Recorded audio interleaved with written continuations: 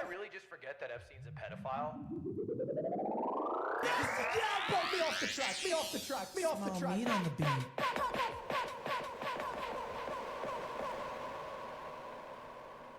Quality over quantity, right? That's what I think. So just listen up. I really just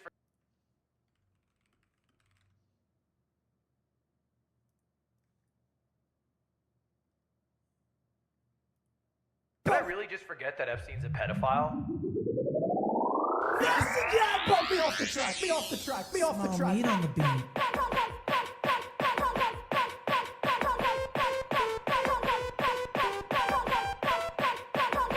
Release the list.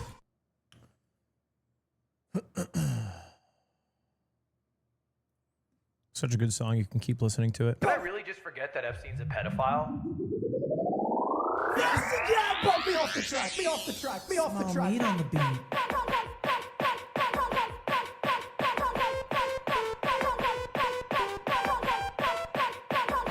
Release the list. Chat, what is up? What is up? What is up? How are y'all doing? Welcome back to the stream. Hope you're all having a fantastic day today. Chat, you guys, you might remember the beat off. All right. Where me, Nick, and Slime came in here, Less than 3. did a beat off in front of all of you. And I did it the worst. I produced a 13-second excrement that was described as either art or an attack on the senses. So today, I'm looking for a little bit of justice. Revenge?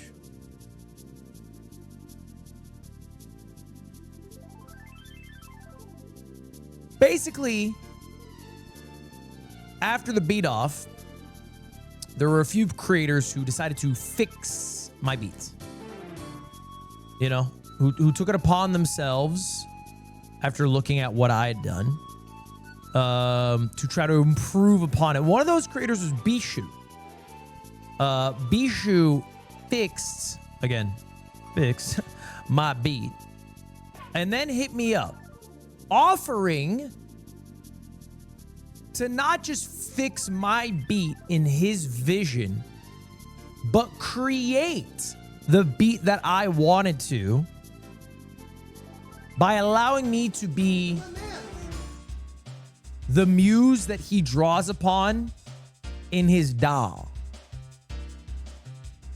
So that's the game plan today. Today you are going to hear what I was attempting to create.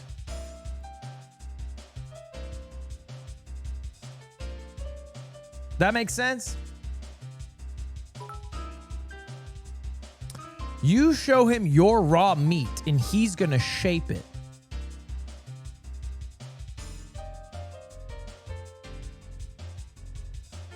Not exactly how I would have phrased it.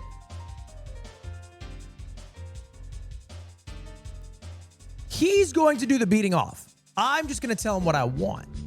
Thank you. Welcome to Bishu for the 5 gifted. Gainus Wife, thank you for the 10 months, 9 in a row. Appreciate that. Thank you for all the primes, chat. So anyway, that's the game plan today. After that, we're probably going to be watching the greatest YouTube video ever made, aka Minecraft Civilization, Rich versus Poor. I got permission from Ish. So that's the game plan today. Now, this is not me cheating on the beat off. I want to be clear. This is not me cheating. This is not me. I'm not going to be in the program learning how to do it. Me, Slime, and Nick will eventually do a run back of the beat off, perhaps equipped with more musical knowledge. But really what I'm trying to do here is finish what I started. Yo. Thank you to 10 gifted Cucumber Llama. Yeah, it's not Civilization. It's 1,000 players simulate Civilization. Okay, so technically it's not Minecraft Civilization. It's Minecraft's simulation of a civilization. We're close enough here. What do you want from me? So he isn't helping you beat off. He's beating off for you. But he's not like... He already beat off for me. In a way... In a way, I'm describing him how I want to be beat up. Do you get what I'm saying? So you're just watching? I'm telling him how, yeah, basically I'm a cuck. I'm telling him how I want it to be done, and he's doing it for me. And I get to sit in this chair and watch him do it. But I'm telling him how I want him to do it. Can I ask a question? What is joy?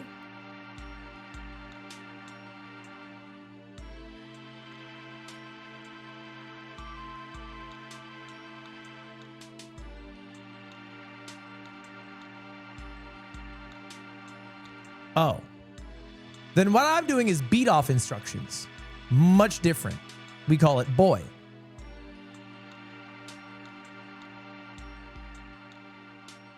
It's a boy stream, if you will. It's a joy watching your streams. Thank you, Alex. Freaking thanks, man. So anyway, that's the game plan today.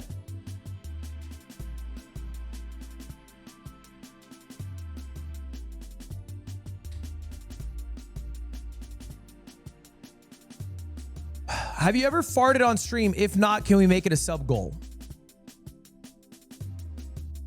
No and no.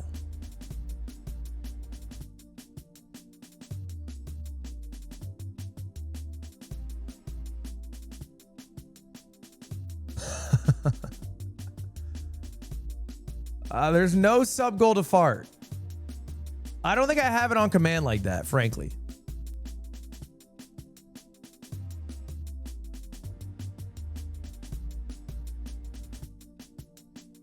I saw this in my comm.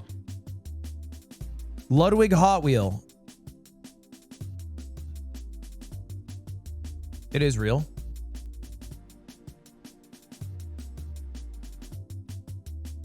Wait! I just recognized that it says Mogul Moves in Ludwig's K-Truck. Oh, I'm dumb, bro. I'm dumb as hell. Oh, it's not real then. I thought they were just saying, is the K-Truck Hot Wheel real?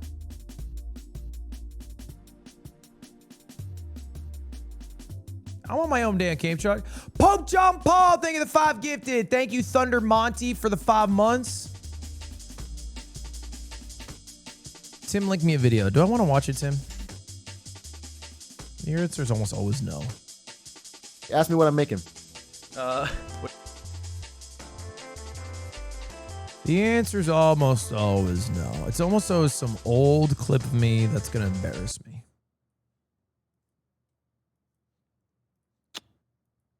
Ask me what I'm making. What are you making? Tito's and a cup. Fire joke. Woo! Goddamn. Goddamn. I had that on deck.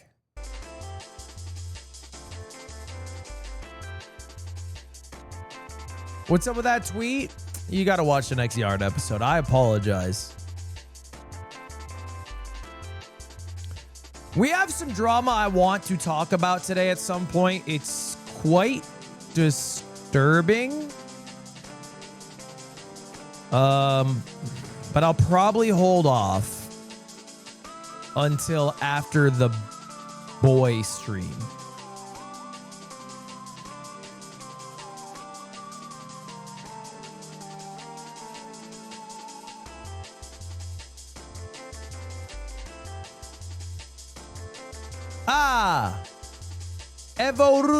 Evorent. Thank you for the prime. I am mad at my coach, Drew. There it is. Drama's out the bag. I am mad at my coach, Drew. Me and Drew will not be hanging out on 9/11 anymore. We are currently beefing. Thank you, Soul Lev, for the $5. You seem unbiased. What happened to the Soul Link? It's a good question. It's a good question. Well, what happened is I thought we had 2 immovable pillars and one has toppled. And it wasn't me. If you don't know, Leslie is working on creating a Soul Link tournament, an event where the crux of it is a Soul Link. It's a Pro-Am event where there's a pro player and there's an amateur. They do a Soul Link together, and then afterwards, similar to the tournament with Point Crow and Pichal, those teams are used in a VGC-style event. The idea of it is a much shorter, much quicker event. Think a 2-day total event. Okay? Now, why am I mad? Where does this come from? Well, Drew, my coach, DRXX, was the first person asked to weigh in on this event. And many of the coaches, or I guess pros in this case, are the coaches from the Pichal and Point Crow event. You know, the idea is to bring back people like Drew, Point Crow, Pichal, Kaya, Flygon, use them as the pros. Here's where the crux of the problem comes in. Drew added one rule change.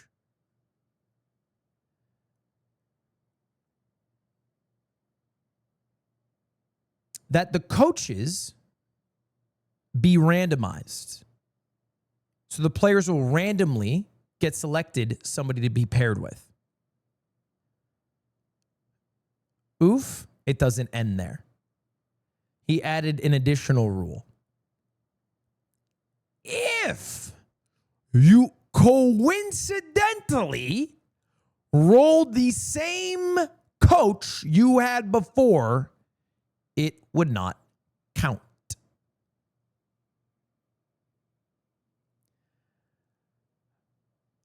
Now, I found out about this because I was asked, let me correct myself, to join this event. And you know what my first thought was? That would be fun to do with Drew. That was my first thought. Apparently, Drew's was dissimilar. So I'm beefing with my coach, Drew. I don't even want to call him my coach anymore. I don't know what to call him. I'm beefing with this other human who happens to exist at the same time as me.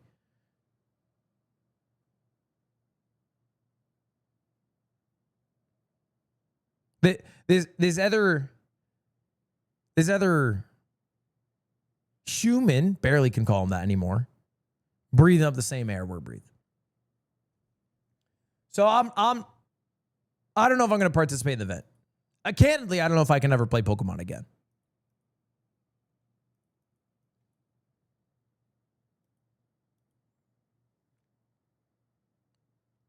Could this possibly be Drew trying to branch out, meet new creators? No, it's a betrayal of the highest degree. He's a snake. I don't think there's another way to describe it.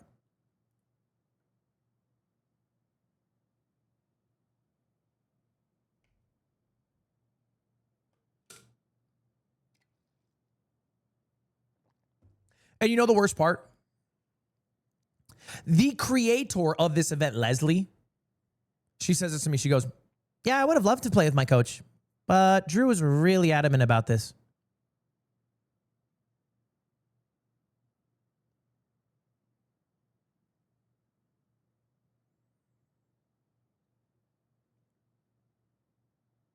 Wow.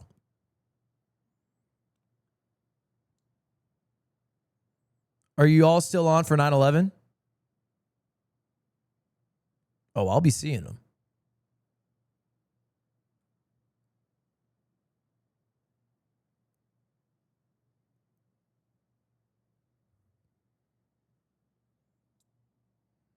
Nick, thank you for the prime. Appreciate that.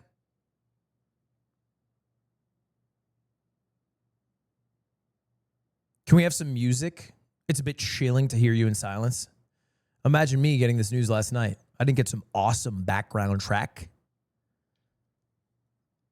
I had to sit there, bro. I had a Chris Pratt moment. I was on the call and she gives this information to me and I literally go, what? Camera fucking zoomed out.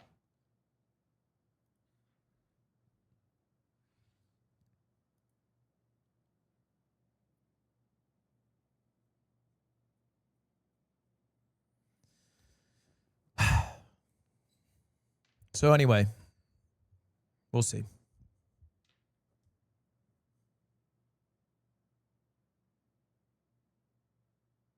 Thank you for the 300 bits. If you would have just done the beat off right, you wouldn't have to be coming back and making up for it now. Bro's mad about 2 beat off sessions.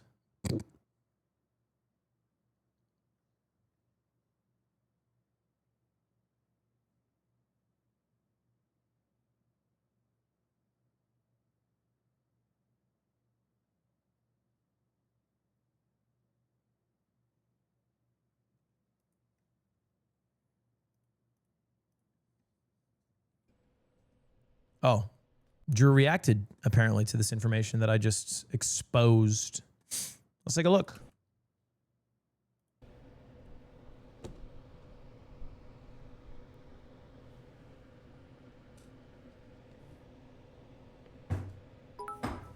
And you know the worst part? The creator of this event, Leslie. Oh. She says this to me. She goes, "Yeah, I would have loved to play with my coach, but Drew was really adamant about this." What? No, it was not my. It was a group effort. It was a group effort. We decided this together. It was not just me. He is lying. No. This is KSM on trial. Dude, it was Osama. It was Osama's idea the whole time. I was just in the room. Like, who's going to buy that? Bro. Are you all Even still on for if 9/11? it's justified because Oh, I'll be seeing it. oh I do you think I want to play Pokemon with this guy again? Do you really think I want to play Pokemon with this guy again? Okay, so it's not even a defense, right? Like, he's just openly saying he does not want to play with me. There it is. That's what I thought, man. The double down. And I didn't want to be toxic, bro. I did not want to be toxic. Isn't it rich that when I played against Valkyrie without a coach infecting my mind with poisonous ideas, like maybe you should bring Rhyperior or Chandelure 25 seconds before going into battle, I beat her?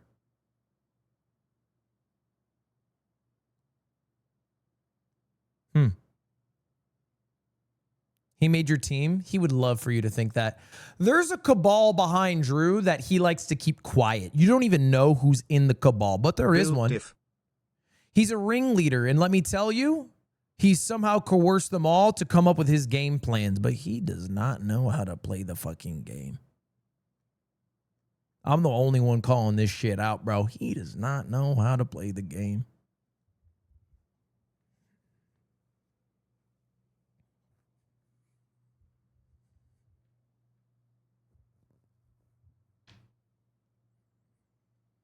You know how we brought up the idea of the coaches doing a tournament with the same teams the players used? That idea died quickly. Wonder where that one went.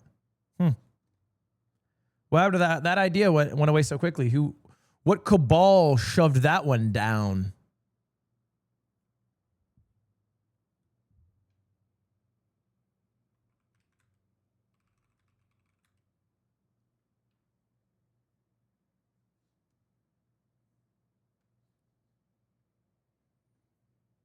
I got to beat off. I can't deal with Drew right now. Yo. Hello. What's up, man? How you doing? How's your day? My day's been good. It's been well, I actually suffered some betrayal earlier, but I'm reeling, I'm dealing. Again. I heard a little bit of that. Yeah, it happens. It happens. But want to beat off? I'm excited to beat off. People are calling it a. Do Do you know what JOI is? Yeah, chat told me. I figured it out. So it's a BOI stream, which I think is kind of exciting. It is BOI, yeah. So I'm maybe in your own words, if you can package what we're doing here today. Yeah. All right. I actually wrote it down, so I'm gonna be very organized here. Hold on. Also, chat. My name is Bishu. I make music and shit, mostly like EDM-y kind of stuff, but that's me.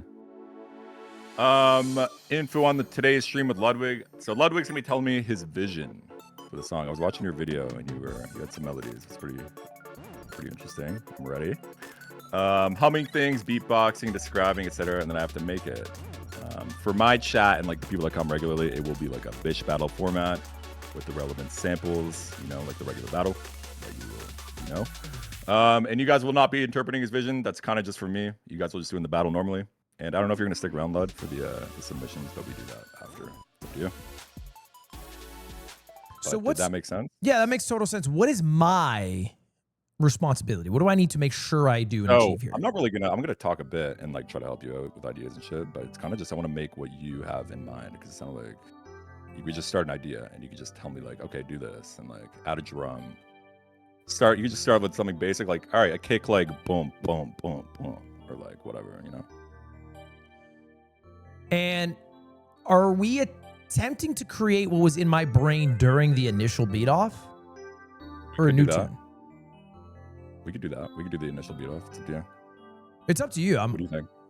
Okay. Let's do a new tune. Let's start from scratch. I think starting from scratch might make sense. It might be too hard to compete with what I made. That is true. You think it's gonna chart?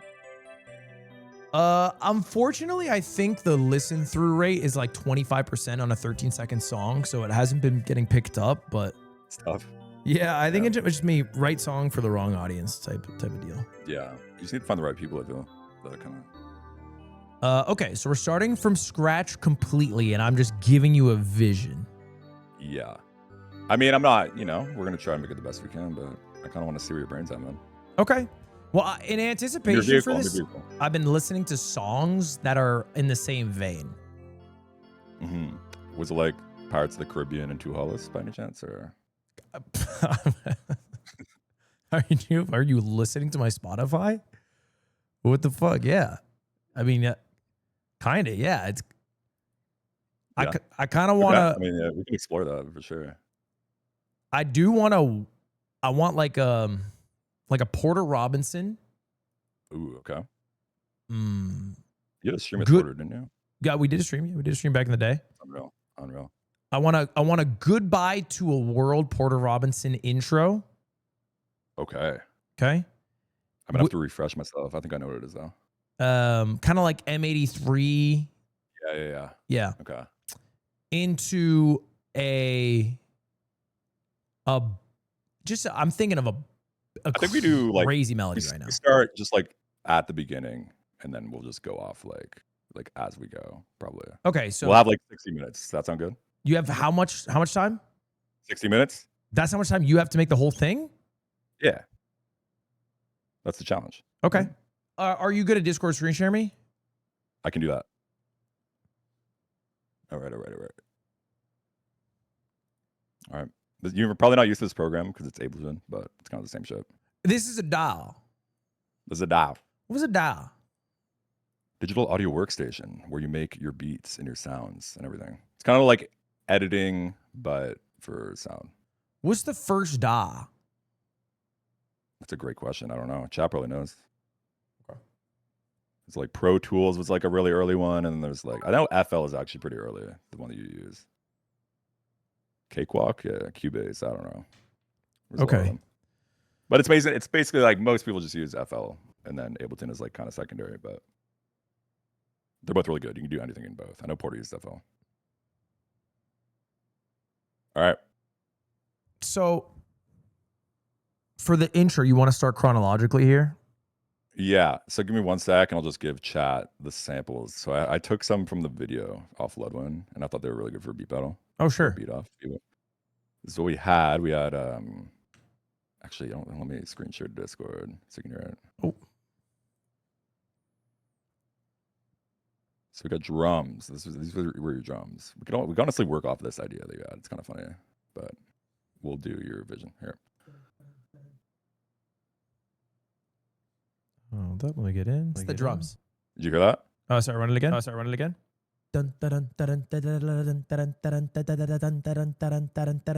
like that's the drums. That is literally Literally, yeah. Pirates of the Video. Caribbean. Pirates of the Caribbean. And then you got your melody. I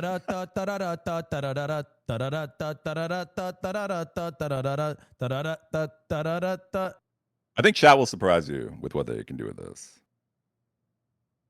And then we Did got I the- really just forget that Epstein's a pedophile?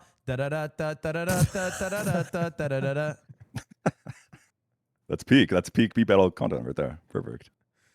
Okay. All right. Anyways, that's just for chat. So that's just for their submissions. We're gonna do our own thing. Right. That's just for them. Cool. Got it. Yeah. And I I'll hope set a they timer. went crazy with that. And Started. Oh, they will. Timer started? I mean, not yet. I can wait. Are we good? I mean, I think we're good. I think we're good. I'll do 65 minutes so we can All right. I'm your vessel, brother. Timer's going. Okay. 105. Okay. Timer's going, and okay. I'm between two starts right now. I like a simple start. I like one instrument singing alone. Okay. Something like a pad. You know what a pad is? Like a. It's what women use when they have heavy flow. It's that, but like musical too. Actually, weirdly. Okay. So it's like you'll understand. It dampens. So let me change the screen share. Whoops. Yeah, it dampens. Very damp. Very damp. We can make it more damp or less damp. So I'm thinking a little D sharp minor key. I know that you make music. Like I've heard your like Christmas albums and shit. So you probably understand this. Yeah. Yeah. Ah, That's kind of Dr. Disrespect alleyways, yeah, a little synth wavy. pre-pedophile days. Yeah. That's kind of interesting. So I was betwixt sort of like a runaway Welcome to the Black Parade intro, like just, and it could, not to say it has to be piano or just Yeah, it could be piano. drums, percussion-esque. Let's explore the piano really quick. This is actually really fun. It's like just collab, man. Okay. You like this chord, or should I change it?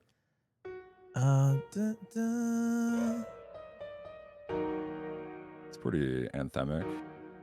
It's a little too Phantom of the Opera for me. Yeah. It is a little theatrical. Okay. It's that high note. And let's get a low note. It would probably help.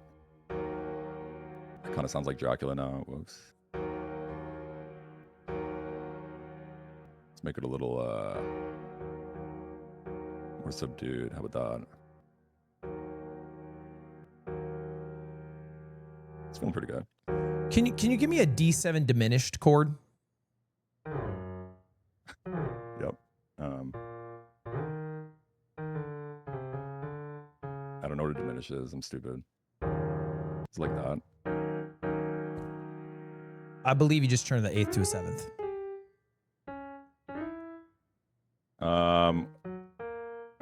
That's a 7. No?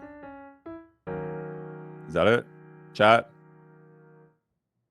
Yeah, I think that's good. I think that sounds good. And I actually. want. Da, da, da, da-da-da-da. Ooh, okay. You know what I'm Okay. saying? It's gonna be a little, maybe a little jazzy at the start, I guess. Yeah, okay. Are you going for like a MIDI vibe, or you want it to sound like it's played? I don't need it to be piano specific. I mean, we can start with piano, but I'm happy to hear this with other instruments. What's the instrument they use in Veridis Quo? If this was what? Sorry? Veridis Quo, Daft Punk. I have to listen. Da-da-da-da, da-da-da-da. That's probably just like a saw, actually. Let's go back to Serum. My goat.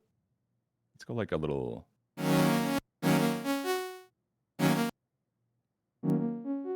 It's more in the realm. Yeah, I think we're getting there. I think less muted. It can be a little stronger. Okay. Maybe less fuzzy. Yeah. Okay, a little delay maybe. How about that? This is your vision, so I don't want to change it. I want you to tell me what to do. I like ping pong. Ooh. Ping pong is nice. Ooh, that's kind of nice though. And then we could like change the chord here, maybe. No, run it back. You go. Ra da da da, ra da da da, ra da da da. You're climbing down each time. Oh, then it goes down. Right. Yeah, so it's going. Bam, bam.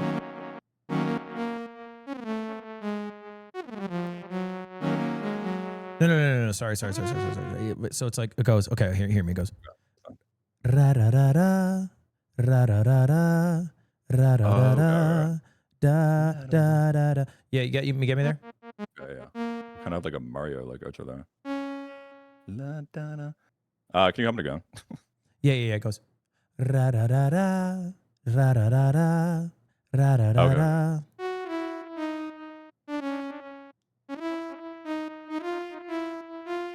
Yeah. Da da da.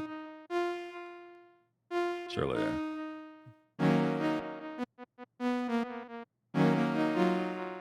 Kind of like that, right? I think you Or does the cut the chord D. Cut the D. change? Cut the D. Cut the D for me. Cut the D. Okay. Run it back.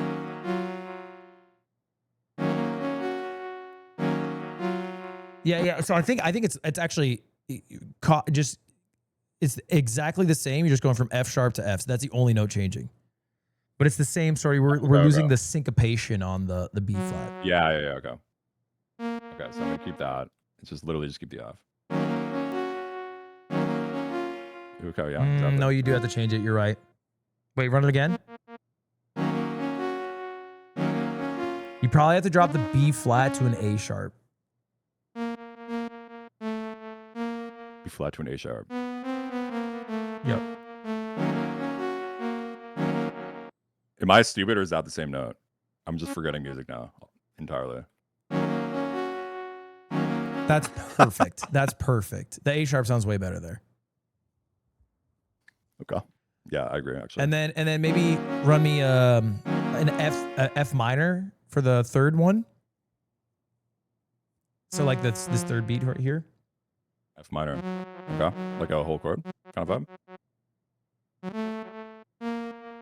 Like F minor.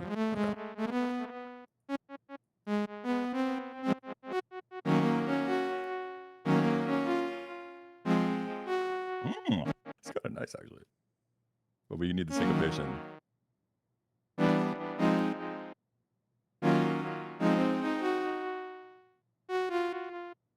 I'll run it back.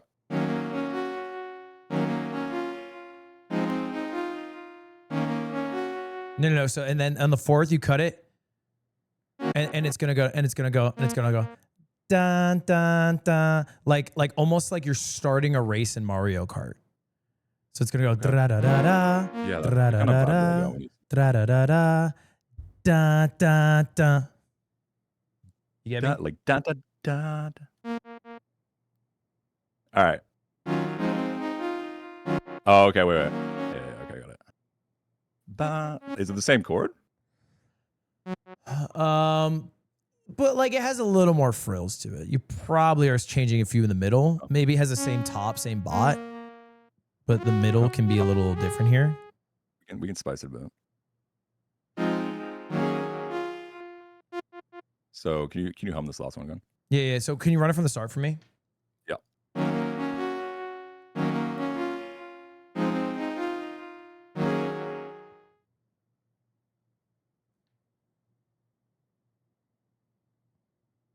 Yeah, I want to.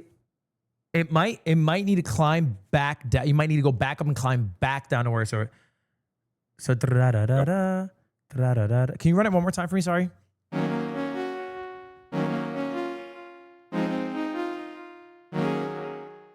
Dun, dun, dun. That's something to just change it to my whole screen. Just 1 second. Just so you can see the plugins. Let me know if you can hear this.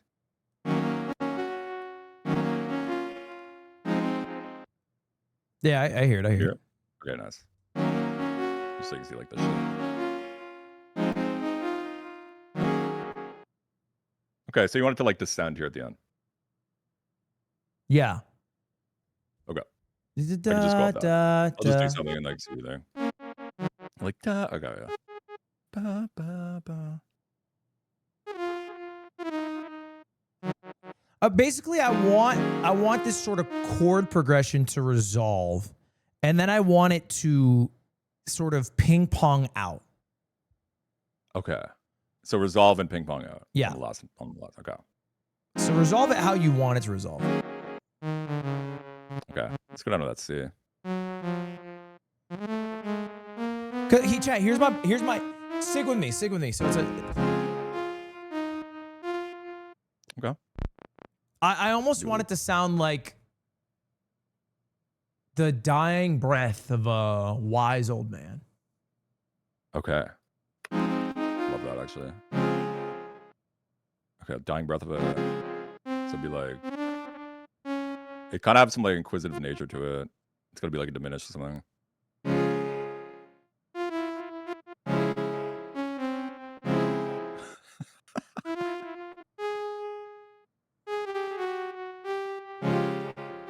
Oh wait.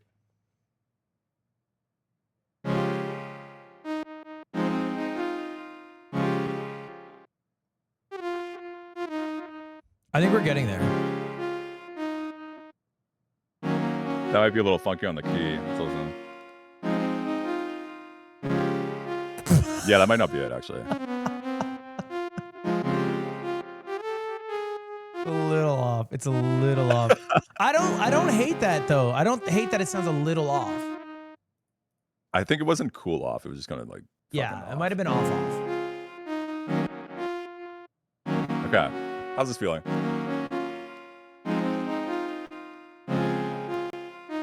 That's Is it perfect. inquisitive or like okay. That's perfect. And Let's I sit back. think let's run it through. I think copy paste. We're gonna run through. It's a double. We're gonna just repeat that. Mhm. And then, but the second one, I want some percussion to come in. Perfect. Can you give me like a vocal? Yeah, Or how of should what the that percussion be? would be. Yeah. Yeah, I got that. Okay.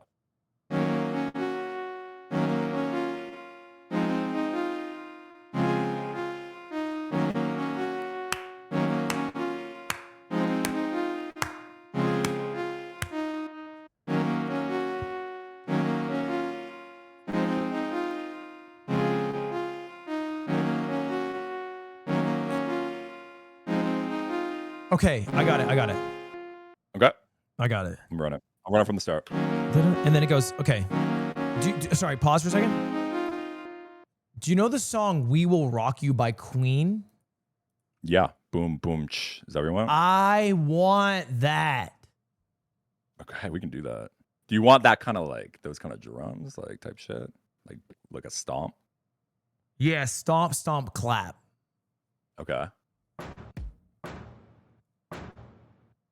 How about I scroll through and then you just like stop when you hear the right You know one? what? I've changed my mind. Okay. I don't think it'll fit. I think be instead interesting. what I want is I want to kill this beat. You want some trap shit. No. Like I want it to literally sound like it's dying. I want to draw out that last chord, and then it's like duh. It sounds like I want it to sound like Wall-E when you didn't think his power would turn back on, and I want it to cut out completely. I want a bit of silence, and then I want the percussion to pick it back up, almost like have you watched kinda One like a Piece? build-up? Like a build up. It's a build. It's I almost have like a not break. seen one. I've seen like one episode. It's a breakdown more than a build up. Breakdown. Okay. So it's like da da da da da da da da da da da da da. You know, and it's going. I heard that kind of inspiration on your down, song. down, and then That might be it your goes. thing. Is anyone there? Dun da da da dun da da da. Okay. Like pick the beat back up, like kind of like a drop or something. Like, Yeah. or like a chorus. We said the word drop over It's there. Epstein. It's Epstein. It's Epstein. It's Epstein. It'd be so fire if I could like record you singing. Anyways. Is that like in the realm? That is in the realm, but it shouldn't add. So you see how you have, like, you don't want it to, because if you're powering down, you can't add notes before you power down. So you got to cut the bottom, cut the whatever wasn't there before. Yeah, yeah. It's almost like you're just drawing it out. Oh, okay. I see. I see the vision. Hold on.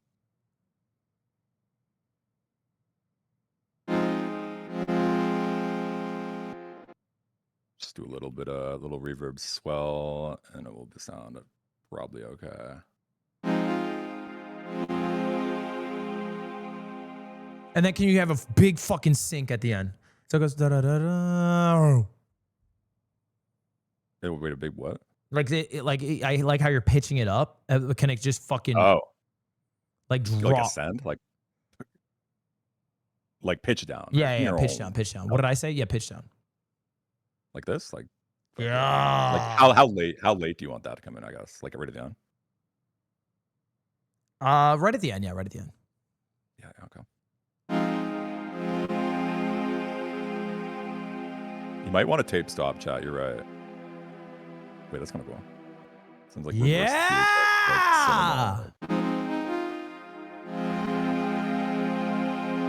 But again, I need to draw that note instead of replay that note. You get me? So this isn't drawing to you. This is like it goes da da da da da. You know what I'm saying? Okay. I think I know what you're saying. Let me say. So it's like, so you want to hear this like pluck in, like.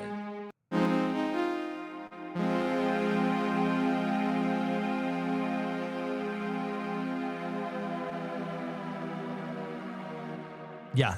Yep. And then I want you to. I have some drums I like that I want to sample here. Do you have drums? You can send me anything.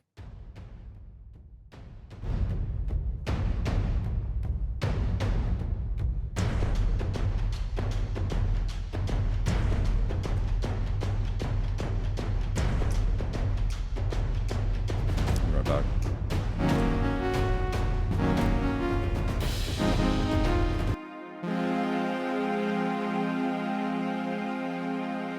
Okay. How long is this video? Let's see. 3 minutes, 40 seconds. Perfect. Okay. Just gonna download it.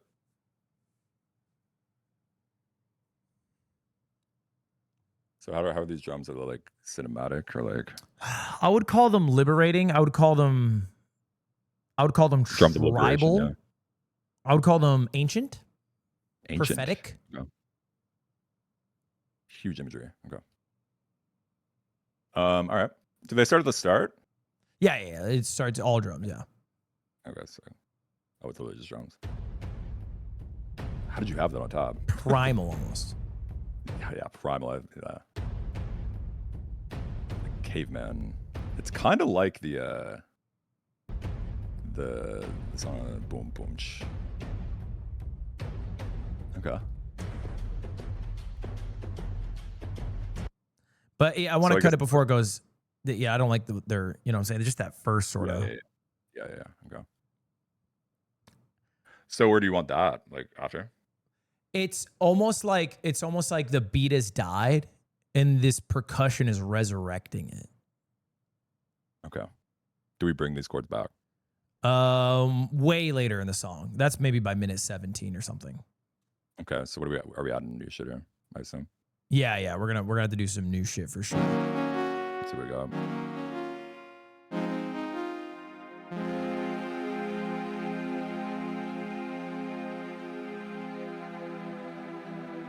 We probably got to shorten that a bit. We got to shorten that because I think you want silence before percussion comes in. Okay. Sure there.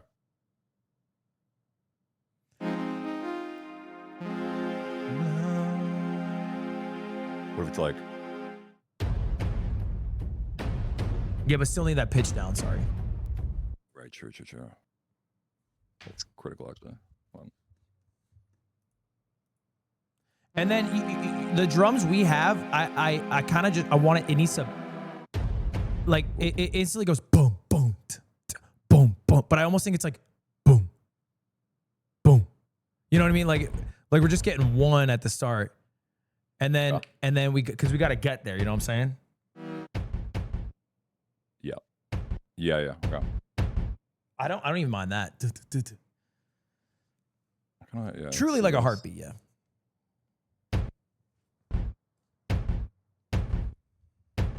So should this be like, or is that too much? That's a little more like Pokemon HP's low.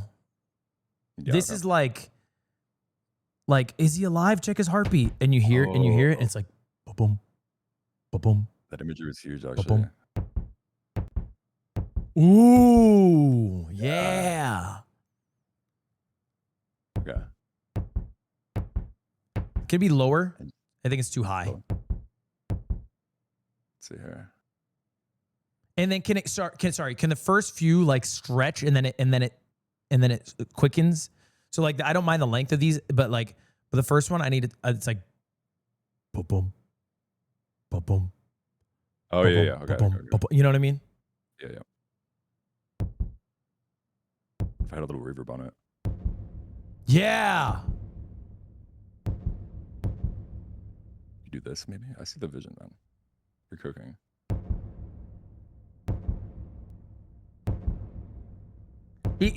After that fifth one, you can fucking start kicking it up. Okay.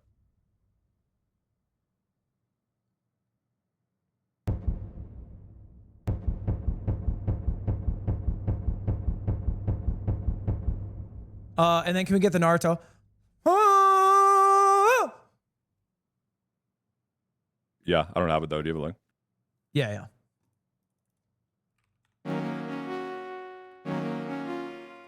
Ludwig is wigging out. I think we're onto something actually.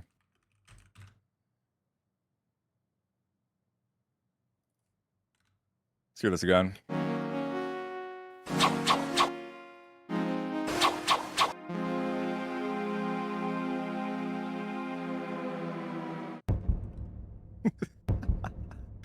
That's fucking sick. Yeah, you probably need a slight rest between. You need silence between the and the first drum beat because you think he's dead. Yeah, yeah, okay. How much of a pause? Like a second or like a hard cut? I think like a good second.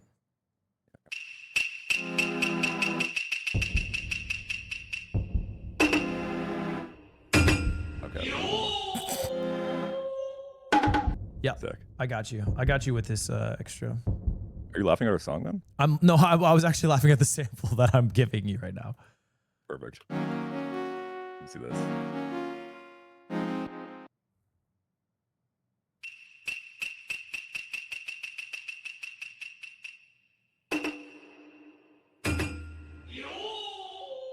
How do you have this? That's awesome. It's just in the memory bank. Memory bank.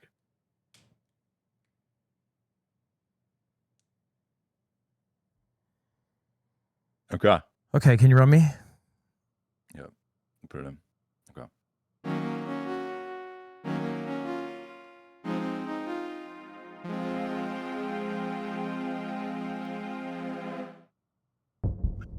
Oh wow, go back to what we had. Fuck that. Stopped a little early. I think. That was my bad. I think the drum. You know what? Better, let me- Run it one more time. Yep.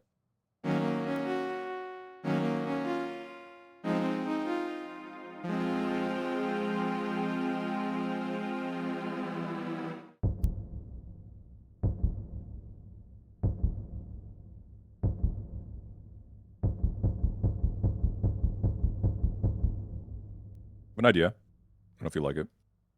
A little sweep in.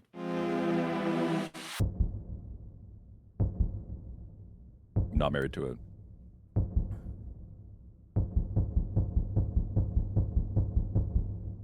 I think honestly we just need like a little. Okay. So I like the cut the first drum. I think it needs to be no, and let it fully die out on its own, and then you need like a line there.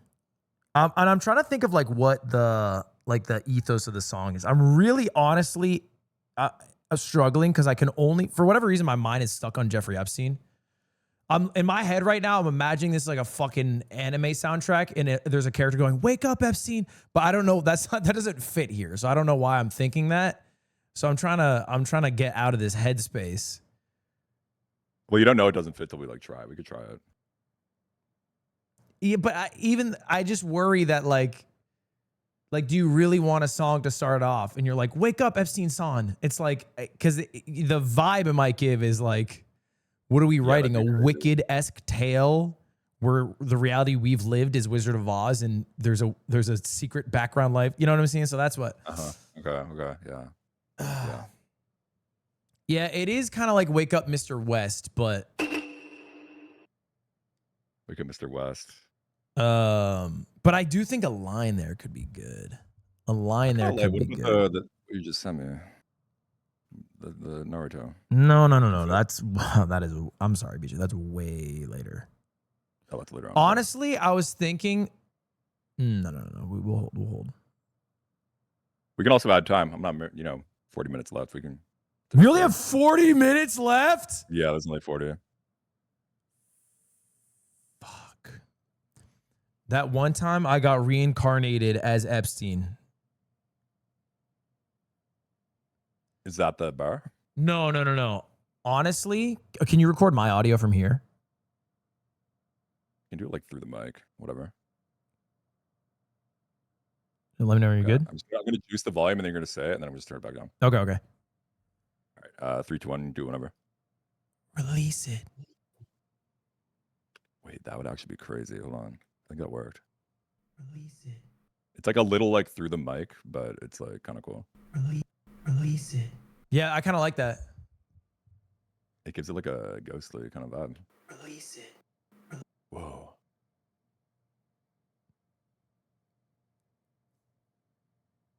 Release it. Yo, yup. The actual chills. Cinema. Release it. Do we fuck with that delay? I fuck with the delay, yeah. You think about music really differently. Da-da-dun, dun, da-da-dun, dun, da-da-dun, dun, da-da-dun.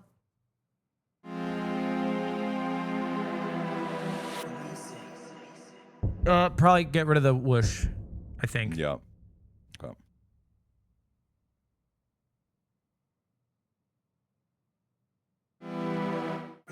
Ooh, bring back that whoosh. Bring back that whoosh quickly now.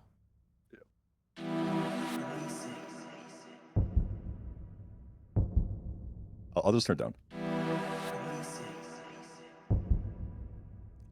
It might just actually need to be more poignant. Like a Okay.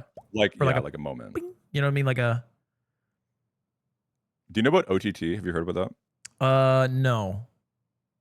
So it's what every producer uses when they want a sound to just be like fatter or like more prominent. It changes like the dynamics of it. What does it mean now? compression-wise.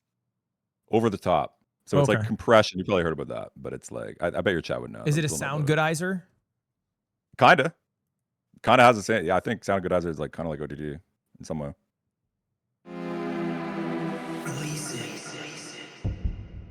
So I just put OTT on that vocal, and it's like like squishes the audio, so it's like just one flat, fucking no dynamics. I got you. basically.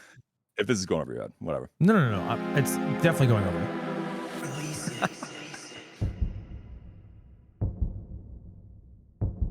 Okay.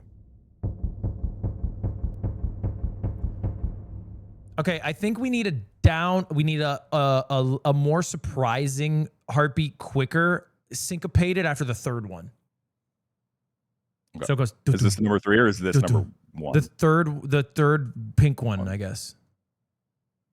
Yeah, the one you're So hovering on. Yeah. Faster.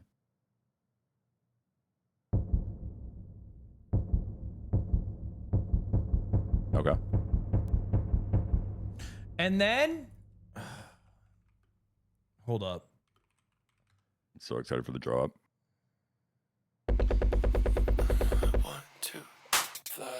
Can you look up Flash by Two Hollis? Yeah, I can do that.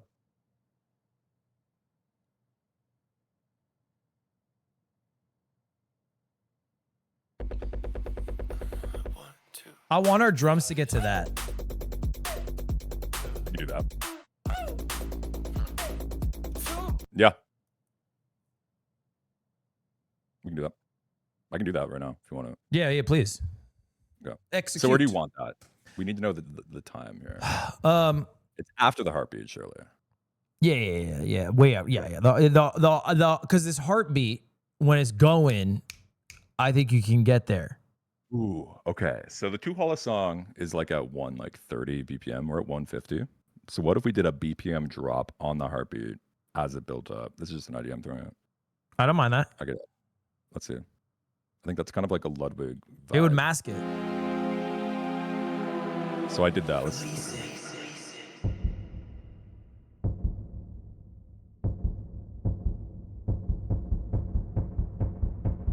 and that's like Yeah. I'm kind of fucked on top. Okay. A constipation shift. Yeah, that's what they call it. Get a better hi-hat here.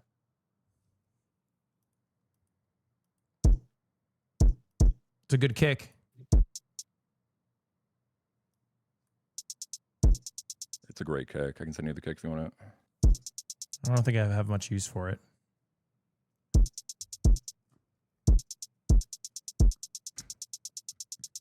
Okay.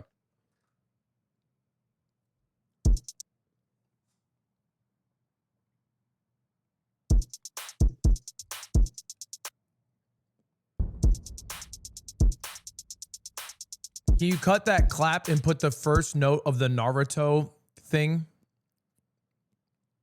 Yeah, like when he's talking.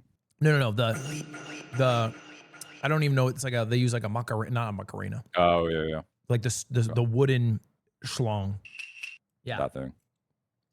Would that work in there? That, No, yeah, maybe even the second one. I think that might be too high. No.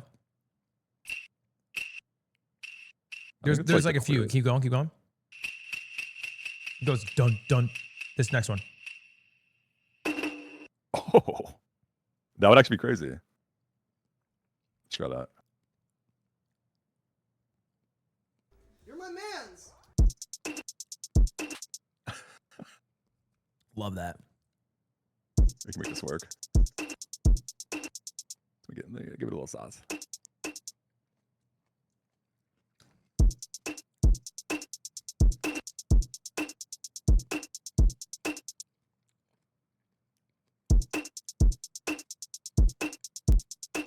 It is warped. Good call, chat, actually. Here we go. Oh, it's cleaner.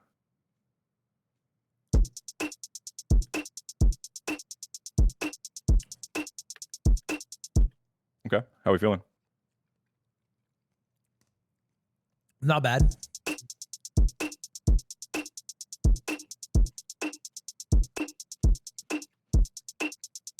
I think I like that like piercing part. But that's just me. I like that. I like that. Now I want to bring our melody back at some point. How do we get that? Can we get bass in here? I think that'd be the hugest play to bring like a bass line, kind of like Flash. That does like the chord prog of what we had. I absolutely would die for some bass. Yep.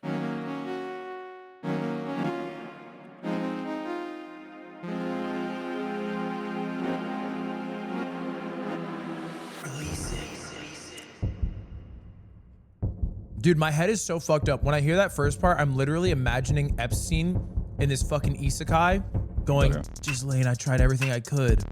Like, what am I fucking going on about? I don't know how to get over this. It's like in a mind virus. Hold on.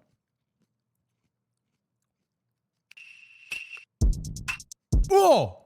Wait, what'd you do there? I just had to like really down like octaves, so it's like kind of fucked up. You're my man's.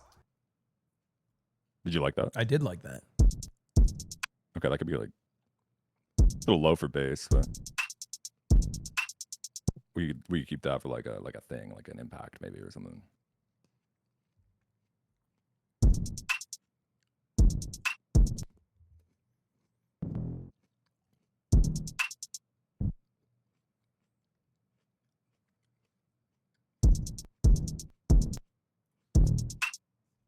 Dude, You how like do I, that bass sound? Like the can you give me like a just a quick little progression to hear it? Yep. Let me do similar to Flash.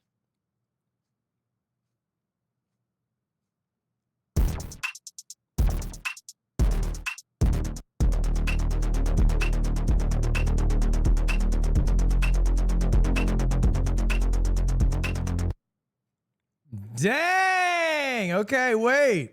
Fuck with that? I do fuck with that. And then it goes, Add a little would you side chain. release it? Yeah.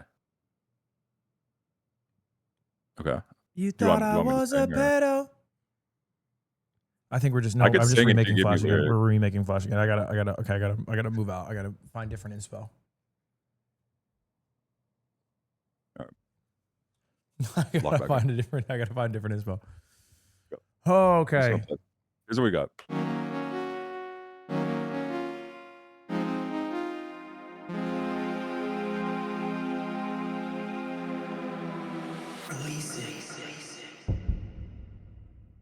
That is so crazy. Can the first one just be the one note instead of the dudum?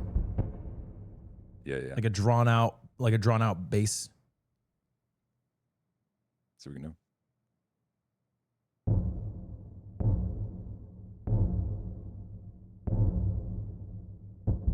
I like that.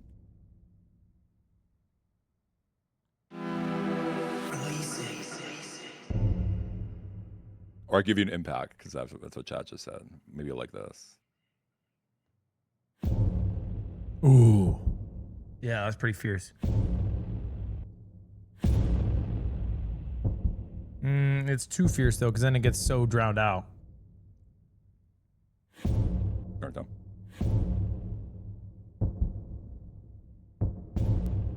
I think can you impact them all? But then Yeah. Eventually it will hurt, no? I think it might be okay. It Okay. might just be a layer.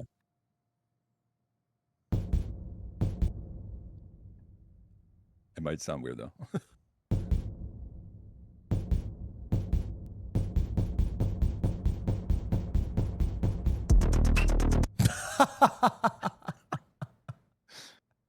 Okay, we need right before that we need a transition here. So can I give Yeah. you a line real quick? Yeah. Do you want to like record something? Yeah. I'm gonna record it and just be ready. I'm gonna Yeah. Give me 2 seconds there. Okay. So I'm gonna turn my volume. You were a good one. No! We had some other sounds. My bad. Gotta do it again. All right. 3, 2, 1. Whatever. No! The one take. Okay.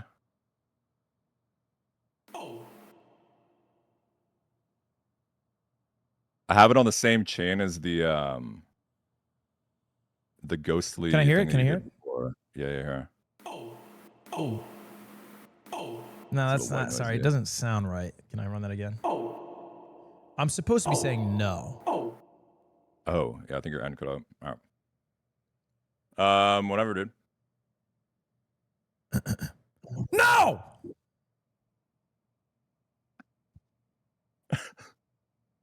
That was sick. Yeah, That's yep. Yep. That's crazy. That was so fucking loud. Oh my god. Okay. Where do you want that? Is that pre-drop? That's like pre-chorus kind of vibe. Right after the right there. Right there. Woo! That's Mhm. crazy. I was good. We're getting there now. 26 minutes. How we feeling? I feel really good. I feel really good too. because I feel like now Incredible. the rest is easy. Yeah. What are we doing now? Well, can you spice up the no first? What's it? What do you? Okay. It's just I don't know, like Little like chorus, like. yeah. Yep. That was it. That was exactly it. That was exactly it. And then I just want a strong bass. Okay.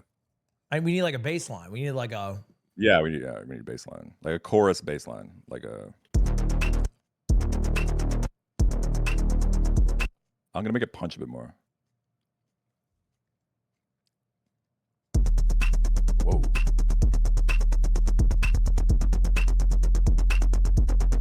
We don't have to do the 16th notes either. No, I like the 16. I'm a fan.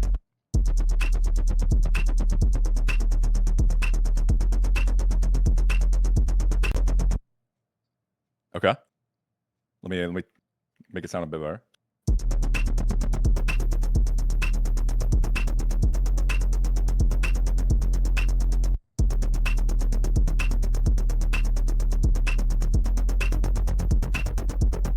Okay, is it crazy? So it goes, Hey, man. and then can you switch to eighth? Yeah, of course. Yeah. Tell me where. Okay, I'll say. Here. Yep. Bum bum bum bum bum.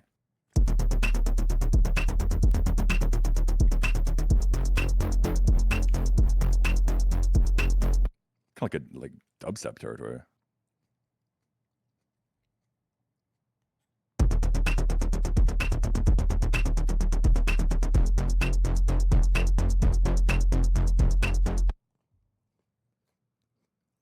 Okay. Here's the way I'm viewing it. The 16th,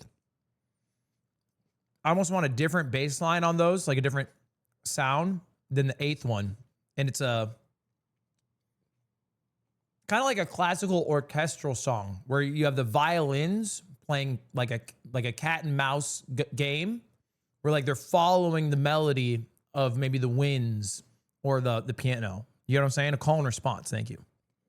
Call and response. Yeah, we can do that. Okay. So we need more sounds. We need so many more sounds. Yeah, we need like we need the whole like cornucopia. Okay. All right. So let's get a different like bass first.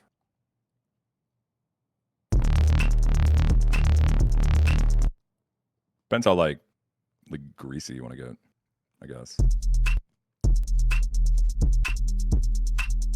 I think there's a good and an evil side, right? So it's like I think the good side wants to release the list, and I think the bad side doesn't want to release the list.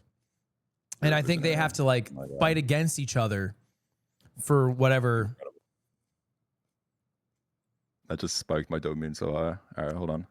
That's how I'm viewing this song. It's like we're having a conversation here. Yeah.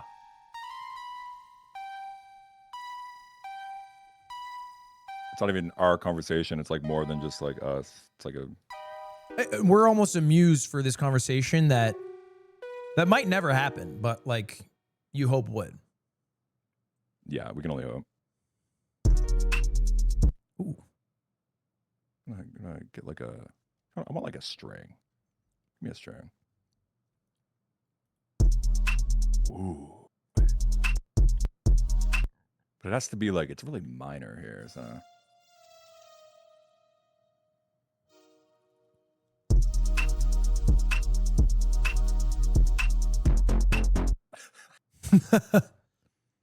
I think the strings are probably too weak in that conversation. Okay. So you want pretty like girthy. Yeah, they need to be like somewhat equal voices. Like you can have a lighter voice or maybe a more rooted voice, but okay. Like it can't be like we should release the list. No, we should. You know what I'm saying? Like right now this evil beat is so overpowering. It's like who's gonna take the good beat seriously? Exactly. An idea. Whoa!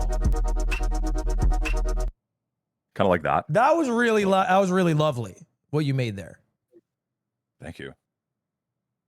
It's your creation, man. I'm your vessel.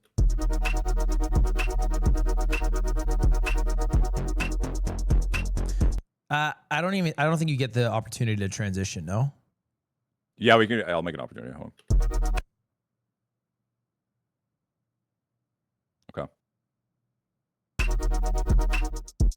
And then it'll like, yeah, there'll be a whole transitional like good into evil, duality of man.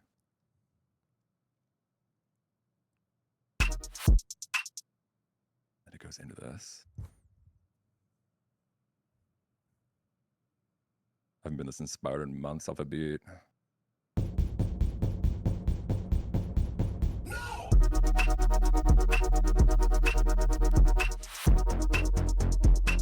Hold on.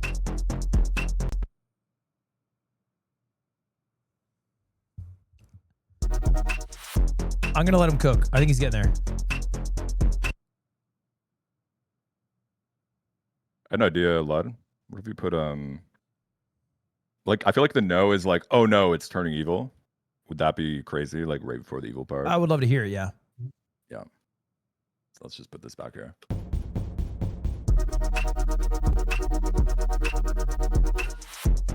Oh, couldn't even hear it. Hold on.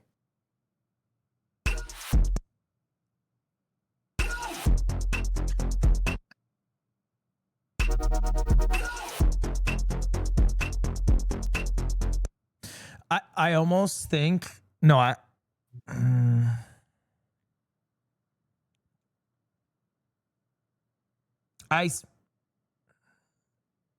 think it just needs to be evil first.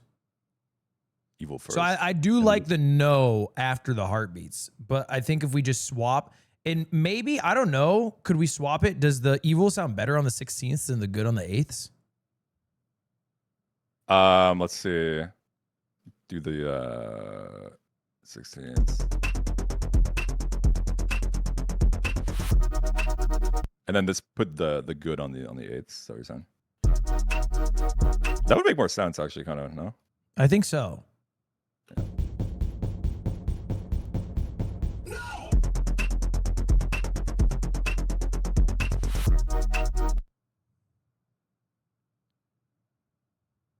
I think you would benefit if you took the lead a little more and just a pinch of the Bishu vision. I wanted to give Ludwig the reins. But if he wants me to do stuff, I can. I mean, I think, first off, we're going with a masterpiece right here. It's probably a platinum record. I don't know what the fuck people are doing chiming in right now. It's like, what are you talking about? Can I add one more like little input here? Mm-hmm. Like can you just record me for a second? Yep. Give me a sec. Professional mic setup. All right. Go ahead. Through the wire. Okay. That's all. Can I hear it back? Beautiful. Yep. Sorry. Through the wire. Let's cut that one. And let's go back to what we were doing there. So it's this call and response between the good and the evil, but I think we need a more complex baseline. Like, okay. Mm-hmm. Yeah. The baseline's a little simple for the evil. I feel like it's not scaring me, or like it's not very menacing in any way. Oh, wait. Cool. Idea here, Lud, if you will.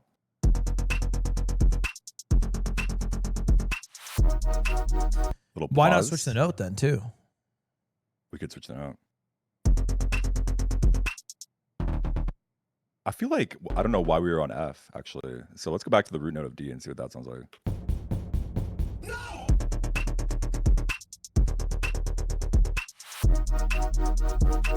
We could switch this note. I like that idea.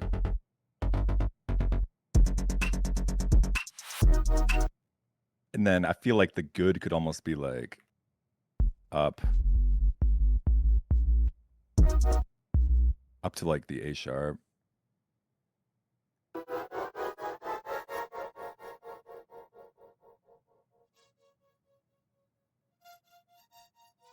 Let's try that.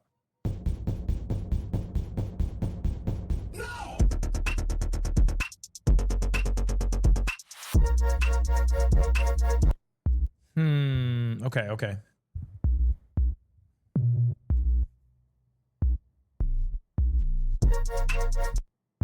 I heard something. Hold on. What is our original chord progression? Original prog went a little bit like D sharp, F. Can you play it? Yep.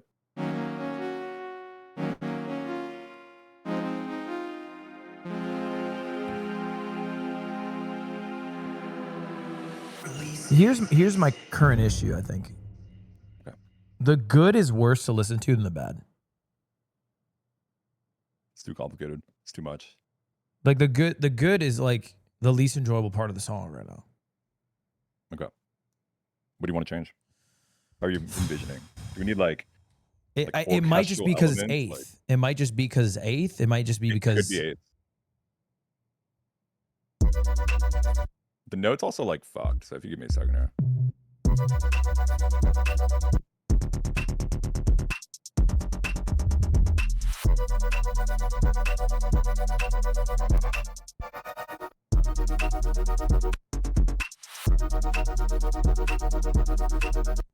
Let's make this bass also follow that.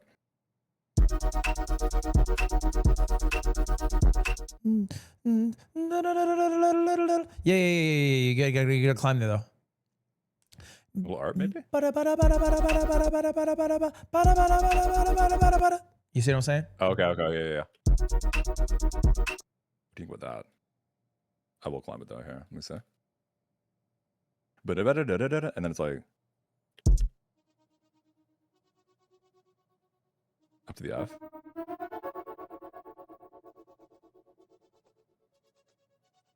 Let me hack here for a second. So that. Can't hear it.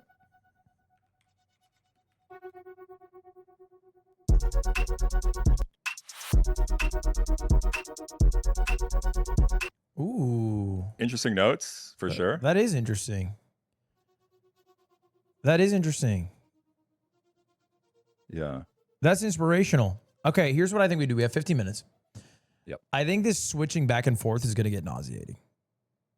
Okay, so we just stick with the one bass. No, I like the good bass, but I think we probably only get the opportunity to swap. Like we can't just go swap. Yeah. So it's like let's let the bad guys breathe for a bit. Let's give them like a nice actual like a scene. yeah, and then do the good, and then fucking wrap it up. Okay, so let's do the bad twice. See how that feels. Yes, obviously exactly, we'll yeah. tweak it and shit.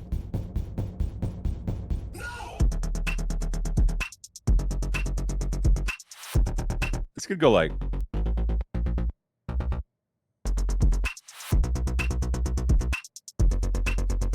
Yeah, that's not bad. That's not bad. But that let's you got to syncopate it. That fourth one you got to bring like 2 steps quicker.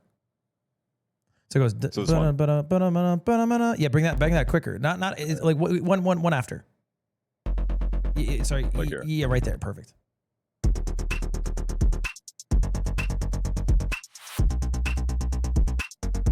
Wait, that's kind of cool.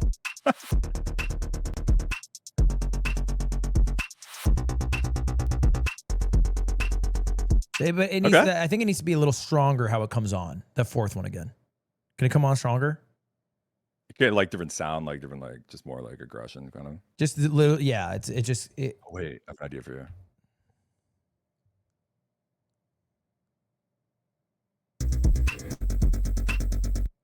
Pause it right here.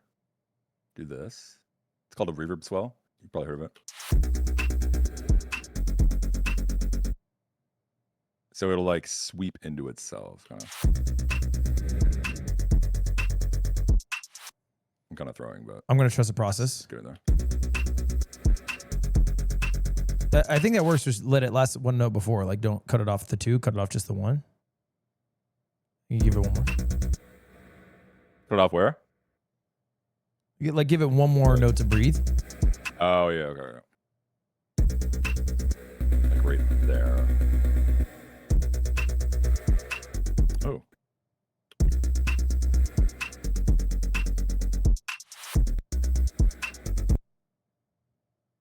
that swell a bit louder.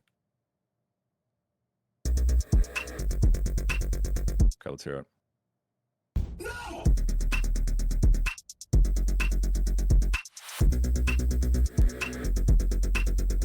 Kind of tough. That is kind of tough. I kind of like that. I actually think that sounds nice. I don't know if that's what you meant by like coming strong. No. I think that's exactly right. Okay. Okay. And then for the last one, can we do a so that can we might be a little too twinkle twinkle little star. I was gonna go. It's a little forward. You know what I'm saying?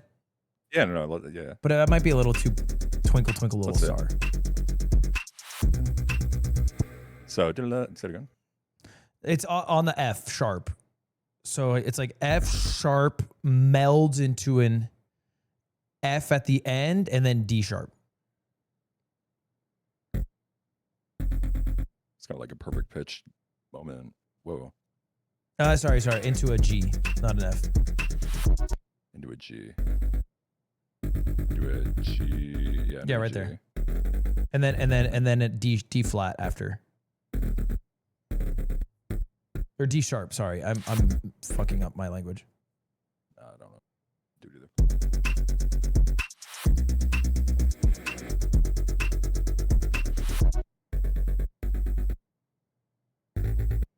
Can we have that literally be one note, even shorter? Yeah.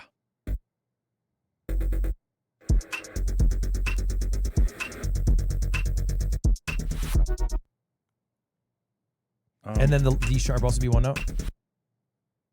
Like bam, bam, like Yeah. like that. Okay. Let me make the notes longer.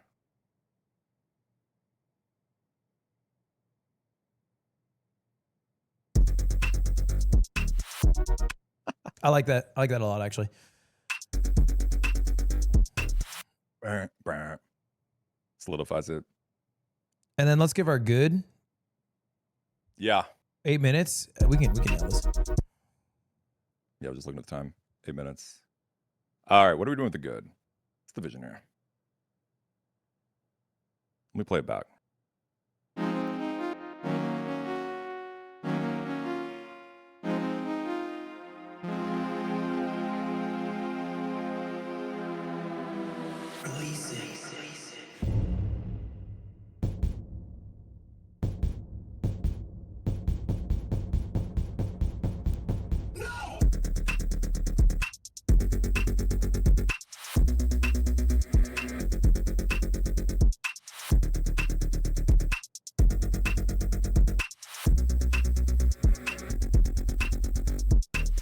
I feel like this note is not right. This G for No, whatever the G's reason. great. Trust the G. Trust the G. I think Okay. can we call back our starting chord progression on the good? Yeah. I think would make sense. I know it doesn't sound correct, Chad, but it's the bad. It should be off. It should make you question. It does end like Bowser, kind of bad, yeah. Ooh. So I'm arping that. I have an arpeggiator on it. Here's without that. Whoa.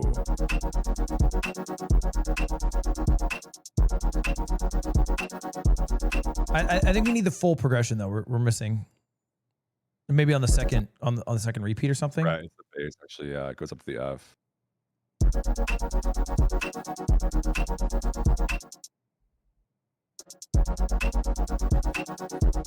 Or was it earlier? No, Can we it's there. arpeggiator this? Yeah.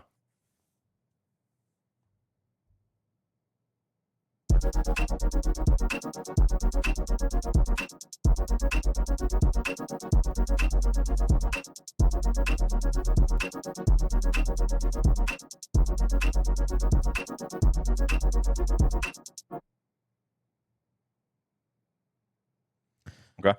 I think our percussion does need a fucking swell. Perks need some love. Just for the good part, yeah, because it almost needs to, because the bass is so much more fun on the bad that you need to almost. Yeah. But yeah, maybe something meaty, something deep and guttural, something real trashy and dumpster divey. Okay. Give me an idea. It's like slow down. Let's try that.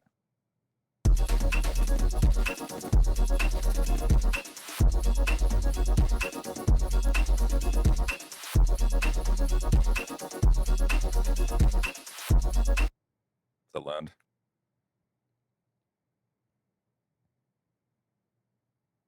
Chad is not loving the snare drum. I think that's fair. But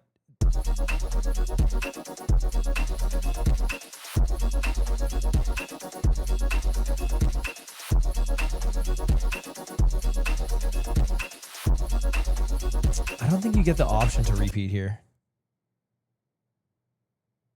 How does it end? How does it end on the? Are we missing any of the notes we used in the first one? We actually aren't. We literally just didn't do like any notes. What's our last chord? We're not using that one, right? We are. Let me say.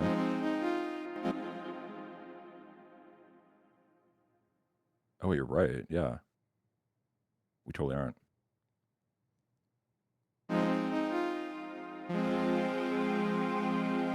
Yeah, the chord. We need that chord. Yeah, we need that chord in. Okay. So it'd be like, I don't know. Probably right here is what I'm thinking. Yeah. Well, but on the second part, I think on the first, I think the first half is fine. I think it's fine. Like let it ride. But when it repeats, it becomes dull. See what that sounds like.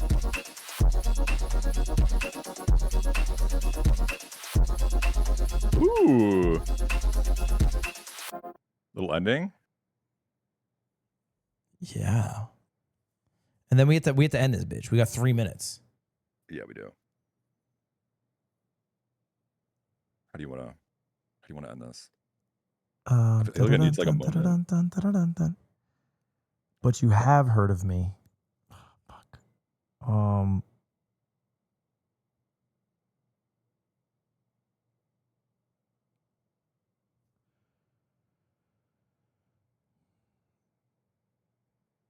Let me play it from the start.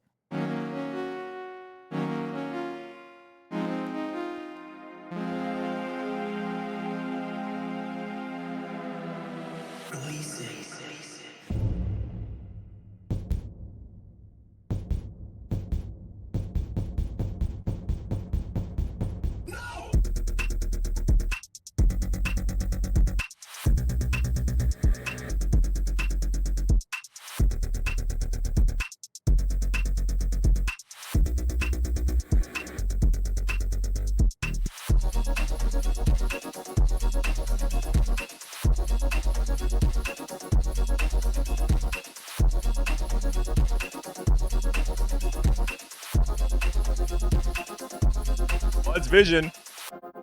Let's go. Okay, a couple changes. Can we bring in the fucking breakcore drums later on the good? Yeah. Over there. Can we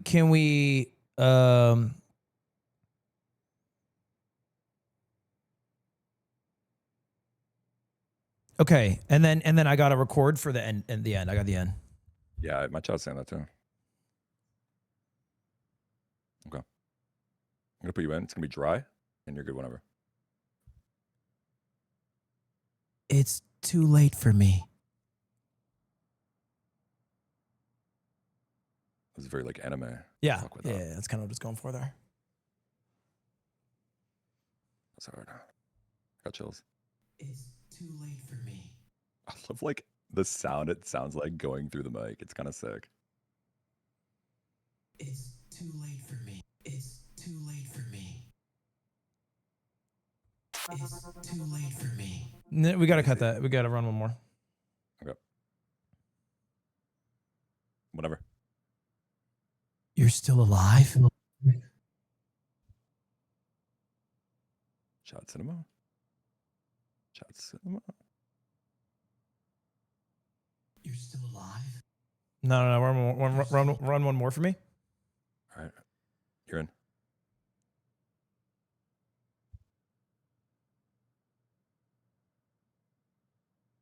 Sorry. I panicked that one. I panicked that one. I got fuck. We only have a minute left. You're good. You're good. You're good. You're in again. I'm still alive.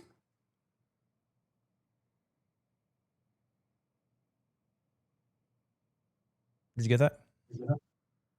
There was no sound. Oh, sorry. Let me try it again. I'm still sorry. Are you good? Yeah, I'm good. I'm still alive. Like fucking cutout. That was so sick. I'm still alive. I'm still alive. Live. That's perfect. That's perfect. That's you can't create those moments. Studio magic. I'm still alive. I'm still alive. I think that's time, bro. That's time? Yeah. Holy shit. Cinema. Okay, can we hear the whole thing then? Yep. All right, chat. Final playback on The Vision. What do you want to call this, man? Or we'll get to the name later? Epstein's POV. Okay.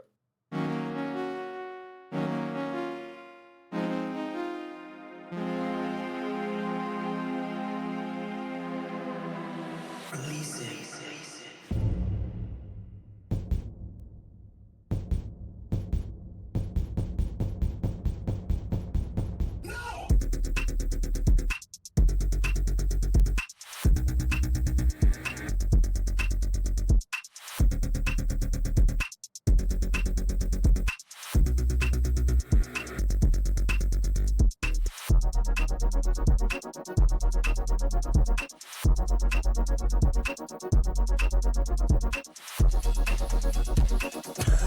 Come out of nowhere. Come out of nowhere. Yup. Yeah, hold up. I gotta listen. I'm gonna mute deafen up because I gotta hear that. Apparently, sounds way better on your stream because I'm getting some Discord compression. Give me 1 second. Yeah.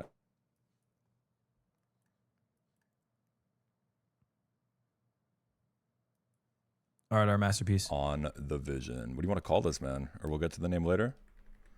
Epstein's POV. Okay.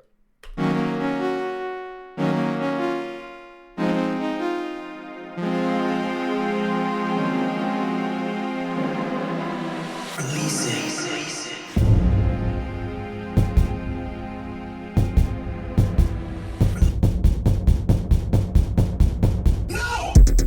Ooh, way better.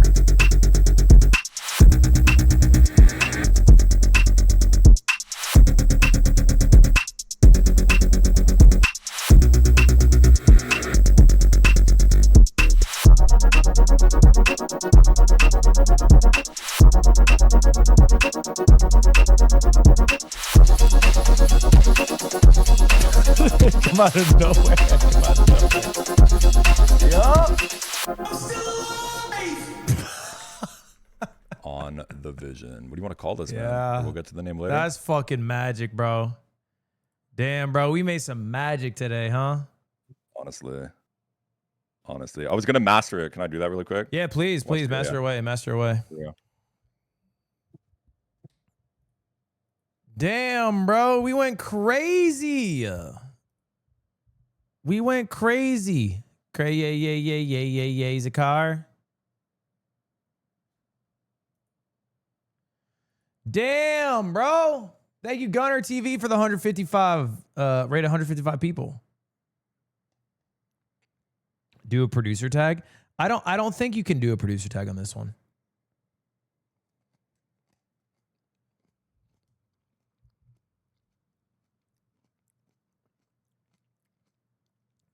Because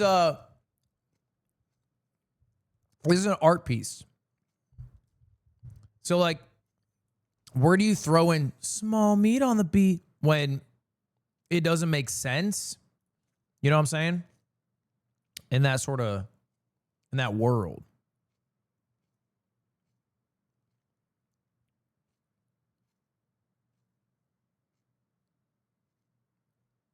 You added Flash by Two Hollis. We did not add Flash by Two Hollis. Yeah, we brought up another producer for some inspo, but like, I'm as inspired by Pirates of the Caribbean. Oh, sorry. Did you talk to me? Hello? No, I was just yapping to chat. What's up? Oh, my bad. Someone said I ignored you. I was just deafened. Oh, I was just wondering if you want me to run it back so you get like full quality. Yeah. I'm going to watch your stream and do it. Is that Oh, right? right. That's how that works. All right, you do it whenever you're ready. All right, here we go. Damn.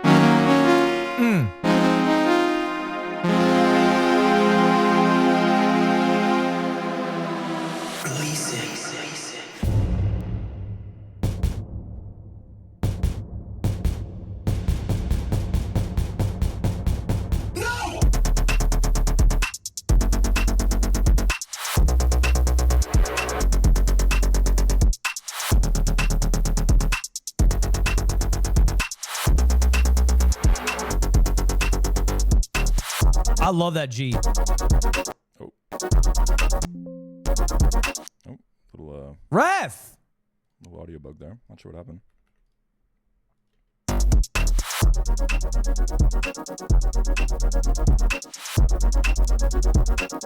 This should have changed. I don't like this melody at all.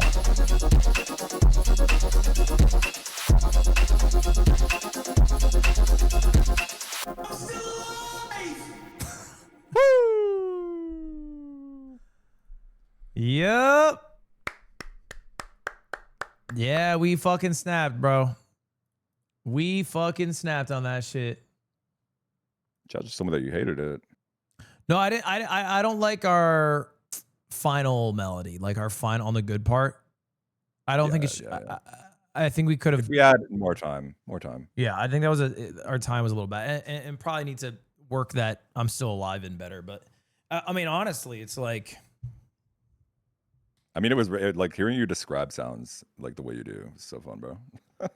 Yeah, I'm sorry because I feel like I'm describing it like a scene from a TV show.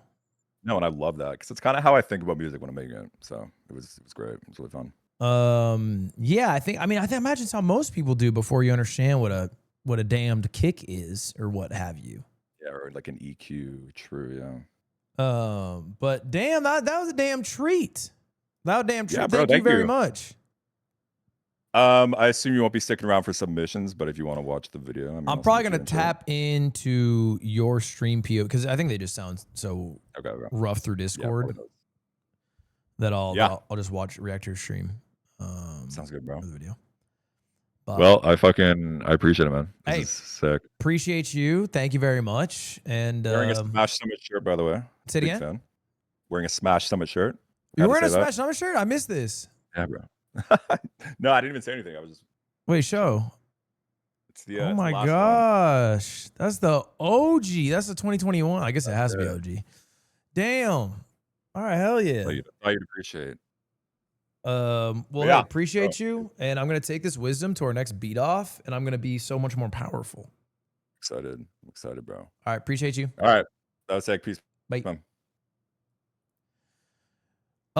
Dude, good fucking sesh. Good sesh on the kit, as they say. Good old session on the kit there.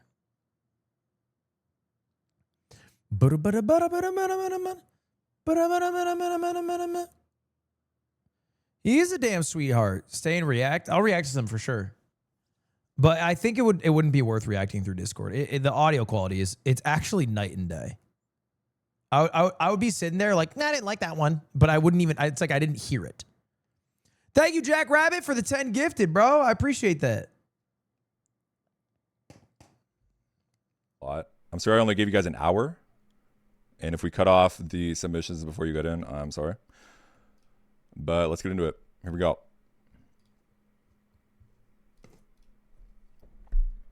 The song turned out actually kind of dope. It was fun. Dude, for an hour. Yeah, I think the song has legs. That was dope. Ludwig, who doesn't know the DAW? I do not know the DAW. Yeah. Don't call this an ethnic fruit cup. It's just a fruit sick. cup, you fucking animal. Here we go. Red plays in the 9 months. Battle. I think it'll work. I hope. If not, I have to make a phone call. but hopefully. I kind of need to piss. Can I go rip piss? I'll be right back. Oh, we're so back with 103 submissions. Let's go. Thank you, Riley. I'll be right back.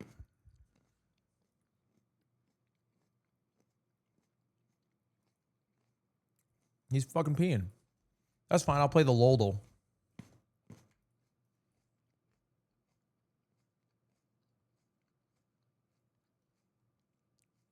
People say I have an obsession with Jeffrey Epstein. I think people don't care enough about Jeffrey Epstein.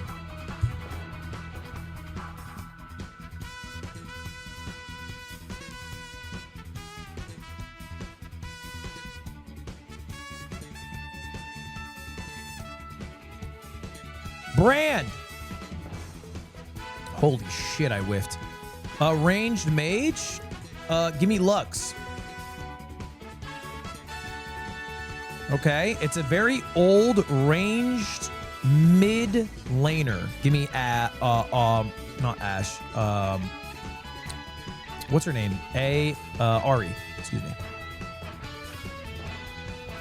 Close on Ari. It's even older than Ari? Who's Annie?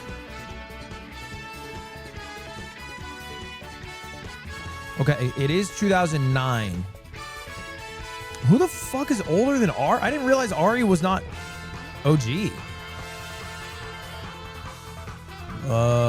Mid laner.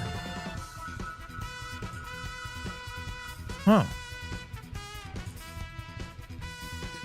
Fiora. It's a top laner. Fucking also probably new. And fucking damn it.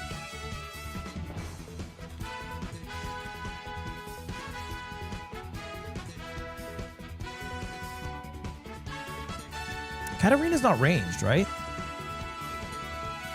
Yeah. But I really thought it was Katarina and fucking Ari. I thought they were the first ones.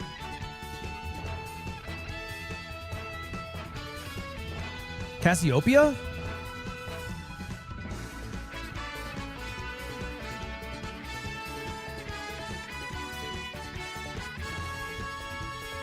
Wow, I actually don't know here. I'm a bit perplexed. Vex? 2021. I don't know when Champs came out. I'll come clean.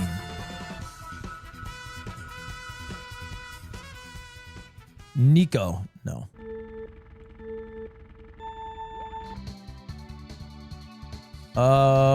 Dude, I'm physicked. It's called a road. It's called a rainbow road. It is a road that you go. It's called a road. It's called a rainbow. Is Rise a female? So this is like one of the first like 15 champions in the game. Right? That's the vibe I'm getting. I don't know if the game came out in 2009.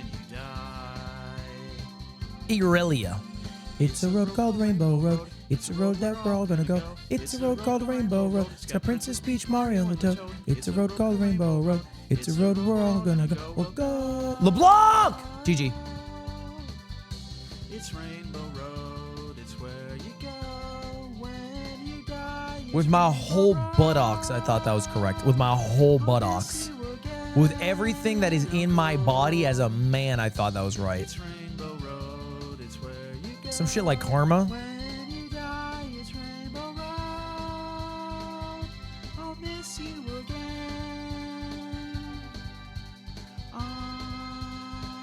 Fiddlesticks is old. What the fuck? He's Sivir. Sivir. Sivir. Aurora. Aurora's new, no?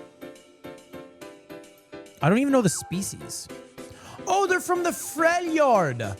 They're from the Freljord. Trundle's from the Freljord. Who's from the Freljord? Okay, let me look for Freljordians. Sejuani's from the Freljord. Senna's from the Freljord. Sivir's from the Freljord. Sona's from the Freljord. Singer's from the Freljord. Soraka's from the Freljord. Wait, Ash.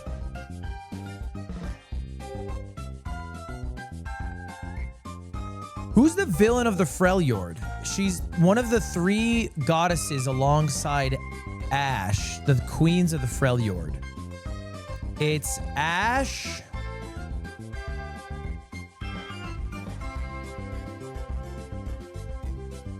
Fuck.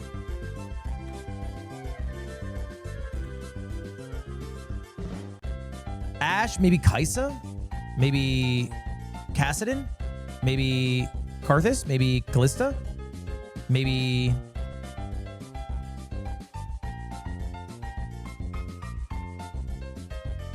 Maybe Kale? Dude, who the fuck is this fucking bitch-ass champion? This is stupid as balls in hell. Nyla. That's like the newest champion in the game. I'm embarrassed for putting it down. Vayne.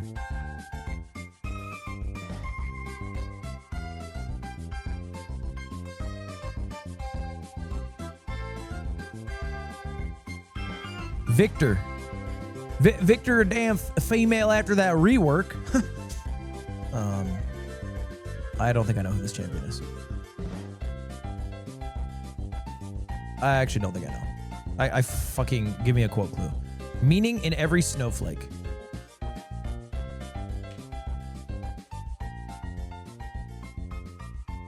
Oh my god. It's the fucking bird? What's the fucking bitch-ass bird's name? Oh my god. What's that bird's name? Someone with an A, no? Oh my god. I didn't think fucking birds could be female.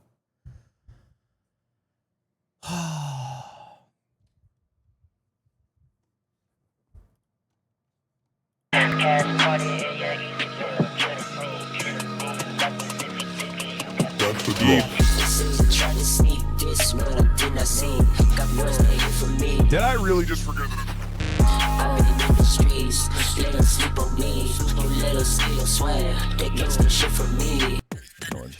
Love the vocals.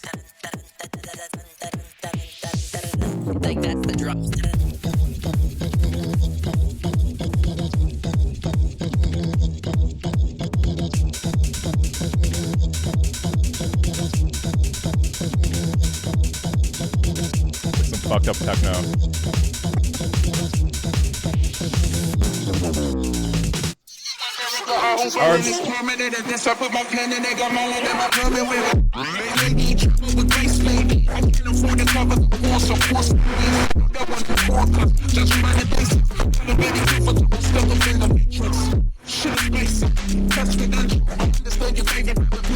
What the fuck is this?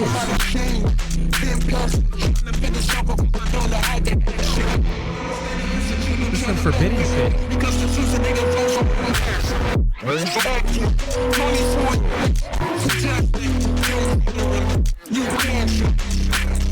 45 seconds, but super interesting. I'm gonna give it a red, actually. Arms. Rod. Redhead, redhead, redhead.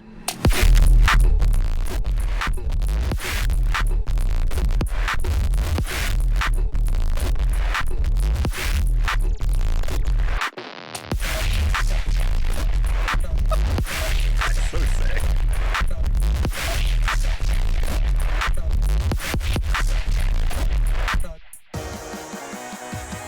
Ooh.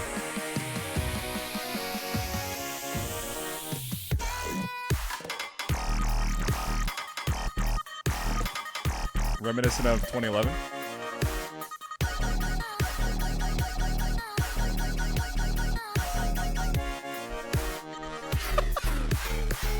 We brought in the melody, bro. It's gotta be an orange. It's gotta be a plus 20, dog. Gideus.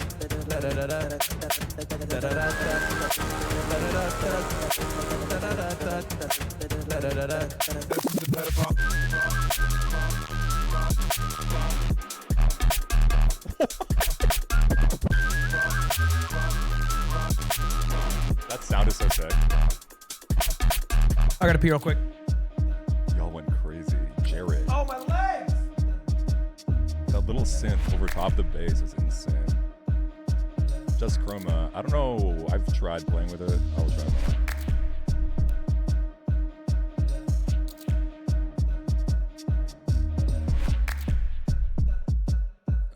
Best I can do.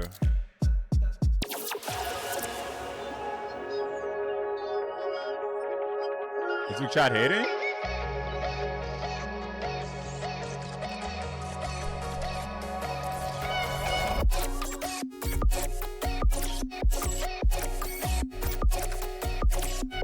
Samplex.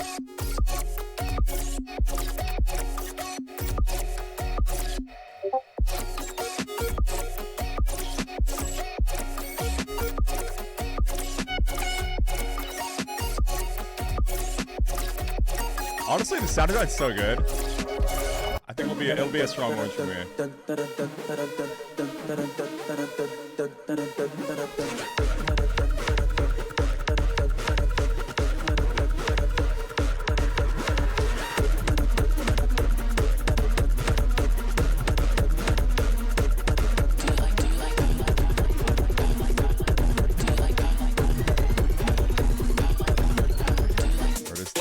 Did I really brother, just- goodbye.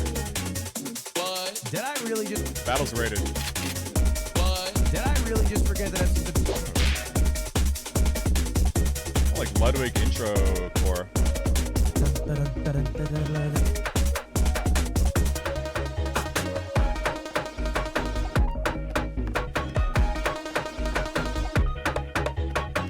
I wish I could tell you what they sell at Walmart, but I've never been there. Listen, a little context. I mean, we have very, in quotations, refined ears for EDM. So, I mean, you might not agree with our submissions or like how we think of them. It's totally fair because we probably don't leave our rooms much and just sit in the DAW. So. Adrian. You're so freaking weird and quirky.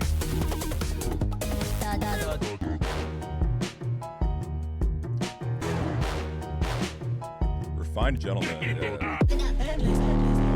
Endless. Did I really just forget? Ew. Endless is dead.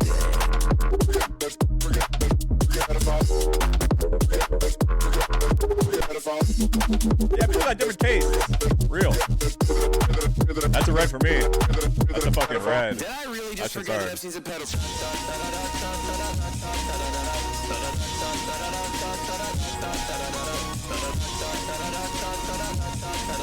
Ew. Did I really just forget that FC's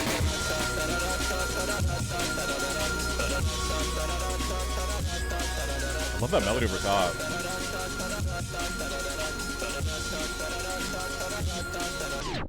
That was sick. Sherry. Original vocals.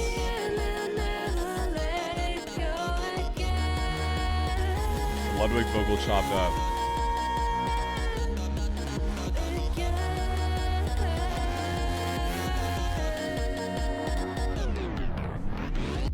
Orange for original vocals. Did I really just forget that Epstein's a pedophile? Forget that Epstein's a pedophile?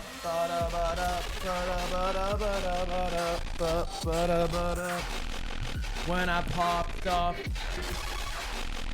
You mean Ludwig's chat? You don't fucking love this. This might be peak. It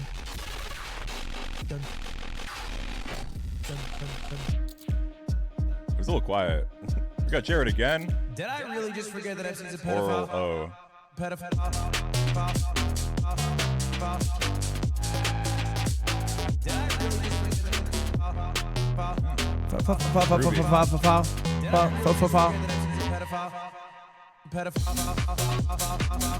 Are you allowed to say this word that much on Twitch?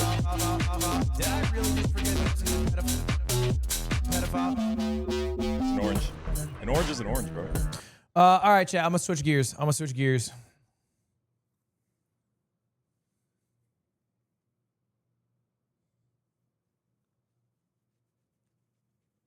Bishu's still live, though, if you guys want to go tune in and listen to them all.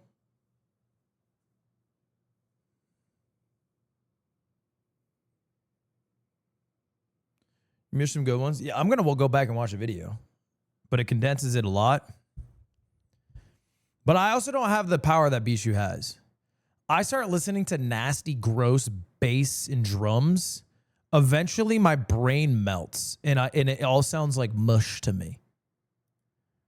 I don't have the ability to listen to it and discern the difference and the value between them all.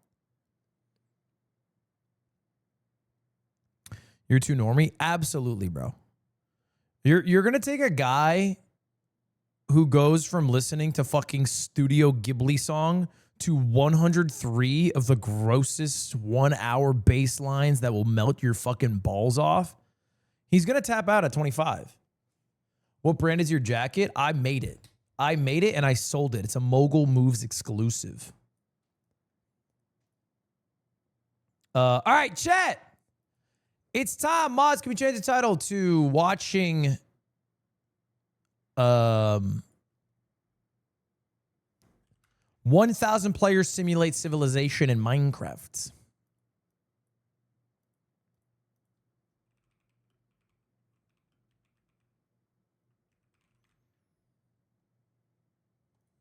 I've done this a couple of times now where I watched all of Skibidi. Okay. I already see my mods whining, complaining about this next segment. A little under a year ago, we watched through all of Parkour Civilization. It was a meme at the time, a video with tens of millions of views on YouTube, where somebody had created a story arc where you needed to parkour to partake in society within a Minecraft universe. Okay? We remember this. There's a video that came out in the last month that people who watch it are calling it the greatest YouTube video ever made. Up there with the entire history of the world, I guess, and top 10 hottest Sonic characters. I'm telling you, people talk about this video, not in a meme way, not in a joking way, like it is genuine art. Okay? I'm not exaggerating. And if you don't know the video I'm talking about, it is 1,000 players simulate civilization rich and poor. This is the video right here. 1,000 players simulate civilization rich and poor. Thank you for the 5 gifted subs. Entropy. Thank you very much, Entropy. I appreciate it. This is a 2 hour and 34-minute video. It is very long. But it is also very good and delivers on the premise. I'm just going to pay. The dude from Instagram was not kidding. This was the most insane video I've ever watched, Laserbeam. I'm speechless. Can't believe I paid to watch the Minecraft movie while this absolute cinema is free to watch. Thank you for the 5 gifted Ace Vo. I appreciate that.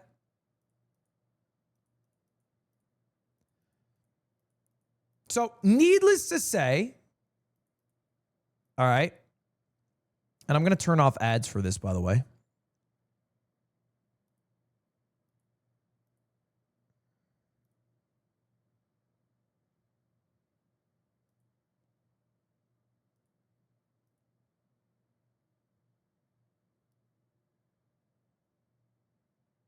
How the fuck do I turn off ads? There it is.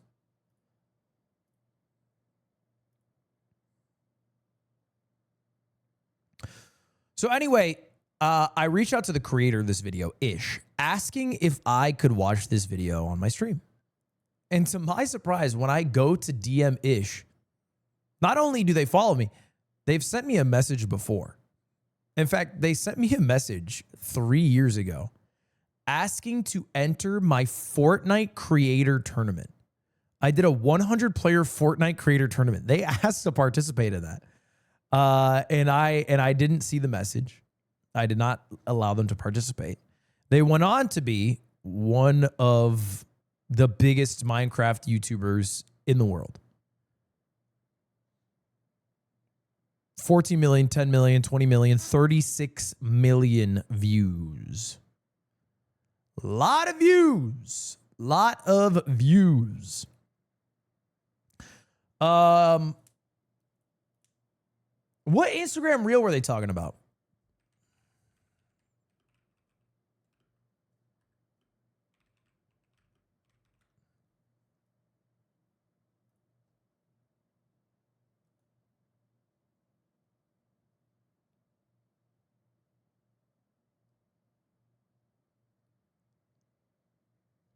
I got multiple Instagram reels shilling this video. There was a reel saying to watch without any spoilers. Okay, so we're going in blind. Here's the video, chat. We are going to watch a 2.5-hour Minecraft video. I will pause a lot. This will probably take me 4 hours to get through. So get your fucking popcorn ready. Get your snackies ready. I'm cracking a Red Bull because we're going to be here for a damn long time. Let's dive in to the video. In the biggest social experiment in Minecraft history, I scattered 1,000 people across 2 massive islands to simulate a realistic civilization. The players were given no help or guidance, and just like in real life, if you die, you remain dead forever. Now each player has the freedom to do whatever they want. Farm for food, become a dictator, and build a society. At least as best as they can, because while one island is a rich, green paradise, the other one... You're kidding me. ...is a barren wasteland. Okay, dude, this intro's crazy. The intro's crazy, not because just the music, the score, the scope. The fact, and I don't know if this is what they did, the fact that they got 1,000 real people had all of their POVs. Is this right? Did they actually get 1,000 POVs from every participant and go through all of them? This undertaking is insane. This is crazy. It took 2 years to edit this video. That's insane. 2 years to edit this. Bro, you could be like master in League of Legends in 2 years in that time. You could graduate from college in that time. You could finish One Piece almost in that time.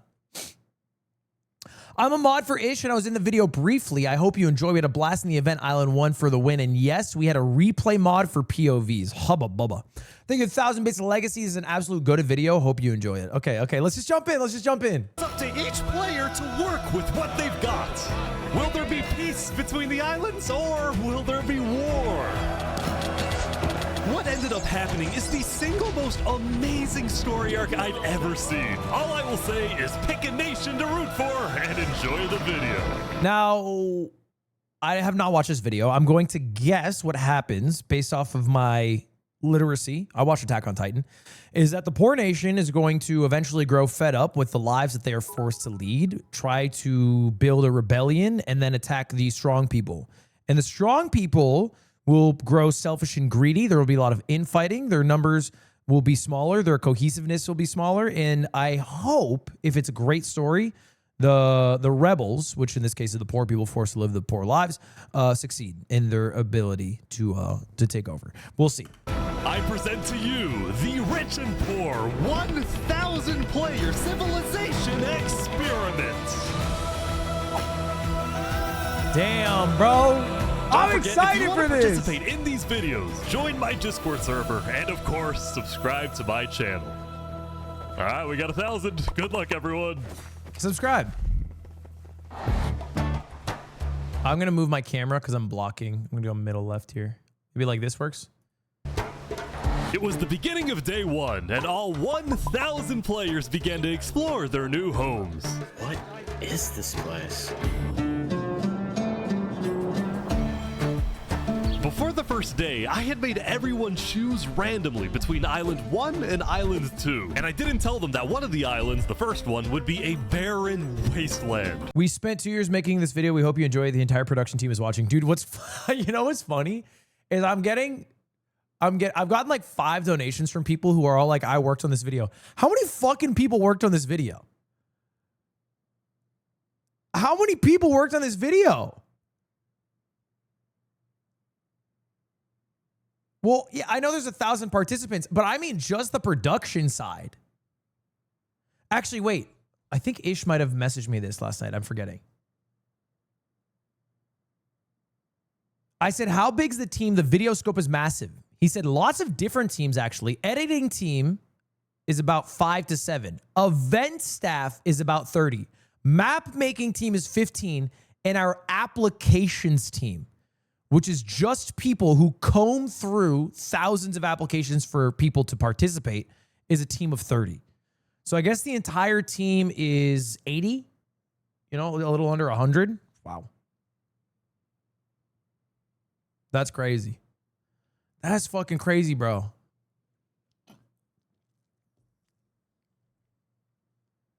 All for Minecraft? Well, I think you're limiting Minecraft. Minecraft is the vehicle in which they're telling a story, right? In a way, if you were to try to do this in real life, the costs would be 1,000x, if not more. Like, I know this sounds large in scope, and it is. But if you were to get 2 islands, you know what I'm saying? Like, it allows you to achieve things you wouldn't be able to achieve also in the real world. I think Minecraft's a cool vehicle to do this. Hey, you guys having a good time? No. There's nothing here. Please tell me where the trees are, bro. I cannot find anything. It didn't take long for the people who chose Island 1 to realize they had made a massive mistake. I hate this place. I hate Massive. this place. I hate this place. Players realized that building civilizations on Island 1 would be particularly challenging. And not only because it was empty, but because some parts of it were completely uninhabitable, like the snow biome. Oh no! No, no, no! Help! And right next door, a massive volcano that could erupt at any moment. Ooh, I'm not going down there. This volcano also happens to heat up all the water on the island. Oh my God. Okay. This killed a lot of people. Now, to begin building civilizations, the players needed to find a tree. Please tell me where the trees are, bro. Wood is an essential material, and without it, you really can't do anything. Yeah. Now, Foundation of luckily all for building. Island 1, there was one tree on the island, and it was pretty big too. But, of course, it was completely surrounded by boiling water. You've got to be kidding me. Meanwhile, let's go over to Island 2. Transition, W transition. It's perma-life. Yeah. Everyone only has their one life. When they die, they're gone forever. So the population of the poor civilization has already dwindled by, like, what is that? 4%? Hello, I'm one of the manager app leaders here. 2 production, 8 admins, 8 editors, 40 app team, 36 event staffs, 30 mods. Damn. Thank you for the $10. I know a lot of people who are on the production team, and Cass, it is absolute cinema. You're going to love it. Okay. I hate it. Dude, there's 80 people watching me react to this. They all worked on this for 2 years. I'm like, eh.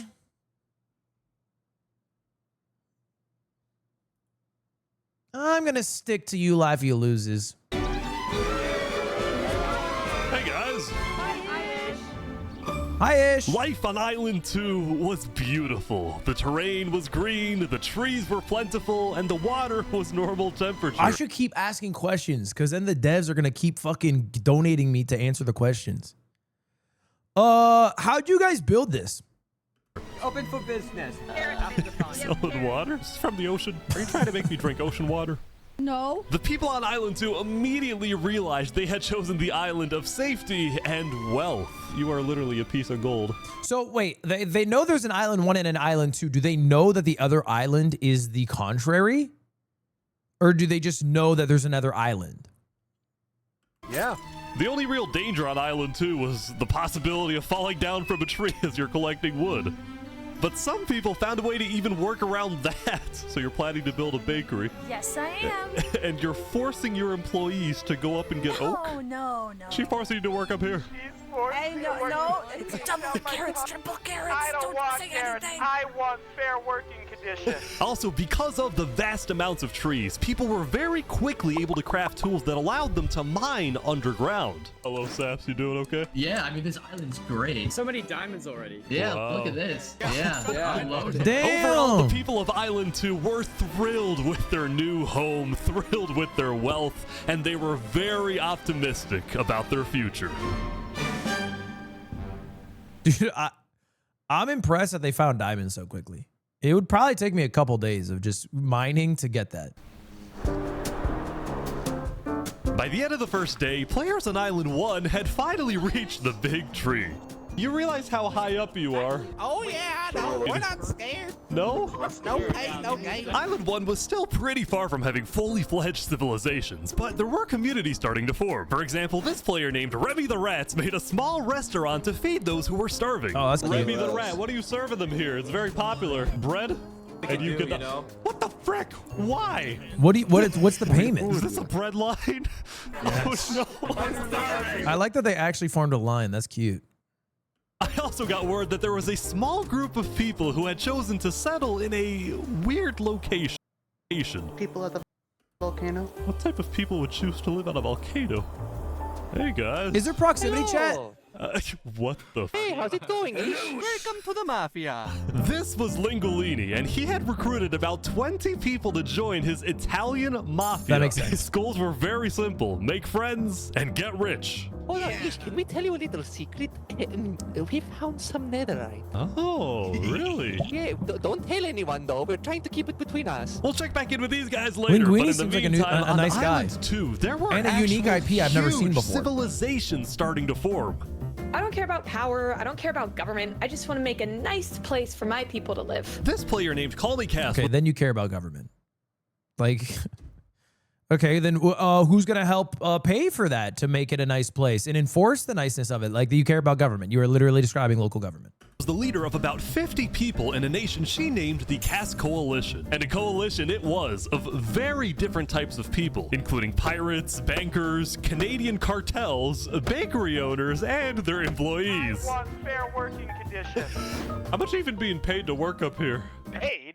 People are getting paid? Now, later in the day, Island 2 would face its first conflict. Well, shout out to the score. It's phenomenal. I don't know if this is like a unique score. It's really good.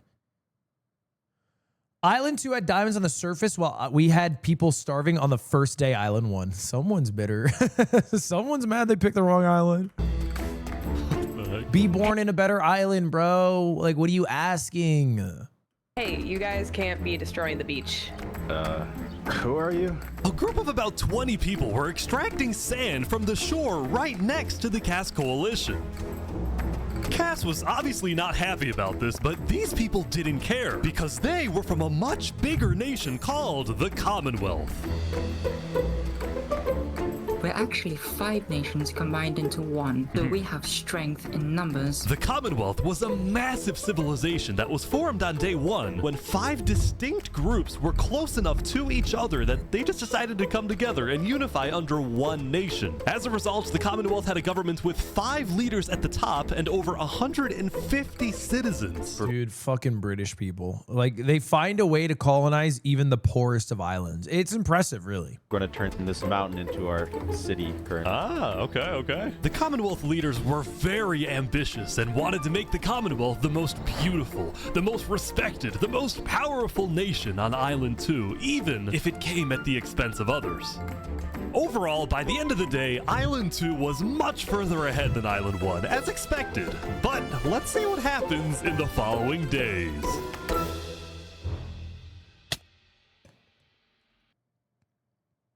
Wow.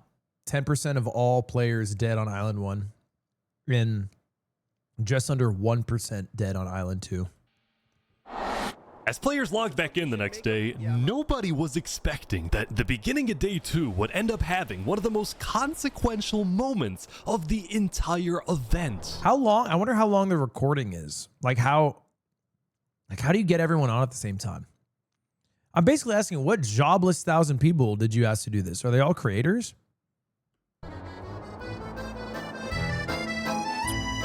Revy the Rats was running his restaurant when he received a visit from a player named Spoon. Does anyone... Knight, I need food, I'm dying. Yo, Spoon. Well, yeah. I do have food. You're private, but I need food. Oh, God, I'm too kind. I care about everyone else before myself. It's such a problem. Now, this player, Spoon, was a rising leader on Island 1. He was known for always giving away his own food. But some people started to suspect that Spoon's supposed generosity was merely a method to gain popularity, to further his political ambitions. That is, until... Oh! Watch out, Oh my God. Oh, he's a traitor. He was trying to assassinate Spoon. He's the Julius Caesar of the server. Spoon had survived an assassination attempt, which brought him exactly the attention he needed to cement himself as a legend on Island 1. Oh my God, he did the fucking Trump. How much you want to fucking bet? How much do you want to bet that he paid that person to assassinate him? I'm just saying. I'm just saying. People were drawn to him, and on day 2, Spoon used this leverage to establish Spoon changes his helmet, so it's just a bandage on his ear. an empire named West That would be Helm. fire.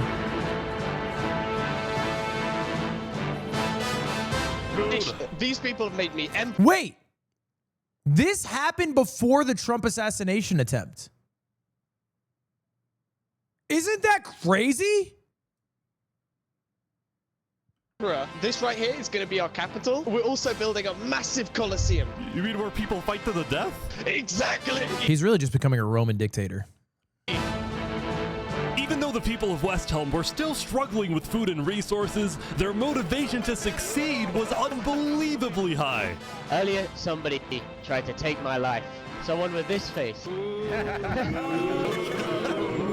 But now, he's dead. For the first time, it seemed like the people of Island 1 had hope. The Ballad of Emperor Spoon. Nearly killed by some dude. Nice song. Island 1 was finally starting to develop civilizations, but not all of them were as motivated as West Helm. Right next door, for example, was a cult named Nevermore. So wait, Spood's part of the... Spood is in Broke Island and gained power by giving away food, which is a rare commodity because it's Broke Island. And then had an assassination attempt because people were, I guess, theorizing that the generosity was actually a power grab and they wanted to stop him before he became too powerful. Okay, I'm following. Hi, I'm a map maker for Ish here. $10, easy. Sessions were typically 2 hours a day, sometimes longer, each evening for almost 2 weeks during final season. Hubba bubba. Oh, wait, am I stealing $10 from like a 19-year-old here? Thank you. That literally just boxed themselves in and wanted nothing to do with the rest of the world. Quoth the Raven, nevermore. And honestly, these guys weren't wrong to be Thank you, pessimistic. Toaster, for the sub. See, some of the people who chose Island 1 had secretly been hoping that when they finally make it underground, they would find troves of iron and diamonds. But instead, they only found a giant layer of lava that stemmed from the volcano and covered the entire island. This lava layer ended up killing a lot of people. That said, a lot of people weren't necessarily angry at the poor conditions themselves, but more so about the inequality between Island 1 and Island 2. See, even though the two islands had a border separating them, preventing anyone from crossing for now, rumors were spreading about the wealth and the amazing environment of Island 2. Because of this, some people on Island 1 were starting to develop some feelings about the other island. How are rumors spreading? Discord. 2 might be the better island, but we're the better people. Oh, in fact, artists on Island 1 were already making propaganda posters, some of which were rather concerning, including a few creations by our mafia. It took 30 hours. It took 30 hours. It's funny. Took 30 hours. Join the Linguini mob family. Workers of Island 1 must unite. Unification effort today. Leader And then they have the Attack on Titan. Lingolini. Speaking of Lingolini, there was some drama on the volcano on day 2. I just survived an assassination attempt. What? Whoa. Mamma mia, help me! I'm getting chased! Lego likes just attacked me out of nowhere and I had to run down the mountain. It was becoming a pretty common occurrence on Island 1 for people to try to rob or murder as a means to get food or resources. But Lingolini was not going to let that slide. Well, what are you gonna do about that then? I put the hit out on him. Everybody in the Mafia knows that the Lego likes is an enemy of the Mafia. But then, during our interview... Oh wait, who's coming out over here? There's some people coming Oh, down. those are people from Infernus. They're our allies. Oh, really? They don't look like allies, brother. Lingolini had decided to share his volcano territory with a larger group called Infernus, whose main goal was to preserve and protect the sacred land of the volcano. A religious cult. I spoke with the leader, a player named Seneca, who described herself as the Queen of Infernus. We are a nation of the flame. We have to treat the volcano with the respect it deserves, and we hope we can work with Lingolini to do just that. Seneca and Lingolini agreed to protect each other in case of an invasion, and use the volcano's height and flowing lava to their advantage. If anybody tries to attack us, we'll kick them out like a Koopa shell. IP distinct Koopa shell. Now, speaking of invasions, on day 2, the Cass Coalition was approached by an army of boats. Oh, crap. Guys, I think we're under attack. It looked like for some reason the Commonwealth was coming to attack. Oh my, what? The Commonwealth made up of 5 smaller nation states is invading different areas? What the fuck? No, we can't fight this. We got How could you have seen that coming? Get everyone out. Get everyone out. But after a few moments of panic, it turned out to be just a group of immigrants who had gotten lost. We are not here to invade, I swear. We're not here to invade you, we promise. Why are y'all here? It's you mother. My bad. I didn't do anything. I made a harsh judgment. I didn't do anything. Okay. The leader of the migrants, a player named 3 Below Zero, profusely apologized for the scare, and then the migrants took off. What's going on, Cass? I know they didn't mean to do that. I'm telling my people not to worry. Glad to hear.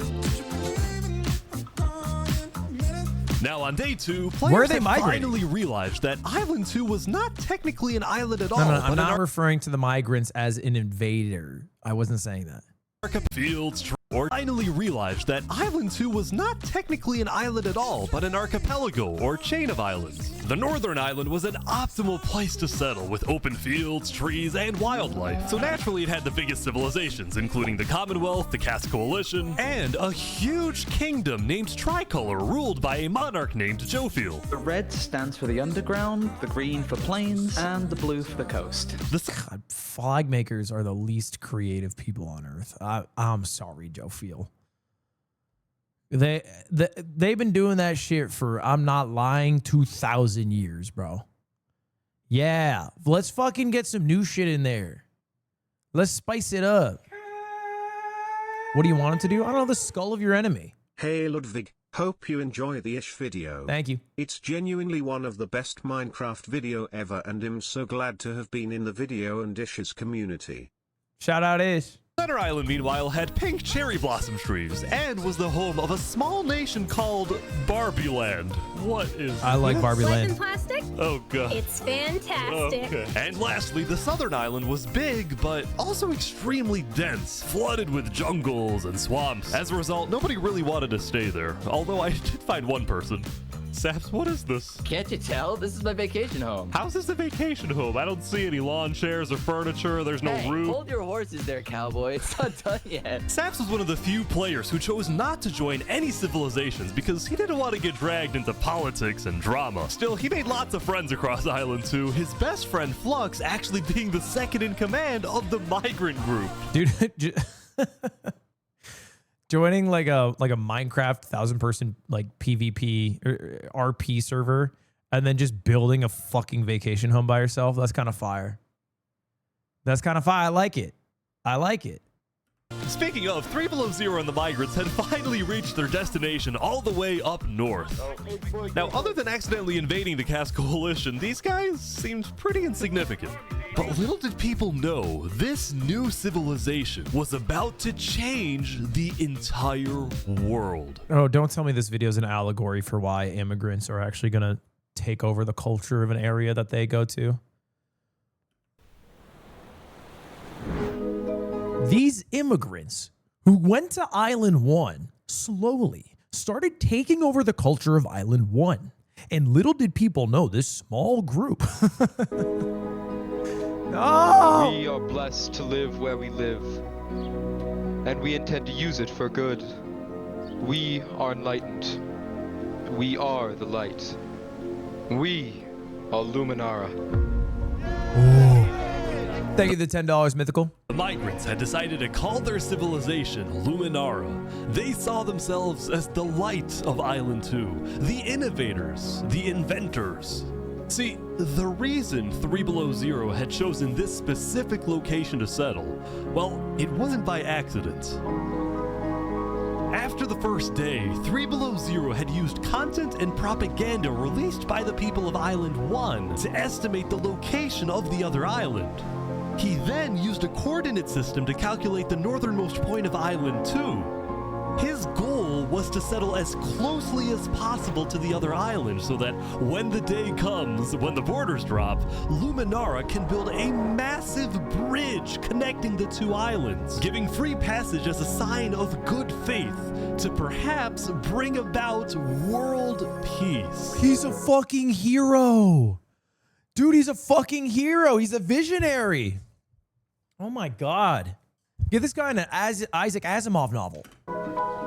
But it wouldn't be that simple. The second in command of Luminara, Flux, as well as a few concerned citizens, did not want that bridge to be built. They had seen the Island 1 propaganda. They knew that people on Island 1 were angry.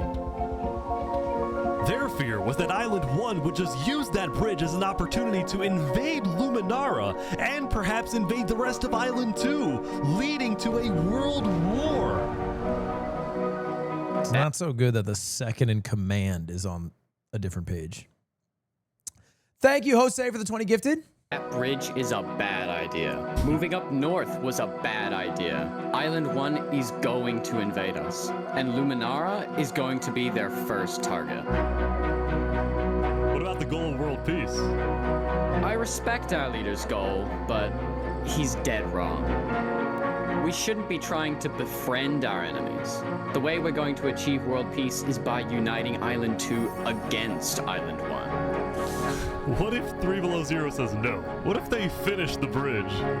Well, then at least they'll know I tried to warn them when Island 1 comes and kills us all. So he basically said, how does he attempt to do world peace? He would cleanse all of the other islands, so the only people who remain are his islanders. Interesting.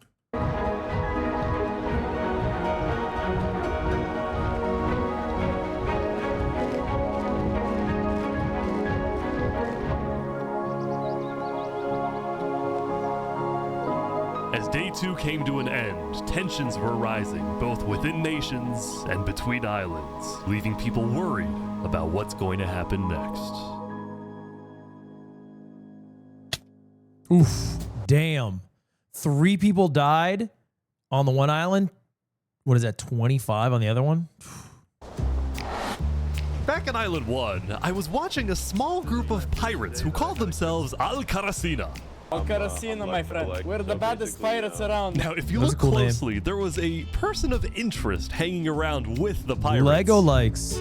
Lego likes just take me out of nowhere and I had to run down the mountain. Well, what are you gonna do about that then? I put the hit out on him.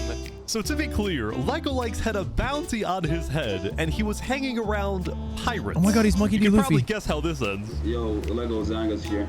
So is this is everything you guys got, huh? Not much. Ooh. They're boiling him. Oh no. Oh my gosh. The Alcaracina pirates had killed Legolikes, but there was a small problem. Did you hear about the news? Yeah, I saw it, but we don't know who claimed the bounty. It didn't say it in the chat. Because Legolikes had technically died to boiling water instead of a player, Lingolini didn't know who actually killed him. But fortunately for the pirates, when a player dies, the dead player drops their own head, which the pirates believed would be the proof they needed to collect their bounty later today. So you're expecting a payment later? Yes. All right. If you bring somebody's skull, you should get paid. I'm in accord on this. I'm in accord. I think the skull is a good backup signifier to the ledger. Well, I'll go.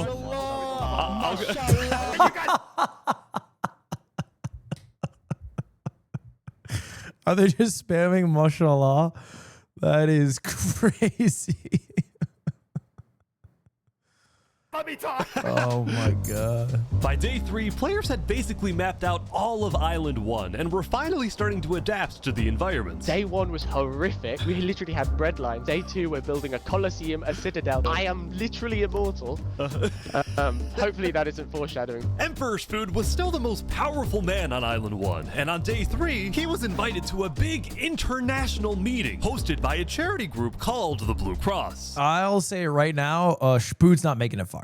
We invited you here If you're a Roman history enjoyer, he's not going to make it far. They never do. to discuss plans in case the volcano erupts. What are your individual plans? A large bunker underground. Just not using flammable materials. We don't have any real plan, you know. What? You don't have plans? If that volcano erupts, you deserve to die.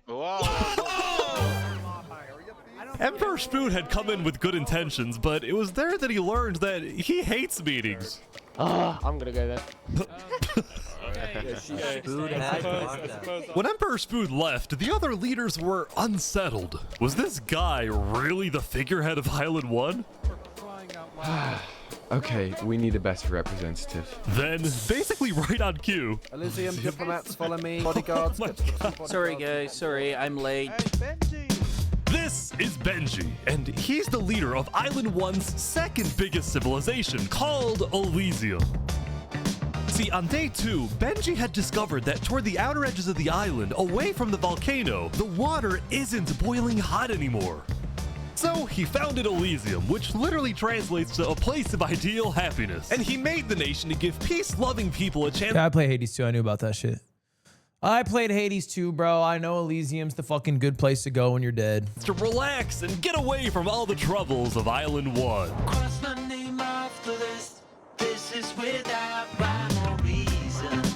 Look at these Elysian guys swimming in the water. So, I'm sorry. I'm confused. Spood had basically all the social power to be the leader of the island and then gave it up because he got bored in a meeting?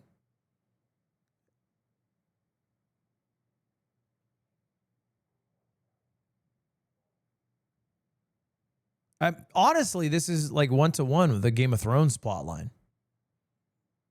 A 16-year-old with basically power gifted to them and then throw it away because they're a bored 16-year-old. We were hoping that Lord Ish could summon a single mushroom cow. All right, if anyone drops a pufferfish in the next 60 seconds, I'll do it. What do I have to do? What do I have to do? We need the pufferfish. Quick. There it is. All right. Wait, what the fuck happened? What do I have to do? All right, if anyone we were hoping that Lord Ish could summon a single mushroom cow. All right, if anyone drops a pufferfish in the next 60 seconds, I'll do it. What do I have to do? What do I have to do? We need the pufferfish. Quick. There it is. All right. A miracle from God has occurred. A mushroom cow. We can kill it for leather! Now, back at the Blue Cross, Benji and the other leaders discussed the possibility of creating a full Island 1 alliance. All the leaders at the meeting, including Westholme's representatives, believed that given the harsh conditions of Island 1, an island-wide alliance could be a game changer. But first... Before we make this official, we have to convince everyone else to join. See, there were a few civilizations not present at the meeting, and to complete the full Island 1 alliance, the Blue Cross would have to go out and get them all on board. First was the Alcaracina Pirates, who coincidentally happened to pass by the meeting as it was happening. Hey, guys. Hello. They were on their way to collect their bounty from the second nation not yet in the alliance, the Linguini Mafia. Oh, yes, they're waiting. Hello, I'm looking for Mario. Hello. His name's not fucking Mario, it's Lingolini. It's me. Ooh, mamma mia. It looks like a small brain. It sure looks like a Lego lights. Meanwhile, the Nevermore Plus cult one. would probably be a little bit more difficult to convince, but the Blue Cross said they'd try anyway. Now, as for the fourth and final nation, well, it was a bit of a mysterious group. Their civilization was down south, and they were very isolated and secretive. They were also rumored to have an extremely... Did they make this build? Like, what is this build? This is massive. You're telling me they get to play 2 hours a night. It's been 6 hours and they made this shit? It's 500 people. I don't care. If I did this, it would take, I don't know, 6-7 days. strict government, but also a large amount of very skilled fighters. As a result, people were kind of scared to approach them, but they knew they had to eventually to complete the Blue Cross Alliance. They knew that if this alliance works out, it wouldn't matter that they all lived on the poor island. All of a sudden, out of nowhere, the most powerful force in the world would become Island 1. This is exactly what I predicted going in. It's a very common trope. I think it's a very common occurrence in history. You know, what do the weak have? Each other. And how do you become strong? It's with numbers. You know? And the rich and the powerful will not think they need a coalition. They won't unite numbers. They're resting on their laurels. At first, Island 1 was supposed to lose, but now they were on the verge of turning their lives around completely.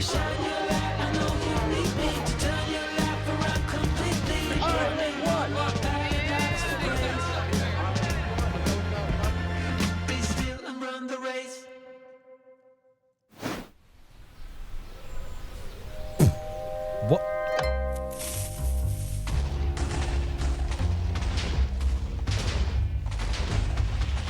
As you can see, there was a bit of commotion at the Commonwealth.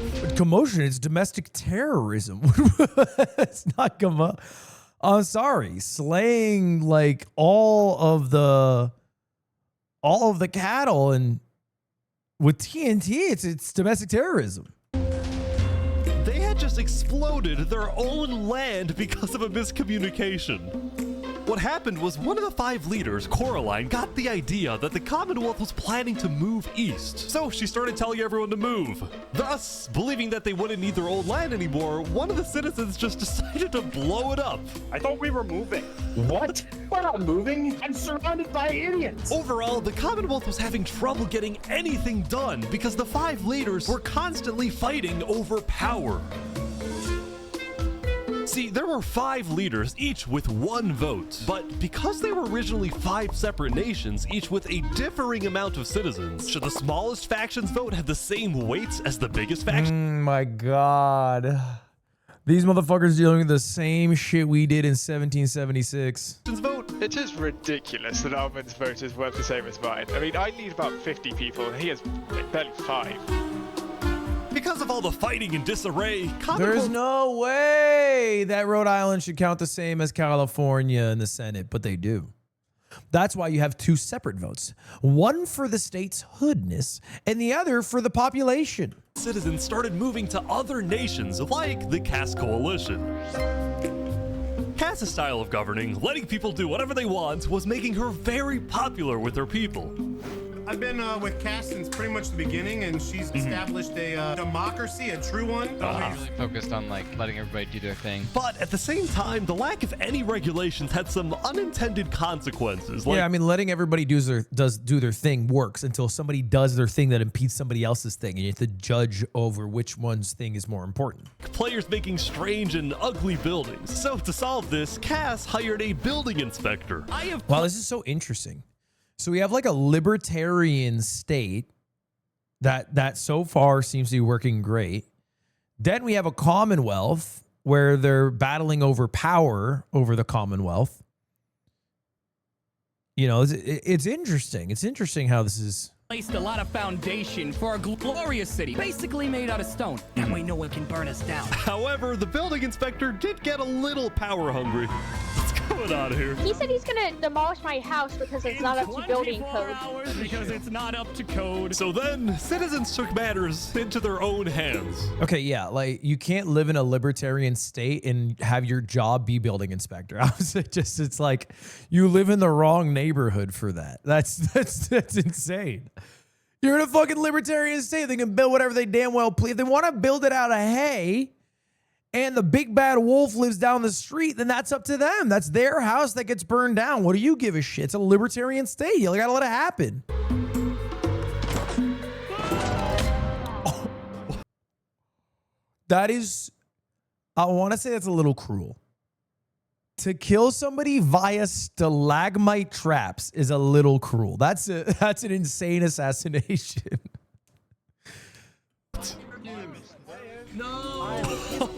Anyway, on day 3, what an illustration of how atypical death is on this rich island where everybody's flooding the chat with Fs. Because death has come, what? Once, twice a day, maybe? Biggest nations on Island 2 were still the Commonwealth, the Caste Coalition, and Tricolor.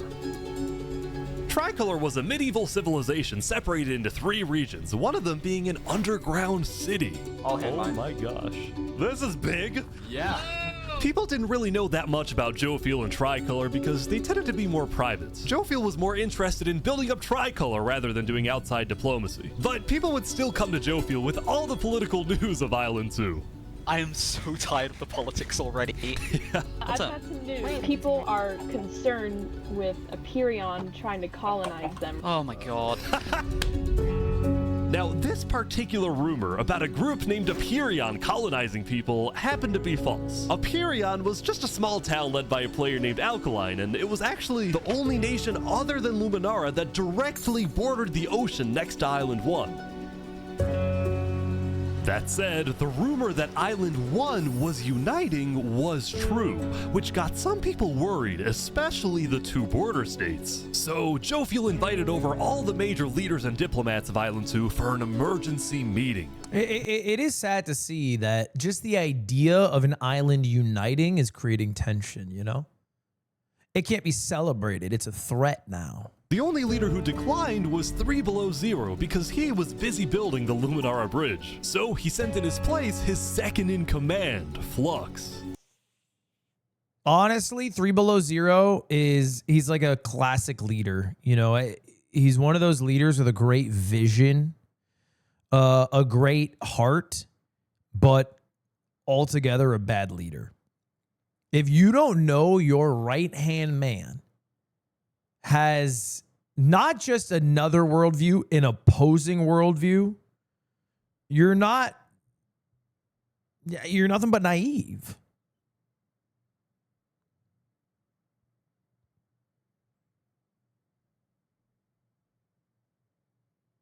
Hey, Ludwig Square Up. Oh, he's in chat. It's true.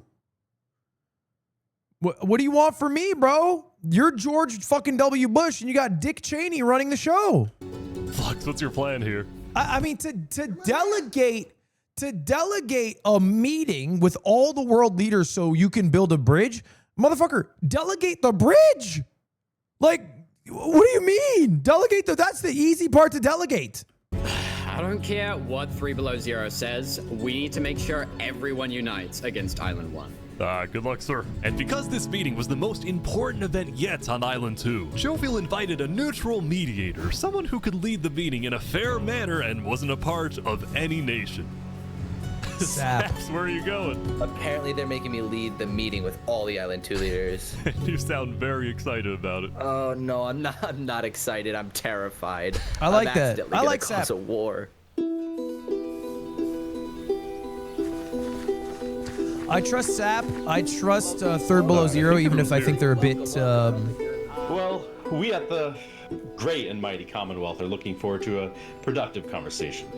Thanks. God, I would fucking shoot every person in the Commonwealth. I would bring out 2 fucking Uzis on the table. Fucking mow down the Commonwealth. The island would be better for it. I'm sorry to say. Just the food that they drop is like, ugh. The only good food they get is the food they get from the other places on the island. You know what I'm saying? That's great. So, as the president of Aperion, I'm actually really worried about our town, which is why I'm proposing we all join a defense pact. If one of us gets attacked, all of us are under attack. Here, here. I can agree. Yeah, I like that. That's good. Are they just making NATO? Are they just they're making NATO? All right. That's a good start, but if Island 1 attacks, say, Luminara, well, by the time you can even arrive to defend us, everyone at Luminara will already be dead. Which is why I think we need to focus our efforts on preventing an attack in the first place. An attack is inevitable. I'm just saying. Hold on, An attack is inevitable. There's no alternative except for you getting attacked. Let Jovial finish. Island 1 is starving. They're not going to attack us. They have bigger problems. And imagine for a second how quickly we could change their hearts and minds if, instead of treating them as an enemy, we send them aid. Jovial going for the America route. Okay? World police. Also the world's philanthropists. Foreign policy of sending... Joe feels right. I think this is an America route. We do the defense pact, but we also... Because then they're going to become reliant on this nation to survive. And at that point, you fundamentally colonize them. Send aid to Island 1. Basically, we're ready for an attack, but we try our best to prevent it. I'm on board with that. I can agree to that. The Commonwealth agrees. Guys, no, this is ridiculous. Island 1 is literally making propaganda saying death to Island 2. They're jealous that we live in a paradise, and they're gonna invade us no matter what. And you wanna send aid to them? Guess what?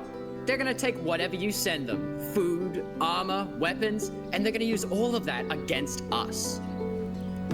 He might have a point. Hold on. Island 1 isn't evil. They're not savages. They just need help. You cannot be this naive. Well, there's a guy under the table. There's a guy under the table. Everyone is super on edge. They're worried about traps.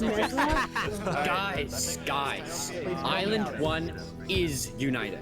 They have hundreds of... Dude, there's some fear-mongering going on here. There's some damn fear-mongering of this island. What? Because they're uniting? What's wrong with uniting? People all aligned in the same goal, to kill us and take our resources. If they decide to attack any single one of our nations, it'll be easy. All they'll need to do is walk ahead, which is why we need to either merge all of our nations right now. We all choose a spot and combine into one civilization. Either that, or we attack Island 1 first. Are you crazy? Dude, what an insane false dichotomy. What an absurd false dichotomy. We have to attack or we all have to live in the same place.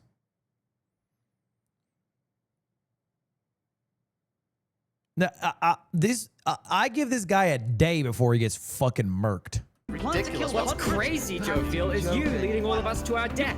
Damn. Good bar, though. Glory to West Helm. Good bar. That is too much. We can't do that. If we don't do this, it's the end of Island 2. Flex, We can't do that. That's crazy. What is happening? All right, everyone. We can't fight. Let's just vote. All in favor of Flux's plan to treat Island 1 as an enemy, say aye. Aye.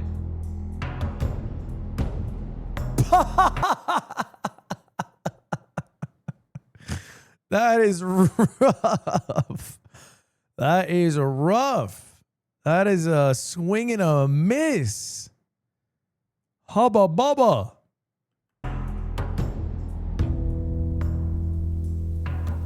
All in favor of sending aid to Island 1.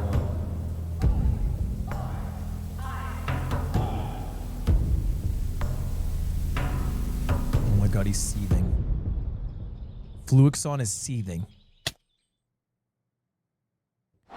Oh shit! Jimmy! $100 donation, ignoring my phone calls. Hold up. Jimmy, what you want, bro? What up? Bro, I was gonna say the video you're watching is fucking fire. Have you seen it? Ish's newest video. Yeah, it's fucking good. You want to know what's something funny? That Ish, the guy who made it, he won like a car in one of my gaming videos years ago. Before he started making videos, and then he's just really been crushing it recently. And that's one of my favorite videos uploaded this year. It's a fucking good video. Can I give you a video to watch? Sure. Top 10 hottest Sonic characters. It's one of the greatest videos on YouTube. I will not be watching that. I'm sorry. Watch it. It's one of the greatest videos on YouTube. It's like 5 minutes. Like, what does he hate? Fucking culture? Does he hate fucking culture? It's one of the greatest fucking videos ever in the fucking world, bro. Chat, I'm going to run 3 minutes of ads and run a piss, and then we're going to keep watching.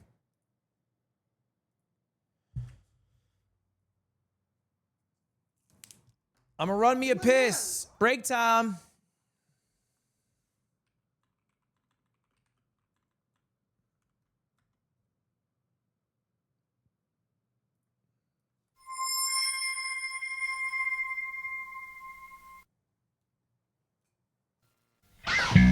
Sonic the Hedgehog, one of the greatest and most attractive characters ever thought up. He can run at sound speed, take out enemies in a flash, and best of all, he's blue-colored and knows how to handle the females. Speaking of females, the Sonic universe might also be classified as hot chick heaven because there's such a mess of very beautiful and tough women that it'll make you love the franchise even more. And since Valentine's Day is around the corner, I've been inspired to make a top 10 list of the most beautiful female Sonic characters. Grab yourself a snack and a glass of orange juice and try not to reach through the screen because here we go! Number 10. Try this question on for size. Who chases and hugs Sonic all the time and wields a powerful hammer? Why, it's Amy Rose, of course. Though more of a cutie than a hottie, you can't deny the fact that she's still attractive. Two things that make her attractive are the fact that she wears a dress, and when have you ever seen 3 big, very smooth arcs of hair sticking out of a person's forehead? I haven't. So, once again, Amy Rose is lovely. That is, until she goes berserk and starts hitting stuff with her hammer. Who's at number 9? It's this alien plant girl from a distant planet. Banger. Meanwhile, at West Helm, I ran into something interesting. Our next song is called Island 1. Smart. Oh, damn! So you remember this guy? I'm doing laundry. Smile. Sometimes I like to watch the clothes go in circles in there. Whoosh splash kalunk. Lol. The fuck is that donation message? Okay, thank you very much. Thank you very much. Well, hey! Where do we watch the streamer games? It'll be on this channel. I've seen some of the process that Ish does for this. The application process includes being able to record your point of view. Ish is such a hard worker. I hope you enjoy this video and give lots of love to Ish.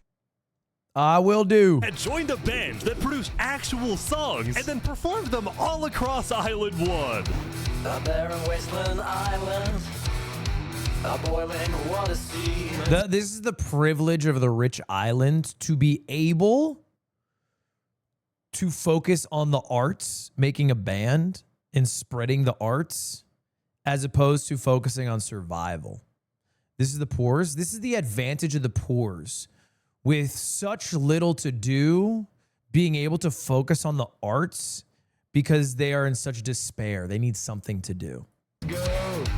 And no resources to speak of, except a wooden tree. Let's go! Everyone loved the Island 1 band, including Emperor Spoot, who found that the music bolstered the morale of his citizens. He believed that a happy citizen is a productive citizen. West Helm took us in and gave us a little hope. Even though Emperor Spood was a chaotic figure, Westhelm itself was the opposite. It had an army, a storage system, and a hierarchy, from Emperor all the way down to citizen or plebeian. And of course, there was the Colosseum, which when finished will play a major role in Westhelm's justice system.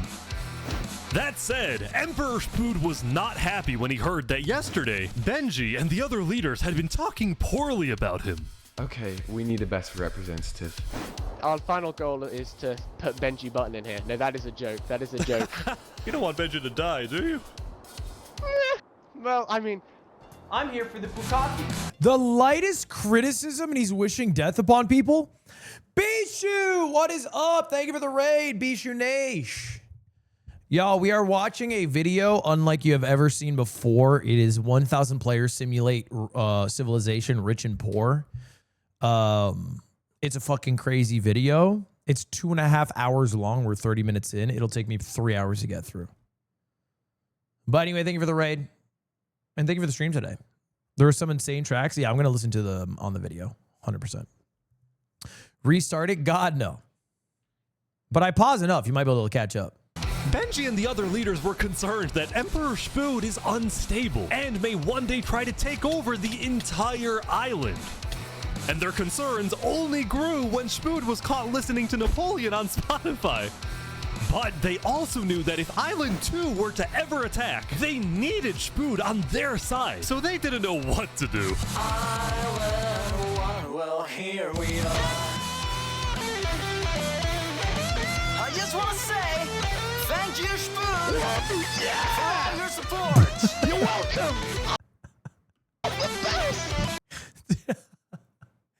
Who's that blonde fucker from Game of Thrones? Like, who is this guy? This guy's like Kim Jong-un. This guy's Spood's a riot. Glory to Westhelm.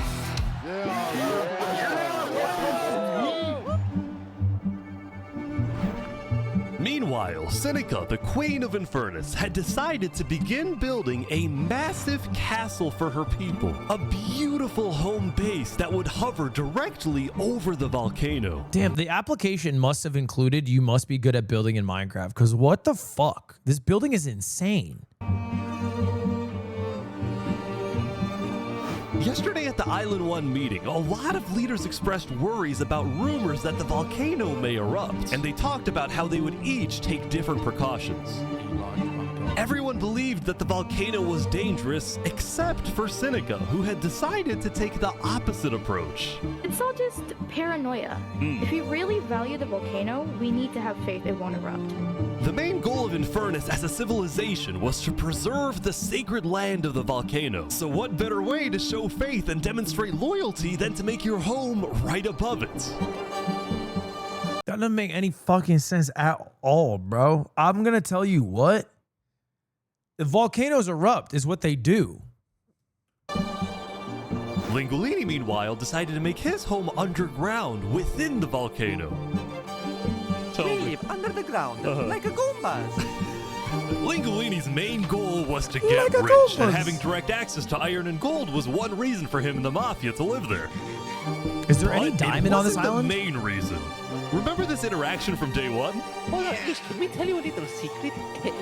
We found some netherite. Oh, really?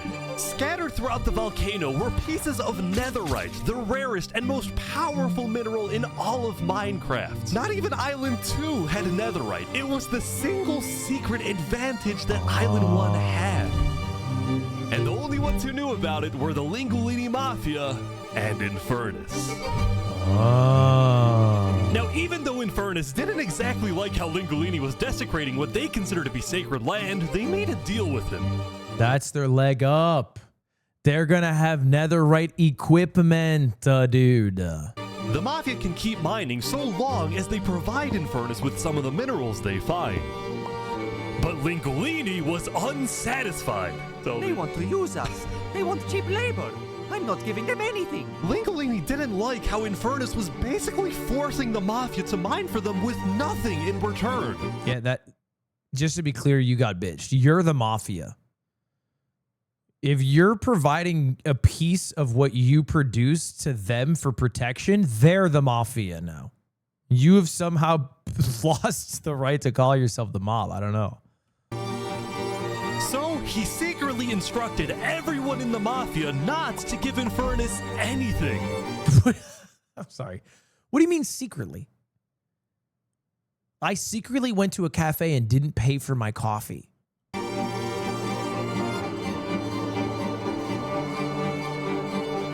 Lingolini's hope was that Infernus never asked for those minerals and forgets about the deal entirely. Otherwise, he would be in a lot of trouble. This is not really mafia behavior. Not even a little bit. That said, despite this conflict, the rest of the Island 1 unification effort was going very well. Earlier today, Lingolini had decided to join the Blue Cross Alliance. Thank you all so much for having me. Oh, yeah. The Alcaracina pirates were also eager to join, and surprisingly, so was Nevermore. For Allah. There was only one holdout.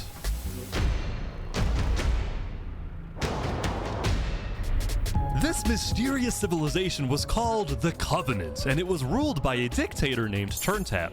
How are you elected exactly? By vote of the people or the vote of yourself? Elected? Turntap wasn't sure about joining the Island 1 Alliance because the people of the Covenant were generally skeptical of outsiders. They only took pride in their own nation, especially in their army, which was composed of really good PvPers who weren't above using torture to get their way. Are they drowning this guy? He's gonna die. Now, I'm sorry. They came up with torture methods in Minecraft? You can waterboard in Minecraft? Like what?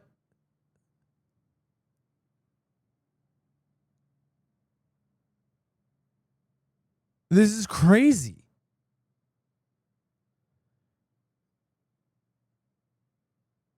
It's civilization. Yeah, but there's limits on what Minecraft can achieve, right?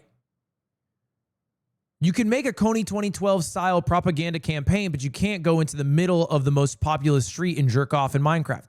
There are limits to what we can do in the real world and what you can do in Minecraft. So I didn't think that you could torture somebody. But now we learned. I felt a little bad for this player, so I threatened the Covenant. Covenant uses water torture. I'm reporting this to Sidefall News. No, go to Side. So I went to the local news reporter. Sidefall, I have a story for you. I just caught the Covenant waterboarding one of their own. Dude, Ish is like a Greek or Roman god. Less of an omnipotent deity and more of an immortal shit slinger who likes causing a bit of a stink for fun, meddling with the lives of the people just to have a little more excitement in his life. People. Oh. Well, I'm paid off by them, so I don't really care. What? And it backfires quickly. Dude, it's free money. You know what? It's called a business for a reason. It's not for profit, okay? That's one of the worst fucking journalists I've ever seen. Sidefall's pathetic. That's not W Sidefall. That's L Sidefall. If you're going to call yourself a journalist, you should follow the 4 pillars of journalism, okay? Seek truth and report it. Minimize harm. Be transparent. Act accountable. All ran a news business with questionable ethics. He was also known for making up fake stories, writing things like "the lava is rising" just to sell more papers. That said, earlier today he had made a yellow legitimate journalism, discovery that could devastate the entire island. Island 1 had a lot of known dangers, from the lava layer to the boiling water to the powdered snow. But there was one last danger that nobody knew about until now.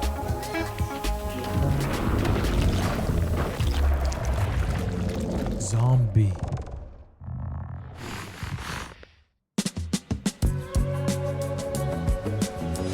Meanwhile, the people of Island 2 had spent the day building their civilizations and having a good time. Thank you, Adam Hart, for the 7 months, and Danger Ahead for the 25 months of Prime. Appreciate y'all. Yesterday, their leaders had voted that whenever the border drops, Island 2 would send aid to Island 1, hoping this gesture would lead to peace. But not everyone agreed with this approach. The end of Island 2. When Flux returned home to Luminara, 3 Below Zero was furious at Flux for causing chaos at the meeting and for going against Luminara's values. 3 Below Zero, as the leader of Luminara, was actually heavily in favor of sending aid to Island 1. Stand on business here. You have to make an example out of Fluxion. The whole point of the Luminara Bridge was to make peace with Island 1. Stand on business if you're a good leader. As a result, 3 Below Zero demoted Flux from his position as second in command. I think that's too light of a punishment. I spoke with Legacy, a citizen of Luminara. Yeah, Flux has been gone all day. People here don't really like him anymore. Flux and his crew had spent the day building a secret bunker under the ocean, a place for them to hide if Island 1 attacks. And then Flux spent the rest of the day helping his best friend, Saps, finish building his home. Despite all the chaos, Saps still reached out to me after I was demoted. Mr. Mediator, what a good friend. Flux over here can be a little unpredictable, but he's my friend, and I know he genuinely wants the best for us. Even though Flux was much more ambitious than Saps, these two had become very good friends. So many diamonds already. Yeah, look at this. Yeah. But just as day 4 was about to come to a peaceful end, something happened that would change the course of Island 2 forever. Don't tell me someone's gonna jerk up.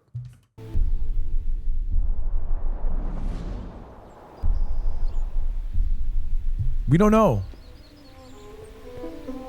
Jophiel, the leader of one of Island 2's largest civilizations, was walking across Tricolor with her second in command, Seraphim.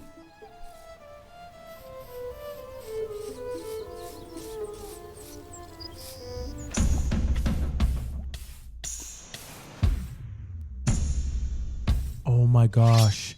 Seraphim dropped a lava bucket on Jophiel. Seraphim! What are you doing? What? No way. The second in command of Tricolor had just killed their own leader. And immediately, all of Island 2 went on lockdown. What? Wait, what? What? Everyone was confused about what caused this to happen. They killed Jophiel. Why? After Seraphim fled, Tricolor was in complete disarray.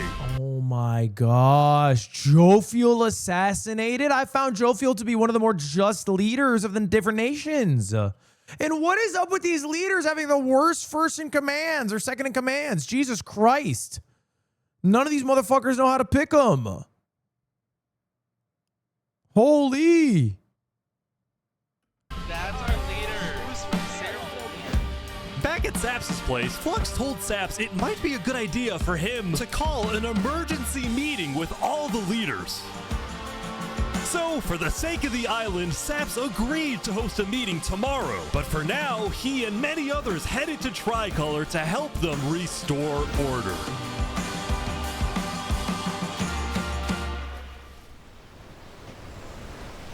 Where's Seraphim?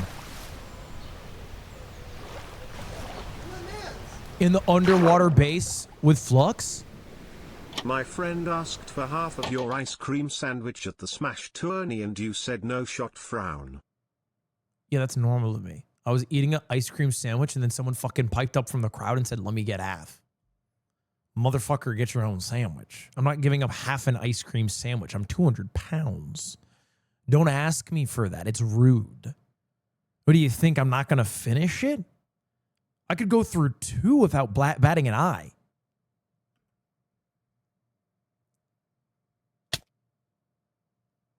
Oh my God. The population has kind of averaged out a bit with a 22-ish% player base lost on the poor island and a, what is that, 7% on the rich island. Balancing out a little bit. Now, Island 2 wasn't the only place that would face tragedy. Oh, what? The leader of the Alcaracina Pirates, Noble Bucket, died very suddenly. Alright, they sent me the footage of what happened. Oh, no. He doesn't know the lava layer's there. Oh! No. I think I'm dead. I think I'm dead. I think I'm... Oh my god. With world leaders dying left and right, the media had plenty to report on. I mean, that's embarrassing. I won't lie. That is fucking embarrassing.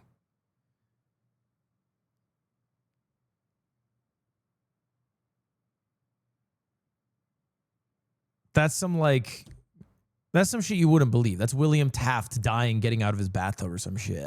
Most trusted news company was from Elysium called Daybreak Media. We're number one because we actually report the truth, unlike that bozo Sidefall. Fuck yes! Jaunty won my goat! Yes! And later into day 5, the news would get even crazier. For purposes of unity, the Covenant had finally decided to join the Blue Cross Alliance, thus successfully uniting the entirety of Island 1. But right away, the strength of this alliance would be tested. Earlier, a citizen of Infernus had accidentally told someone outside of Infernus that there was netherite in the volcano, and this news spread all across the island. Ooh, yeah, that's gonna be pretty big news.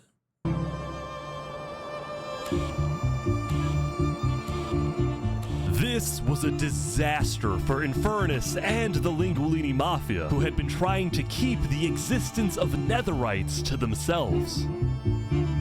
Immediately after hearing about the netherite, the Covenant sent a mining expedition into the volcano without telling Infernus. And lo and behold, they confirmed there was netherite. Yep, and now you're gonna have the run on resources. The resources of this place are gonna be stripped. Oh my god, this might cause the eruption of the volcano. This could be disastrous. This is bad, bro. This is Avatar level disaster here. It will be a gold rush. Because the Covenant had a scary reputation and a ruthless army, Queen Seneca of Infernus felt it was in her best interest to allow the Covenant to mine. But when other nations like Westhelm started asking if they too could mine in the volcano, Seneca said no. People are saying we're being selfish. They're the ones being selfish, trying to take our resources. Listen, Island 2 is rich. We are not. Now, with netherite, we actually have a chance of evening the playing field, but the volcano people are hogging it. Before any fighting could break out, the Blue Cross quickly reached out to all the leaders and told them to put this issue on hold. We're inviting everyone here tomorrow, so we can all talk this through peacefully. Here's what I do, okay? If I'm spood here, I say, great, let's talk about it. All leaders, let's go. We all travel to go talk about it. While I do that, I send my citizens strip mine all of the volcano. I want that shit fucking empty. I want that shit fucking empty, bro. And guess what happens at the meeting? 2 Uzis. I'm mowing down the Commonwealth. Poof, poof, poof, poof, poof. Bow, bow, bow. Griat, griat. My gun sounds weird. It's backed up. We're Island 1. We cannot afford to have a war over some mineral. The Commonwealth's not on that island. Yeah, and my shots are still connecting. Where's it coming from?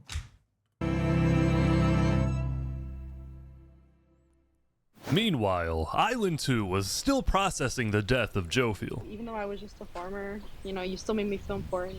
Saps would invite all the leaders for a meeting later so they could coordinate a hunt for Seraphim and discuss their plans for when the border inevitably drops. Now, after Jophiel's death, Tricolor had lost a lot of its power, which left the island with really one dominant nation, the No! No! No, man! The Commonwealth's the only powerhouse left. Fuck, man. Fuck. Thank you, the 5 gifted Pope John Paul III. I appreciate you deeply. Saps, thank you, the 17 months. Wait, are you the same Saps that's in the game that I'm watching? Jeffro, thank you the raw tier 1. Appreciate you. Wait, you're a 17-month sub? The fuck? What the helly? Damn, bro. And it would be a Ludwig sub, and it would be a Ludwig sub. That is one of the most righteous, down-to-earth people on the island. It would be.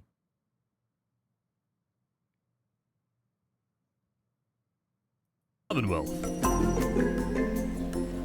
But remember from day 3 how the 5 Commonwealth leaders were in constant fights with each other? It is ridiculous that Almond's vote is worth the same as mine. Well, this all came to a head on day 5 when one of the leaders was caught plotting to take control of the entire Commonwealth. So another Commonwealth leader then paid an assassin to, well... Oh my god! Oh my god! Wolfram's dead. What? We just witnessed murder! After this, people from the Commonwealth... You know, I'm actually really absorbed in this story. Some things that pull me out is if you were to witness a murder going, we just witnessed murder.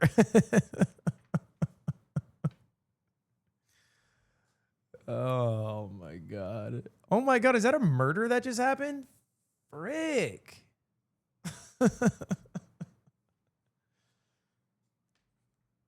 lost even more faith in their governments.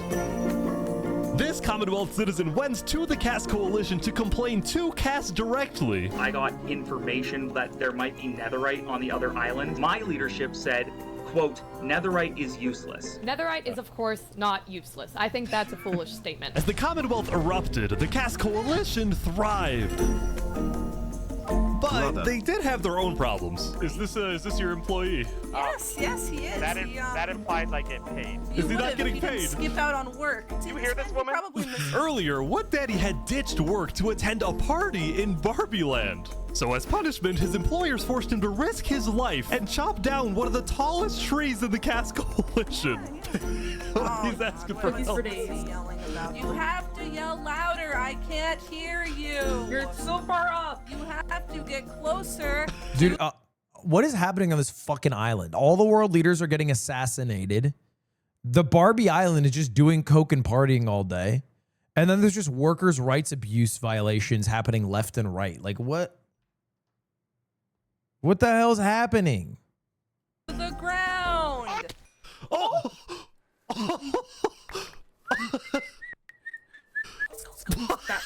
What the? Now, because of this recent tragedy, Cass decided to stay home from Saps' meeting.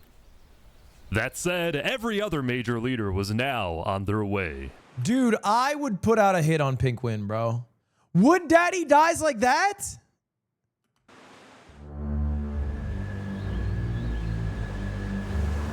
As the leaders and representatives arrived, there was one person who would be notably absent, banned from attending the meeting. Before the meeting started, Flux called me to his underground bunker because he had something, quote, important to tell me. He's harboring Seraphim. Flux, what are you gonna do? Well, first, let me just explain. I'm not allowed to attend this meeting because the leaders of this island are utterly incompetent. They can see that Island 1 is gearing up to invade us. And their response is, let's give Island 1 more gear. It's completely brainless, and it's going to result in all of our people dying. So, you got a plan? I had a plan, but nobody listened. They all voted against it.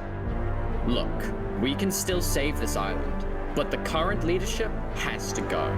Ooh, he's talking about a Red Wedding-esque? What do you mean, has to go? Oh, no. Has to go. Oh, no. Flux was one of the people who helped Saps build the meeting place. He could have bugged that bitch. Removed. Oh, no, bro. And I'm done waiting. Oh, no. It's gonna happen today. Oh, no! Guys! Leaders, welcome. Thank you all for coming. We have a lot of very important stuff to talk about. Is he gonna let Saps die? During the first meeting, there was one person there who actually understood what I was saying. Seraphim reached out to me, asked me if they could help in any way. I told Seraphim to kill Jofiel. And today, we will finish the job!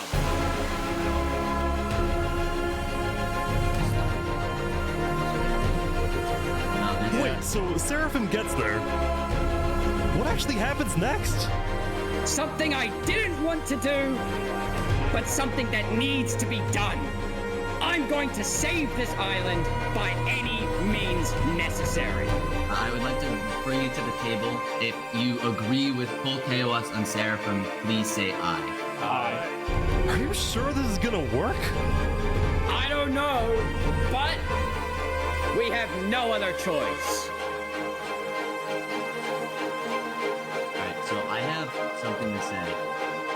Is there a possibility, any possibility, that the assassination of Wolfram and the assassination of Jofiel by Seraphim is any way connected?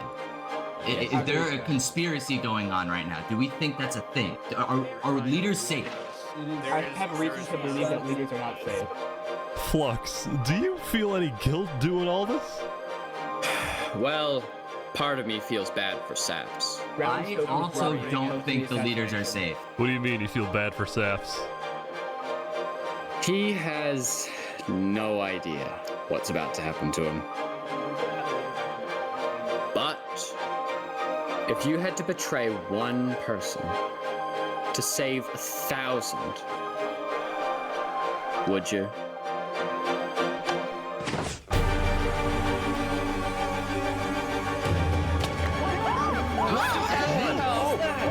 What just happened? What happened? I didn't do that. I didn't do that. Oh my god!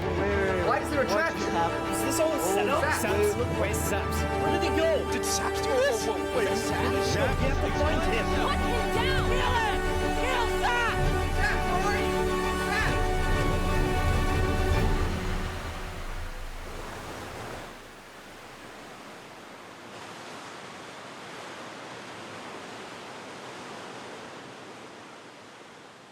Oh my God. Oh my God. The villain, Flux. That's crazy. Poor Saps. Blinded by his own ambition at this point. He said, would you betray one to save 1,000? But his plan is to basically kill the entirety of the other island before they can kill his own island. But because there's 500 people on each island, he's willing to kill, even if it worked out perfectly in his mind, 501 people to save 499. You know, he would kill more than that, right? Because he'd also kill all the leaders.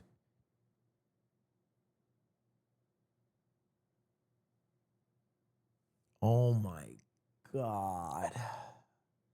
That's crazy. That's crazy. And there's an hour and 40 minutes left. I wonder if he can even regain control, bro.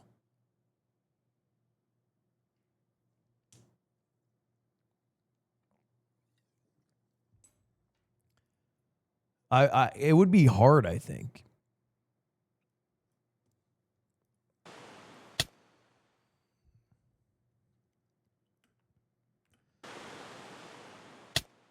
Wow, wow, wow. That's the first day that more people died on the rich island than the poor island.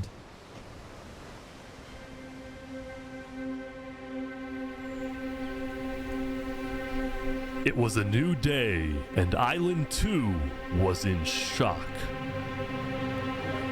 That's a really cool statue, by the way. That glass fist grabbing the sword. That's so awesome. On day 4, when Saps was in Tricolor helping the people after the death of Jofiel, Flux and his crew had built a trap in his roof. And Saps did not know they had done this. He had been framed by his friend Flux, used as a scapegoat for Flux's plan. How does that kill, by the way? How the fuck does a stalactite kill? But that, because they had to rush to build the trap, it actually wasn't fully successful. Some of the dripstone, including the one meant for 3 Below Zero, had failed, but overall, the trap still killed the leader of Empyrean, Alkaline Alk, a leader of the Commonwealth, Coraline, and 4 other very high-ranking officials from across the island. The people of Island 2 were devastated, confused, and angry. Our leader's dead. What just happened? After the trap went off, Seraphim was immediately caught and killed. Oh! What were they tricolor? But when more people found out about how exactly their leaders died, their anger wasn't really towards Seraphim, but toward the person they believed was behind it all, Saps. Oh my god, bro. Poor Saps, dude. What is his curse? Being subscribed to Ludwig? Like, what has he done wrong? He built a beautiful mausoleum. Welcome people to his home. A friend to all. And it made sense. Saps knew he'd be hosting leaders at his home. It was his roof that had a secret trap. A trap that happened to fit perfectly into the design of the roof. Saps was about as guilty as it was possible to be. With that, all the major Island 2 nations, from the Commonwealth to the Cast Coalition to Tricolor to Luminara, declared Saps to be hunted down and killed, while Flux got away with it all. Wow. Wait, Gotaga, the French streamer? If you had to betray one person to save thousands, would you? And on top of all of this, at the beginning of day 6, it was announced that tomorrow, on day 7, the border between the 2 islands will finally fall.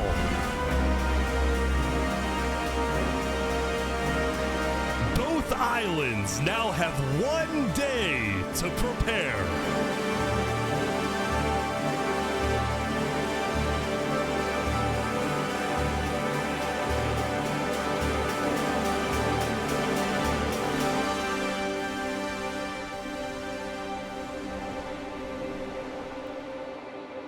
I'm gonna tell my kids this is the Minecraft movie. Holy shit, 1,000 bits from keeping tabs. I'm gonna run a minute, lads, and thank some subs. Hey, thank you all for subbing, by the way. I appreciate it, chat. If you haven't already checked, see if you got a Twitch Prime available. I'd appreciate it if you double check for me.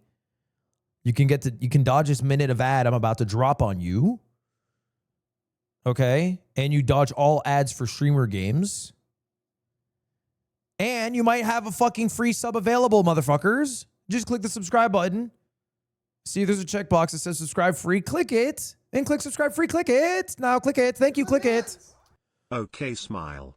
Thank you. People were real mad at Saps as well because there was a no repeats rule and he was a leader in the event space. So people thought he was trying to get screen time again. They wanted him dead.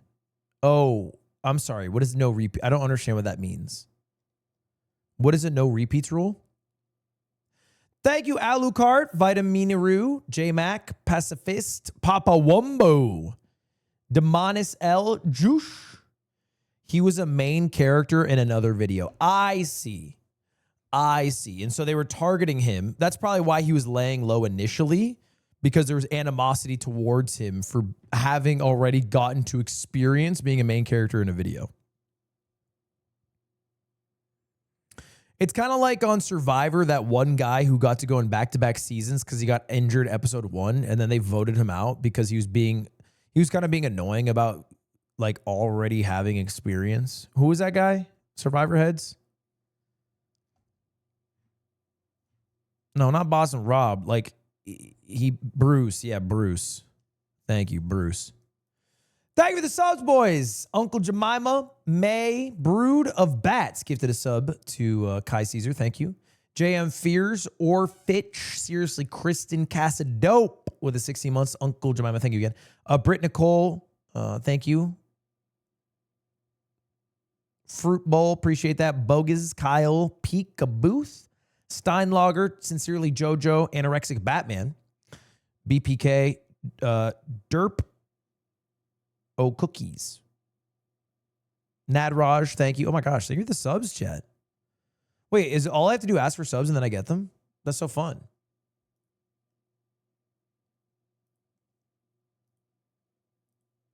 What a fun little treat.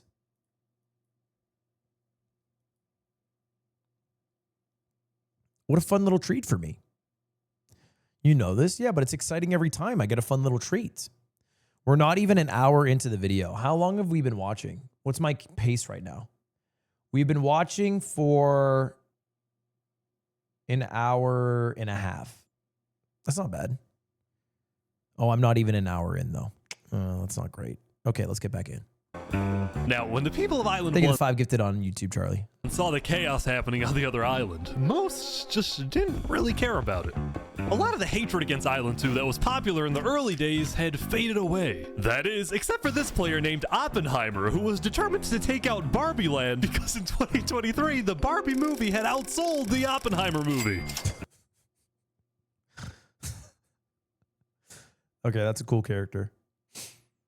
You know, some of these are niche characters that I find a bit corny, but that's a cool character to be. I'm building a nuclear rocket that will make yesterday's chaos look like child's play. But when Oppenheimer tried testing his nuke, it went up and up and up and was never seen again. Now, Day 6 did present some new challenges for some of the civilizations. That was crazy. Harry, thank you for the 2 months. For example, at Nevermore, what is this? What are you doing up here? I got voted out because they hate me. No! Come on! No, jump! What about me? I can shoot. No!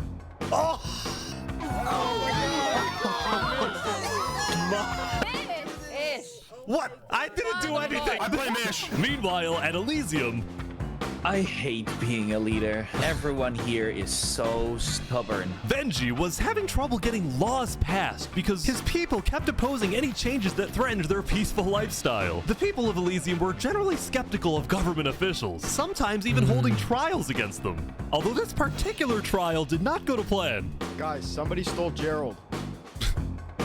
The mushroom cow, Gerald, has been stolen. Let's go! There they all go. Dude, there is probably nothing worse than gathering 30 to 50 people for a courtroom RP. Because court famously is a place where very few people get to talk for a long time. That shit is boring as hell. And always devolves into chaos because everybody fucking pipes up all the damn time. Meanwhile, at West Helm, there was a bit of a food problem going on. Not a shortage, a feud. See, Remy the Rat had opened up a new restaurant right across from the Coliseum. Okay. But the food was questionable. Is poison fatal? So his customers had instead started buying their food from another player named Dinosaur. That is, until... Oh my god, Dino. Wait, what? That is, until... Dino's Earth was slain by Taki Mocha. And guess who put out the hit? Remy the Rat. oh my god.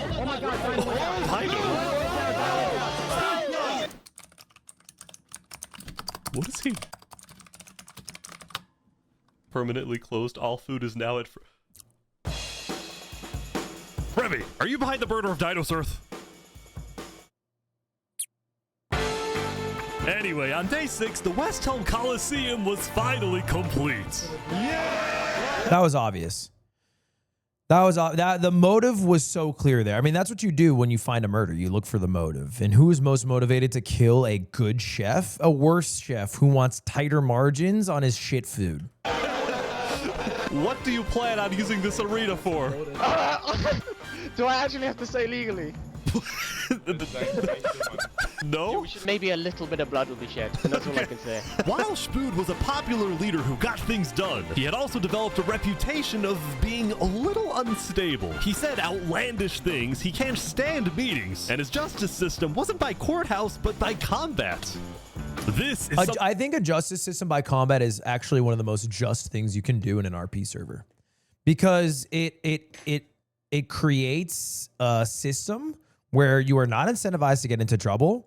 You are not wasting other people's time. You're actually, making their lives. People are almost excited when people get in trouble. I like a trial by combat because the court of law is never going to go how it, you would hope it would. Chat, can I do something crazy here? Can I pour lime juice and tahini into my Topo Chico?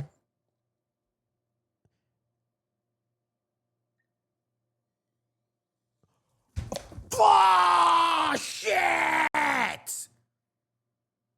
They exploded everywhere! Son of a bitch, why'd that explode?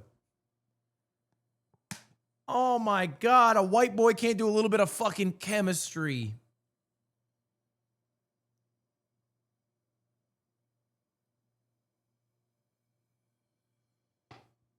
God damn it. Okay. All right, I gotta fucking wash my goddamn balls and get a new shirt.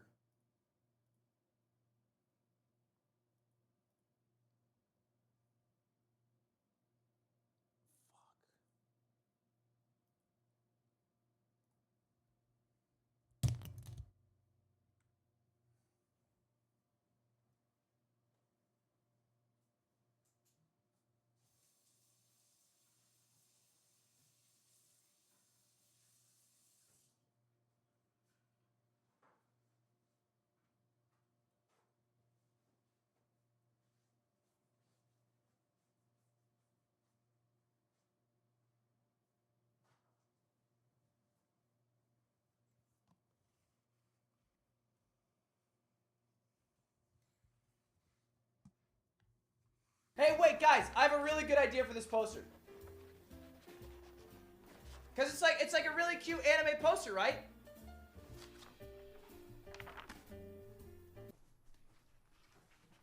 So I'm thinking what we could do with the anime poster, cause it's so cute, is throw it in the fucking trash.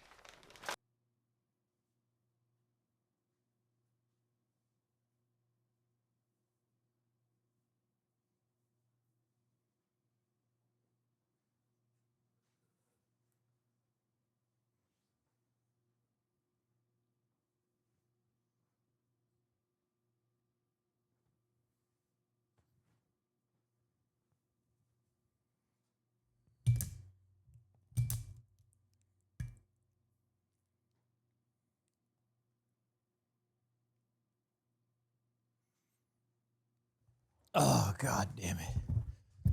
Okay, I'm back. I'm going to try it now. That was not worth any of what just happened. That was such a waste of time. Something Spood's first attempt at assassin, right? Tim, what'd you do? Ramsayer tried to... Tim, what'd you do to me?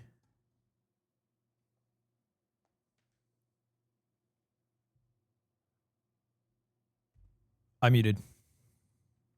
That. The stand meetings and his justice system wasn't by courthouse, but by combat. This is something Spood's first attempt at What happened? assassin I can't hear Ramsayer anything tried anymore. to prevent Him, no. What muted?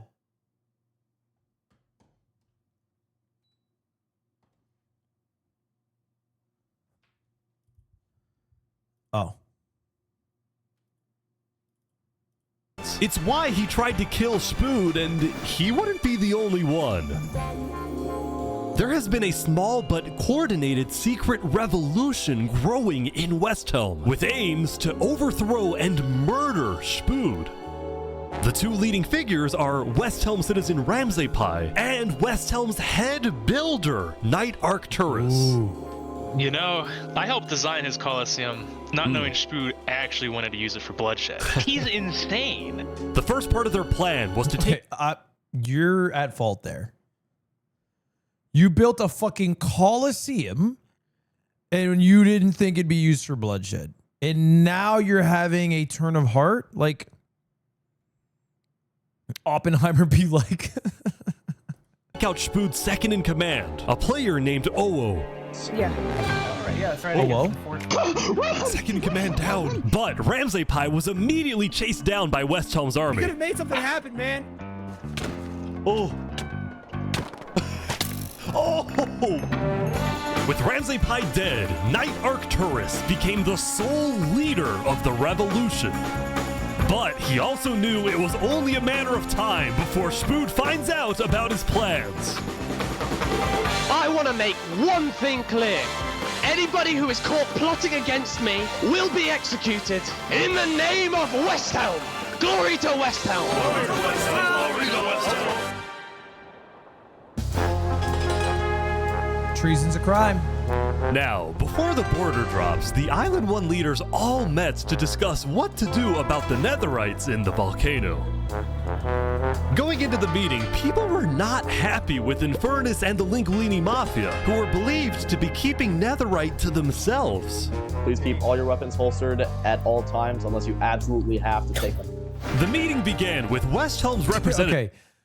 If you say a sentence like, keep your weapons holstered at all times unless you need them, then the rule is dead. I think you need a little more...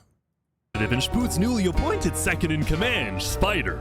We asked if you had netherite, and you lied. You said there was no netherite, that you had looked in it, and that you hadn't found any. Because people were immediately starting to gang up on Infernus, Benji from Elysium tried to keep the peace. Why is it Infernus' job to report on the netherite? There were people literally going into their territory, mine without authorization, and then accuse them of doing something wrong. After some more discussion, Infernus was asked the big question. Will you open up rights to mining underneath the volcano?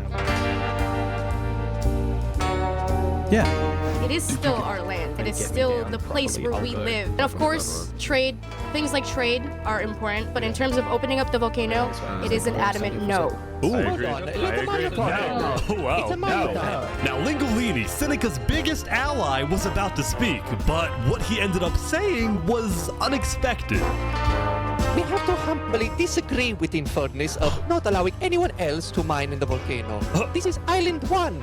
We're all struggling against the nature and everything like that. Shouldn't we all be allowed to mine wherever we please? No. I would think that you had your time with the resources. You have to open them up to the rest of the island because you're just not strong enough to hold them off, and it's too valuable of a resource.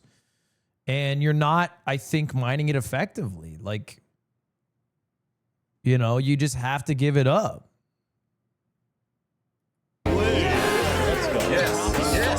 Hell yes. Preach. Soon, people started offering deals to Infernus. I believe we'd be open to give you resources since it is your land. But Seneca still said no.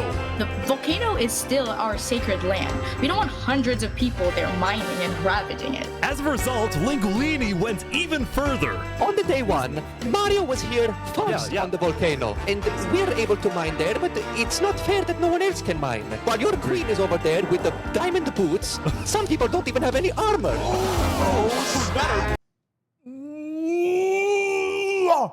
Yup! No better way to appeal to the common man than to point out the hypocrisy. Oh, it's a religious land. Explain the boots. Boots, man. Eventually, people started using scare tactics. That volcano is insanely active right now. It will most likely erupt within the next few days. I doubt it.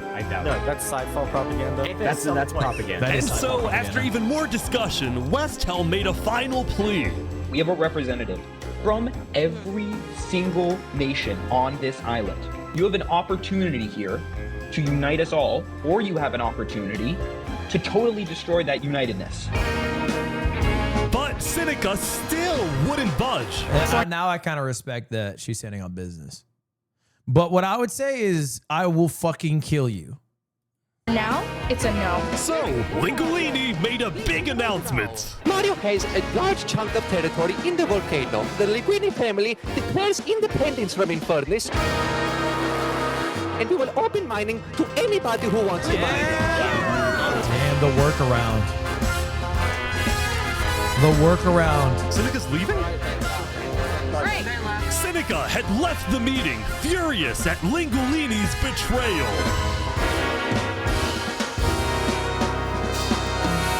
We had a better outcome for this meeting, sure. I'm just doing my business. It makes sense. I think a Lingolini... I think it makes sense for both. I understand why the cult would not want to give up their land. I think that's standing on morals. And I think Lingolini is standing on their morals, which is make fucking money.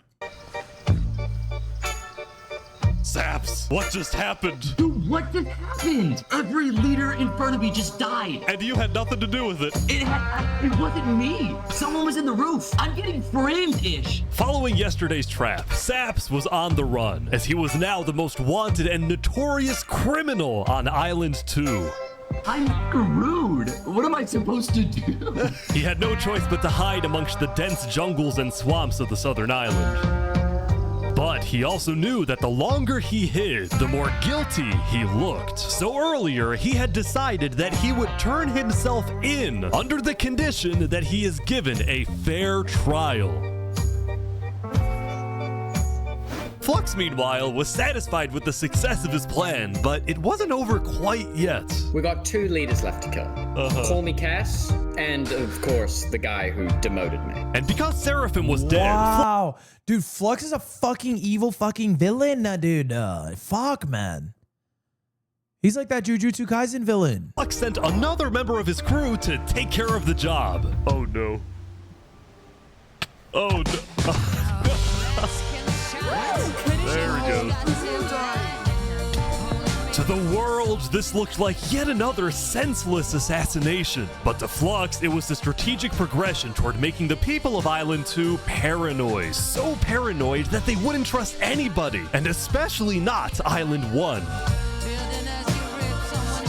In fact, the new leadership of Tricolor was already preparing for Island 1 to invade. I think we should secure our nation, make sure we have plans when... Dude, I don't understand at all what Flux's plan is. It's, well, I guess, fuck, I do get it. It just seems late.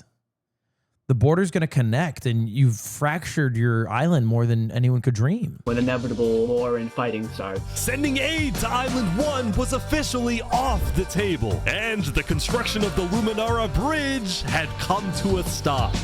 After all these days, Flux's plan was finally working. Now, the Cass Coalition, meanwhile, hosted a diplomatic meeting on Day 6 to try and increase the morale of Island 2 before the border drops, although Cass herself was too scared to attend the meeting. And I am, like, I want to enter, but my members are telling me not to because there was an attempt on my life yesterday. Right. Because Cass was one of the last remaining major leaders. But you're a leader. You do need to show up. You know?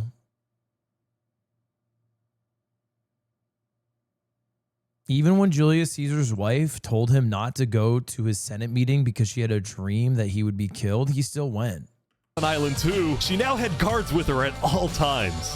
Here, I'll trade you armor. Why? Just want to make sure you guys do not die. Please don't die. That said, everyone would soon be tuning into the trial of Saporada to find But he died. Part of the job. out whether Saps will be freed or executed. Several nations argued over who would get to host the trial, but the Commonwealth ended up winning. We've made this beautiful venue to show the world that the Commonwealth is still the strongest.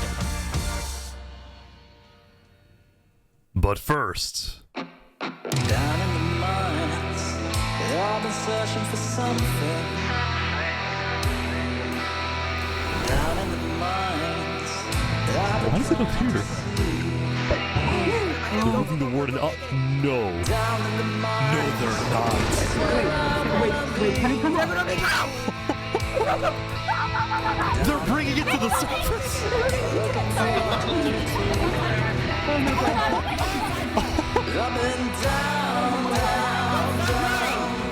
What is the warden?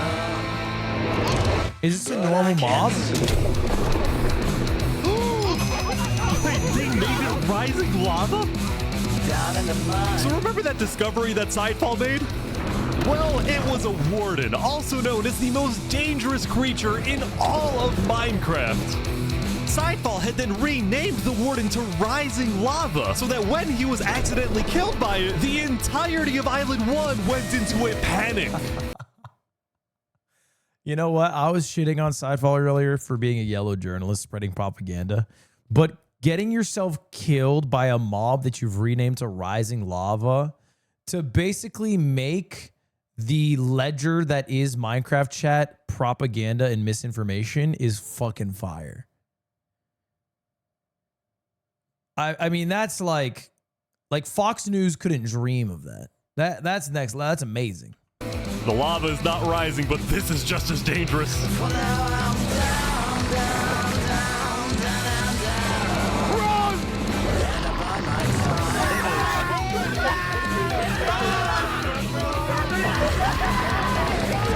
The Warden had been unleashed onto Island 1, going from place to place, terrorizing civilizations.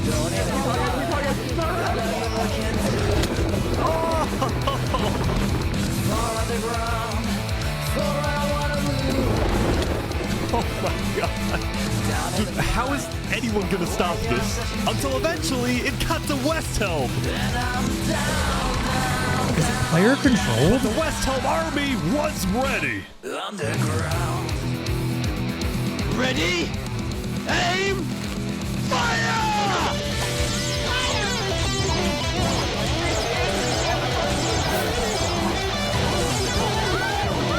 It's blind and attracted to movement.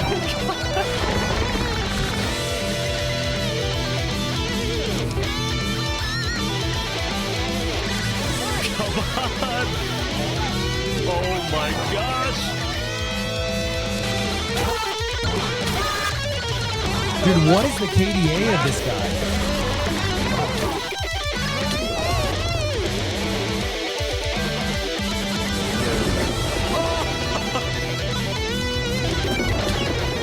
Welcome to West Helm.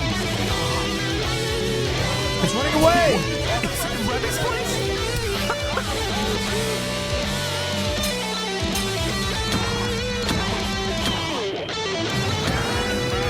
Good strat, Cadastro.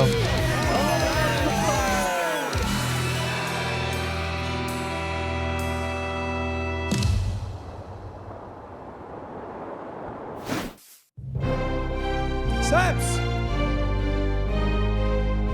The defendant Saporada is accused of 7 counts of murder, including the murder of Joe Field, the murder of Alkaline Alk, and the murder of our very own Coraline. I will hear the prosecution's argument, followed by the defense, and then I shall make my ruling. This is going to be horrible. Or maybe it'll be great in the story form telling, but in real life, this must have sucked.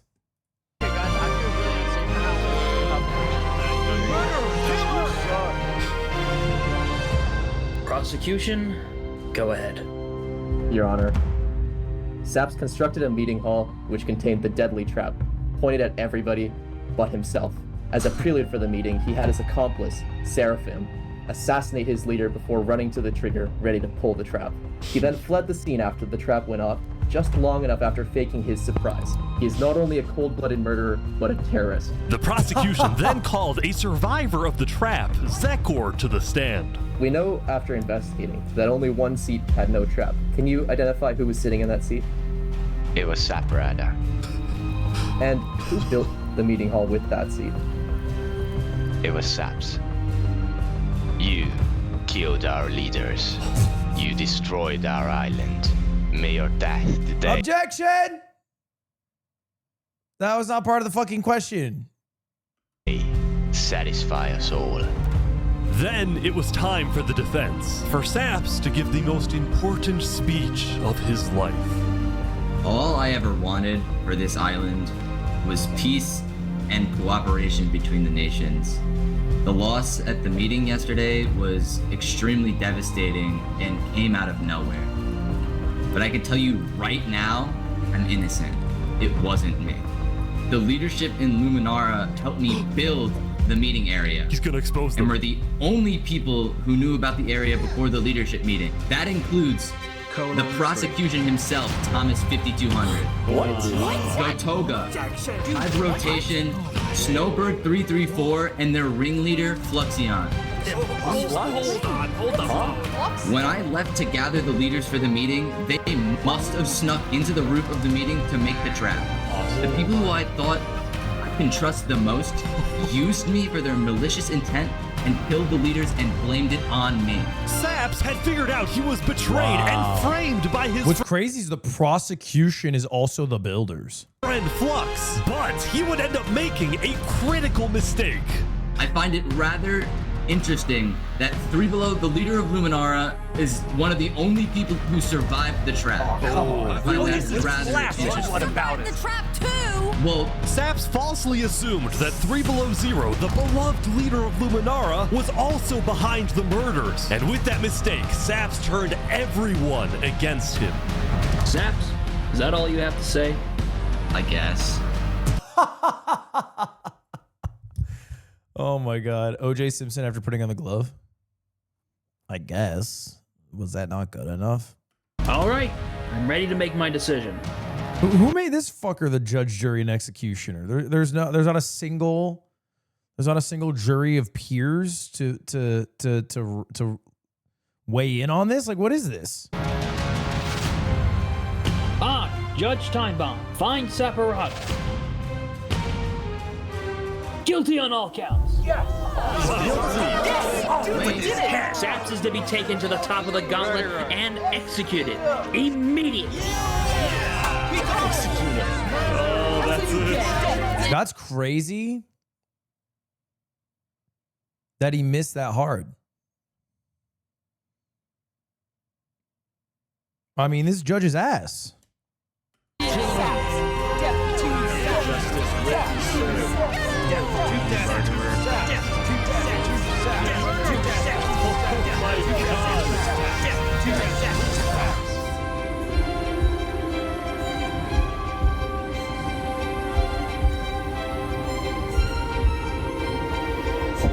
The coolest thing Saps could do is get on that podium and kill himself. Letting everybody know. Wait, is he running? Running's a mistake. No way. No way. Running's a mistake.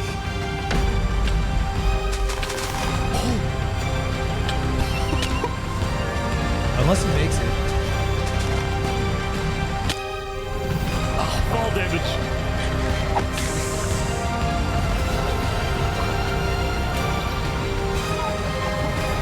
Running's a mistake. Does he make it? Where'd he go? Where'd he go? Bodyguards. He escaped, man. Did he actually get away? You gotta be kidding me. No!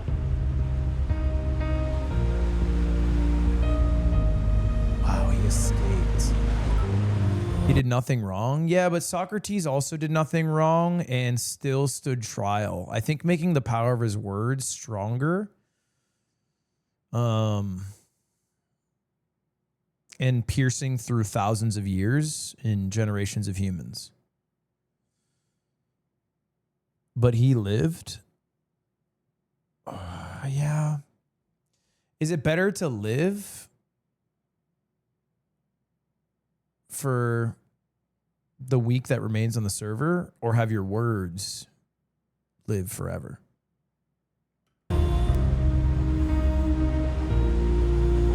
You killed our leaders.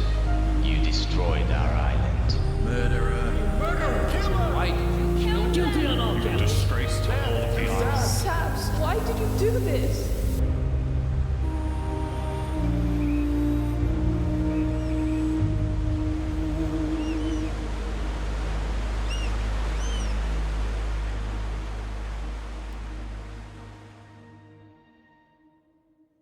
He could go to Island 1 and help them overtake Island 2 for sure.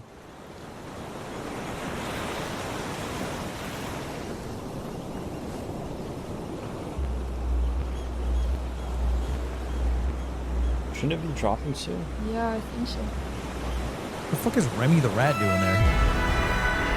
They don't want your food, little bro. It was day 7, which means the border had officially dropped. At first, people were kind of in awe. Whoa, this is beautiful. Going from one island to another after all this time was a major culture shock. Is this Island 1? Whoa. Dude, I was not used to seeing a person's face. And as expected, Island 1 people immediately started taking resources from Island 2. They're taking the sheep. But the flow of resources wasn't all in one direction. Probably gonna take some gravel back to Island 2. We don't have a lot of it. Still, as people from the two islands started meeting for the first time, they were surprisingly friendly to each other. Like these two who made a tunnel connecting the islands from underground. This is amazing! We've linked Island 1 and Island 2. Oh my gosh. For the longest time, Island 2 feared an invasion by They made the Island tunnel. 1. But on day 7, that fear completely disappeared. It became very clear that Island 1 had no interest in war. Instead, they were just happy that they could finally enjoy Island 2 for themselves. The water isn't boiling. That said, at the beginning of day 7, Lingolini made a big decision. He had decided to move out of the volcano and relocate his entire mafia to Island 2. See, this is much more organized than Island 1. After yesterday's Netherite meeting, which got a little heated, Lingolini had legitimate fears that Infernus might seek revenge against him. That's so, fair. hoping to live a more peaceful life, Lingolini went far away and settled in the Cass Coalition.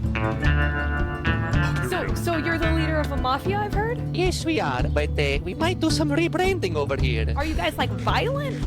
We weren't violent much, but we have done some political talk that has not been taken well, which is the reason why we're here. Sensing potential danger, Cass decided it was best for Lingolini to set up his home outside the Cass Coalition.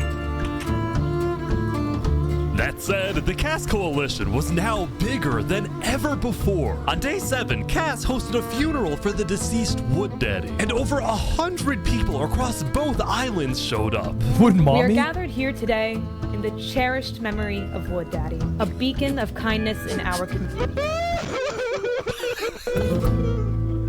While Cass's influence grew, the Commonwealth was in shambles. Good. Saps' trial yesterday was a disaster for the Commonwealth. Island 2 had entrusted the Commonwealth to run the trial of Saps. So when Saps escaped his execution, people lost all faith in the Commonwealth, which at one point was the most powerful civilization in the world. On day 7, most of the Commonwealth leaders resigned, leaving just one player, Sitzkrieg, as the sole ruler of the Commonwealth. We're actively searching for Saps right now. We will restore honor to the Commonwealth. Oh my god, One bro. of Sitzkrieg's biggest goals was to find and kill Saps, but his other big goal was to regrow the Commonwealth's population, which by this point had shrunk by a lot. So he sent out a lot of public invites, especially to the people of Island 1, and it actually did work, until one of the people who moved in was Knight Arcturus, the lead builder of Westhelm, who had to flee from Westhelm because Spood had found out about his secret plans for revolution. Yeah, the Commonwealth is letting us hide out here. So as long as Spood doesn't find us, we should be okay.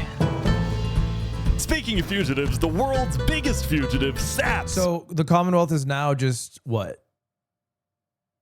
An island of betrayers, murderers, savages. What is this, Australia? Was back to hiding in the jungle after miraculously escaping from his trial, although his spirits were quickly fading. Everyone thinks I'm a murderer. I just don't know what to do anymore. Saps knew that Sitzkrieg and the Commonwealth soon planned to scout the entire southern islands to hunt him down. So on day 7, Saps decided that his best bet was to leave his home island and flee to Island 1. But it wouldn't be so easy. Because the border had just dropped, people were constantly going back and forth between the two islands, which means traveling by sea could be dangerous.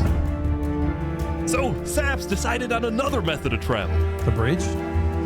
He went to the place where he was least expected.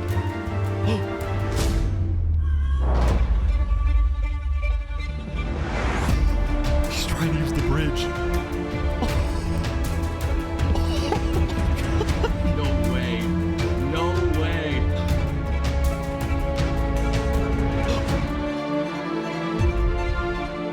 What the heck? What are you doing, bro? Bridge builder when a guy tries to use his bridge. Bro, what are you doing? Island 1. Now, instead of chasing Saps, the Luminara builders instead retreated to inform everyone else that Saps was on his way to Island 1. Saps, meanwhile, quickly sailed the rest of the way to the other island, although what happened next was unexpected. Oh, there he is. Hey, buddy. Whoa. You scared the crap out of me. Am I allowed to touch this water? Yeah, right. Yeah, you know, it's good here. On the south side of the island, it's safe. It turns out earlier, Saps had reached out to a bunch of people on Island 1, offering them 2 stacks of diamonds if they give him a safe place to hide. And out of all people to accept his offer, it was Turntap, the leader of the Covenant, the most feared and militaristic civilization on Island 1. How was the trip? That's a good place to hole up. I ran across the giant bridge that Luminara is building, and like all of Luminara was there. When Saps and Turntap finally arrived at the Covenant, Turntap immediately distributed Saps' diamonds to the Covenant army. But then, in a surprising move, he sent them out on a secret mission.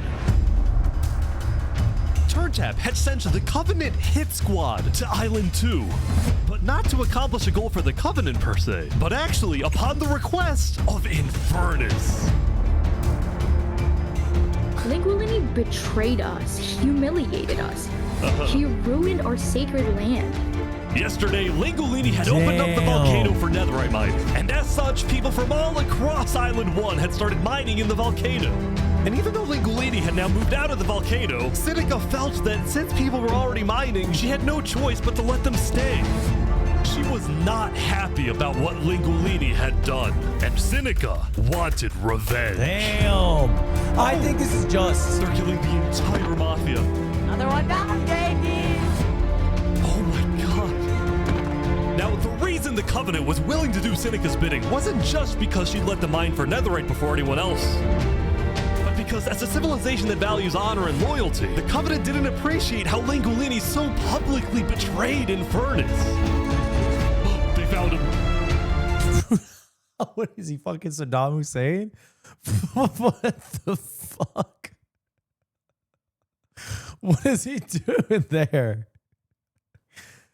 Okay, you know what? I know a lot of people are going to be sad or upset at Sinica putting out a hit on Lingulini.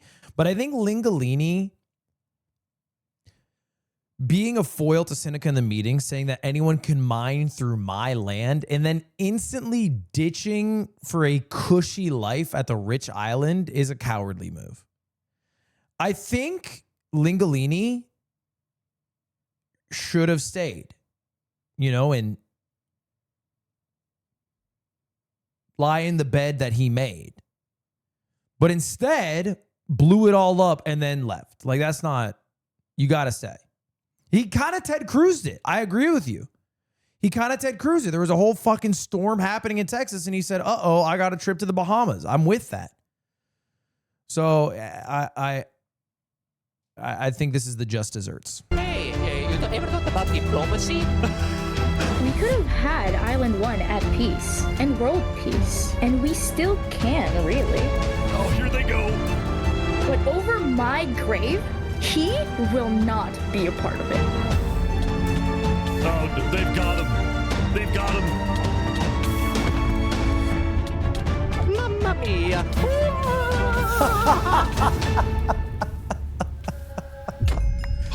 Oh, that's awesome. Lingulini, The bro. Covenant had massacred the Lingulini Mafia. Before anyone could retaliate, the Blue Cross announced they would schedule a hearing, calling on the Covenant to explain what they had done. I don't understand why you would even need to call a meeting. They don't live on the fucking island anymore. Does the Blue Cross now cover killings that happen on other islands? Like, they're overstepping jurisdiction. That was out of state lines.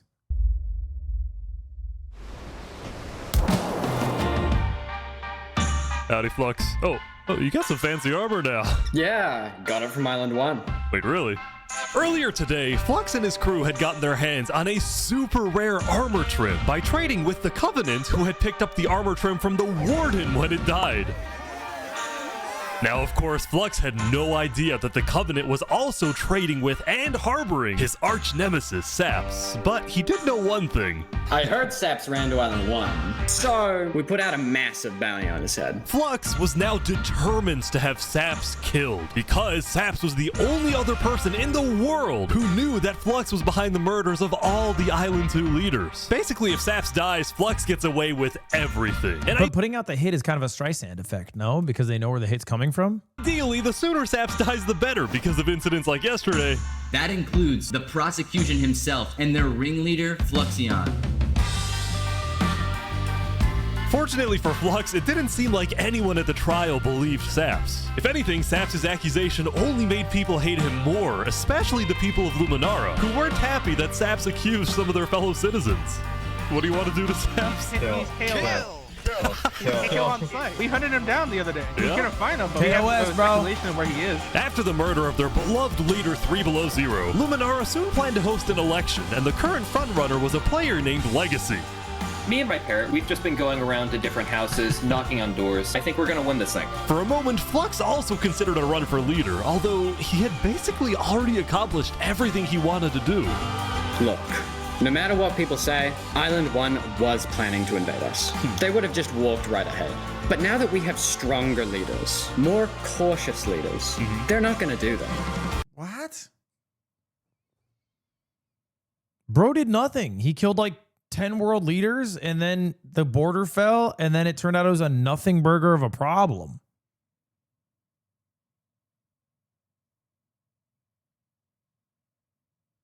Am I crazy?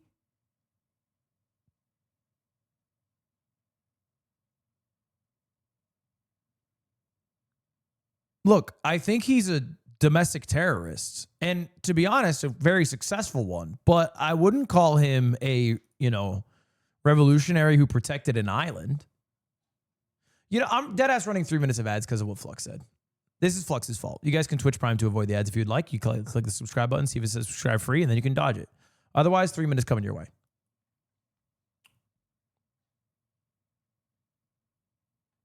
It's Flux's fault, y'all. Flux's fault, y'all. Can't be helped. Thank you very much, DevBoo. The Sacrafts. Awardable Storm. Holden BM. Crack. Christina.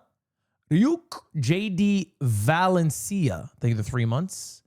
Ailel. Thank you for the prime. Afro Ben Wizboss. Thank you for the prime. Drew Guth. Thank you, Raijin. Thank you for the prime. Appreciate the subs, boys. Flux was right. I don't think Flux was right. Look, I might change my mind later. I haven't finished the movie. Penguin, thank you for the prime. I was warned by someone that there was a hit out for me. BTW, love you, Mr. Wig. Mystic Creatures, thank you for the prime. Good to know. Thank you. Dorito Munch, thank you for the raw tier 1. Appreciate you using your own money. All right. Let me run it. We have world peace. And not because of a bridge, but because of me.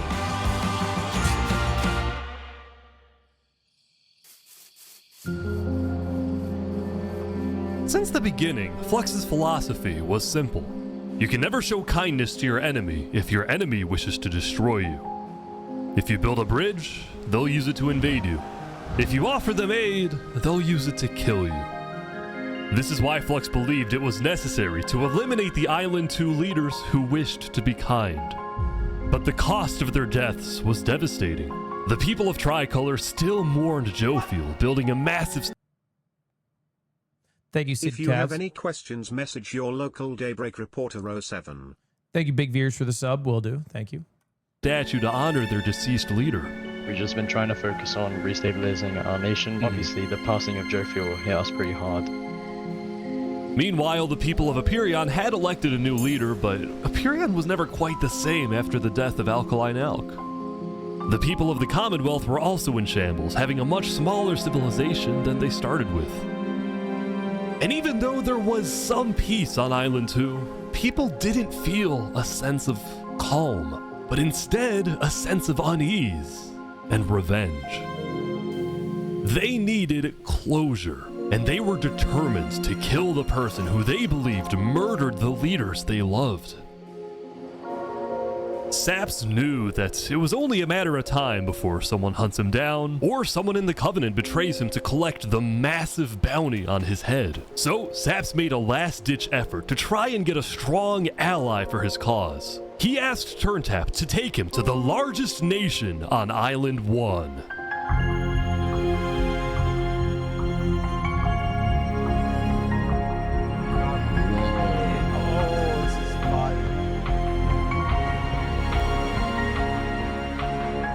But on their way to the West Helm Capitol building, they ran into a citizen of Aperion from Island 2 who recognized Saps. Oh, hey. Is there a problem here? Neutral ground? Uh-oh. Skating on West Helm territory. Uh-oh. Okay. We will walk right in peace. Good call. Made a quick calculation there. That was a quick calculation. Saps and his crew then entered the capital. Can I speak to the glorious leader of West Helm, please? Yeah, I'll go grab him. What is this? The manager at a fucking Carl's Jr.? How the hell is Spoon already on standby like that? Bojo, I think the problem, someone just walks in, they say, "Can I talk to your leader?" And they're like, "Yep, I'll get him. He's in the back." Hello. The Covenant leaders brought me. Can we have a meeting? I'm not gonna lie, Saps. Yeah. You coming to me asking for a meeting after what happened last time, even if it wasn't to do with you. Listen, I just want to talk. What about what? At least explain, because I'm innocent. Saps, I'm sorry. No. Ultimately, Spood rejected Saps' request for a meeting because Spood didn't exactly trust him and had no real reason to help him. So instead, Saps tried another civilization, the Al-Karasina Pirates. Didn't the Al-Karasina Pirates literally kill one of their own members who had a bounty day one?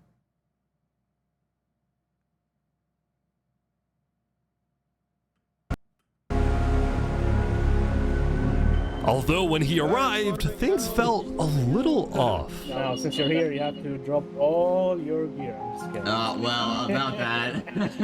Wherever you think is the safer option. At the end of the day, I don't want any of you guys to get killed for something that I'm being framed for, you know? But then, suddenly...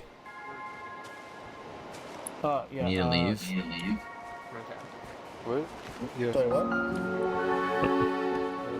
Where's he going? Turntap had realized that the pirates were planning to kill Saps to collect the massive bounty on his head. So he told Saps to run. What's going on? 1 sec. You gotta go back to Covenant, like, immediately. We probably shouldn't have come out here. Now, on their way back to the Covenants, Turntap suddenly started acting suspicious himself. Are we safe? Is everything fine? What's going on? We can go back to Covenant right now. You need to tell me what's going on or I'm not coming with you. Dude, either, like, you can handle this on your own, or, like, just... Here, I'll explain to you on a sec. Just come on. Listen, it's hard to trust people right now, so I'm putting a lot of faith into you. This is so suspicious. As Saps ran, he pondered his choices. Either he puts his life in the hands of Turntap, who may be wanting to kill him and collect the bounty for himself, or he runs away. Now.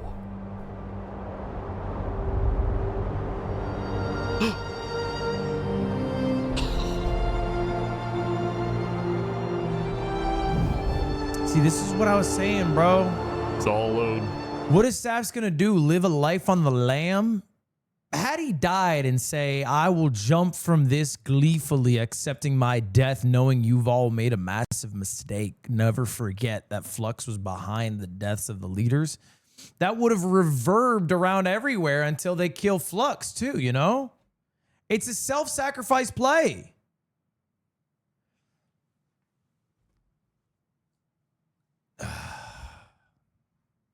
We'll see. Saps then climbed the mountains of Island 1, escaping from the last remaining person he thought he could trust.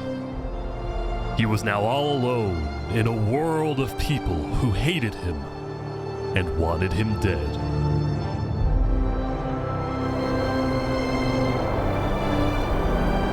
And So he ventured into the snow.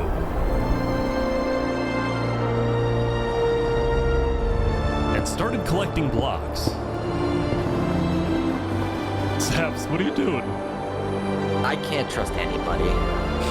Flux won. He completely won. There's just no point anymore.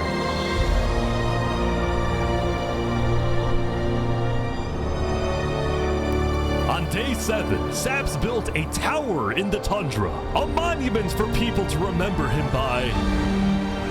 And he planned to jump off.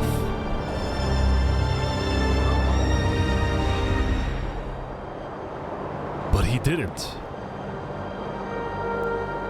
If I have to die, I'm gonna make sure he does too.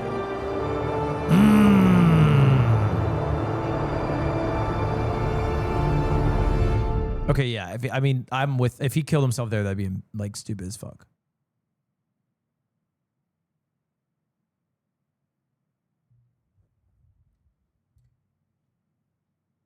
So I'm with this.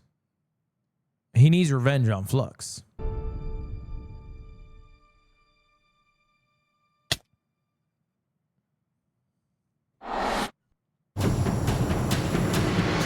Welcome, everyone. Today, we have 2 new prisoners who will fight to the death. Linnet, you are charged with the attempted murder of several innocent West Helm farmers. Remy, you are charged with conspiracy to murder West Helm food supplier Dinosaur. Ready, set, fight! Oh. Here they go. Remy loses this. Look at that swing. Wait, some guy jumped in. The heck? We don't get to jump in. Remy wins? He won. Remy the Rat had won his duel in the Colosseum, and all of his crimes, including the murder of Dinosaurs, were expunged from his record by Emperor Spood himself. W. He was now a legend, and his restaurant became more popular than ever before. He put his head on the floor. Now, it's been a busy few days for Emperor Spood. That's kind of awesome. That's kind of awesome. If Plankton got his way, just having SpongeBob's fucking head at the chum bucket, that's kind of awesome. He was always working on different things. Have you seen our aqueducts? Show me your aqueducts, Spood. Look at it behind you! Look at it! So what's the use of this? I don't really know. What is the point of anything?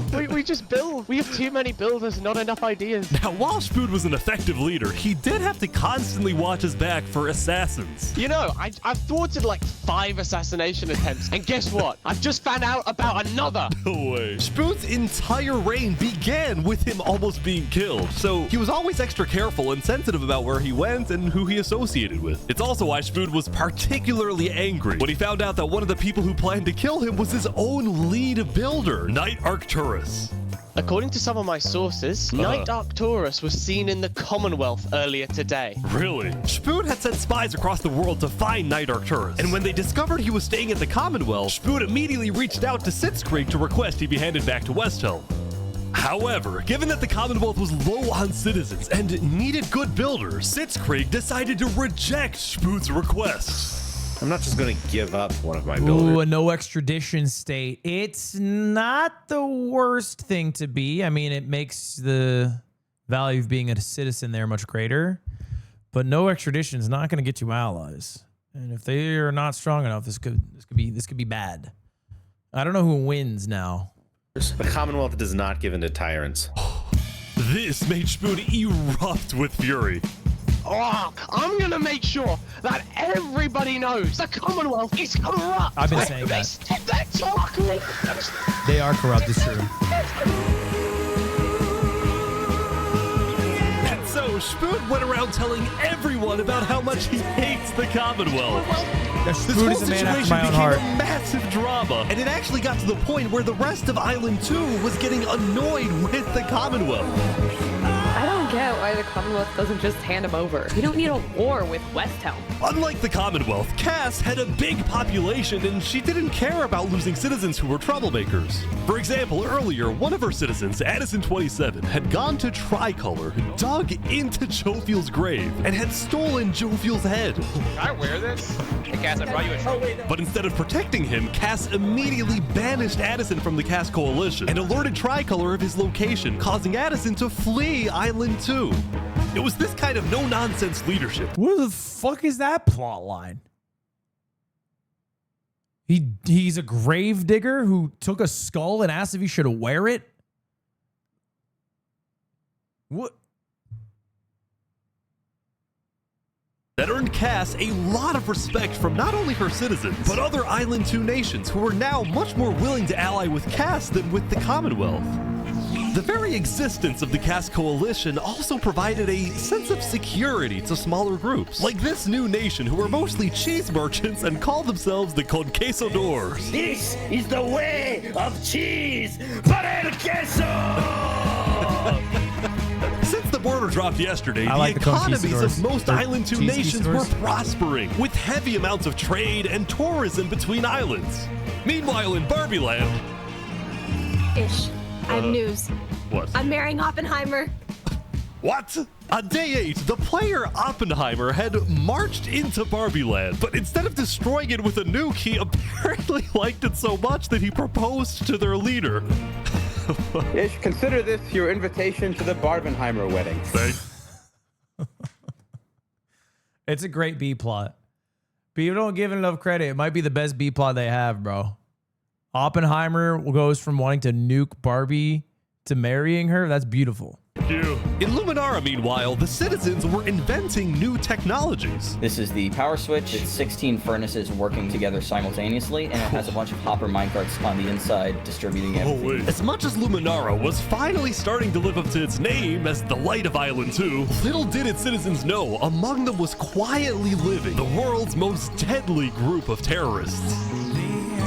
I'm thinking of running in the election tomorrow. Oh yeah? Legacy's pretty popular, but I'm not worried. While it seemed like each of the Island 2 nations had their own separate goals, they were all still united under one mission: to find and kill Saps.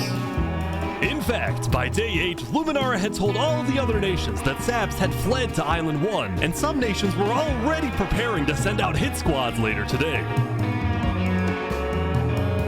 But Island 1, meanwhile, was currently dealing with a whole other political drama: the murder of Lingulini.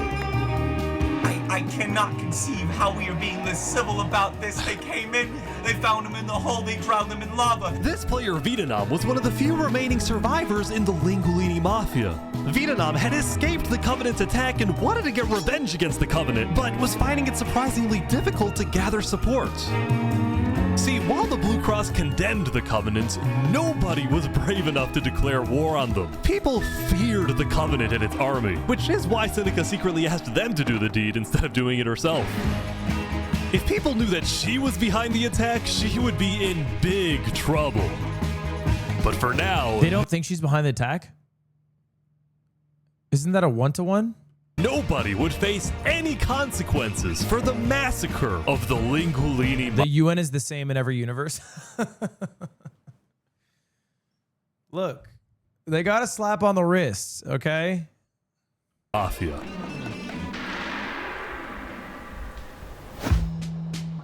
Going back to West Helm, on day 8, Emperor Spood was really only thinking about one thing: how to get revenge against Knight Arcturus. After the Commonwealth rejected Spood's extradition request, Spood's initial reaction was to begin preparing for war. But what made him think twice was his belief that the Commonwealth was a massive nation with probably a big army. Spood also knew that declaring war could risk the entirety of Island 2 coming to the Commonwealth's defense, and maybe launching a counterattack on West Helm.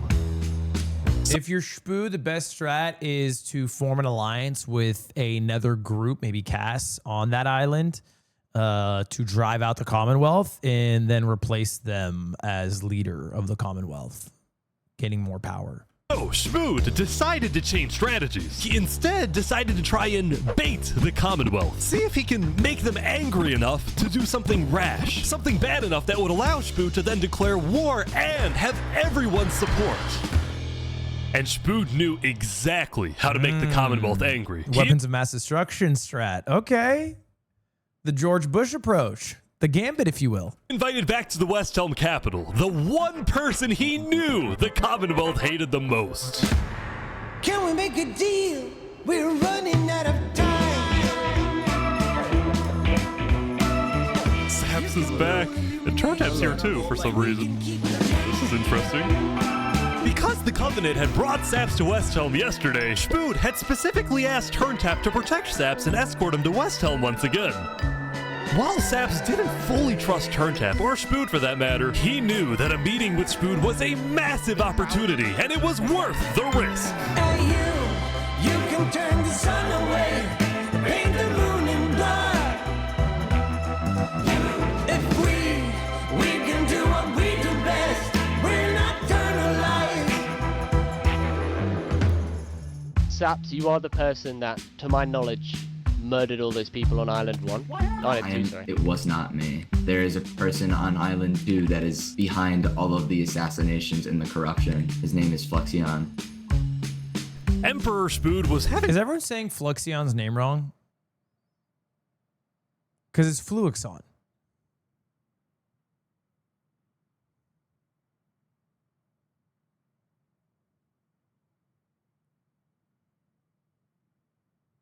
Okay. Just want to make sure I'm on the right page. Trouble believing Saps, but he went along with it for now. Well, it seems like we both have gripes with Island 2. Shmood then proceeded to tell Saps and the Covenant about his feud with the Commonwealth, and how he needed Island 1's support in case a war breaks out. There was just one problem. The Blue Cross Alliance was as good as dead. Infernus had basically left the Alliance after the last meeting, and the Covenant had stopped responding to the Blue Cross because of the Linguini situation. So Shmood decided to take things into his own hands and individually call the big four nations of Island 1. I got you, Fluixon. For a meeting, and he wanted Saps to be there so he could tell the leaders about corruption on Island 2. Now, because of Saps' reputation, Seneca and Benji were hesitant. But as long as the meeting was in a wide open area without a roof, they decided they would go. Oh, so you turned the sun away. How could you be so cruel? Ooh, hey. You wrapped the moon in ice. That's not nice.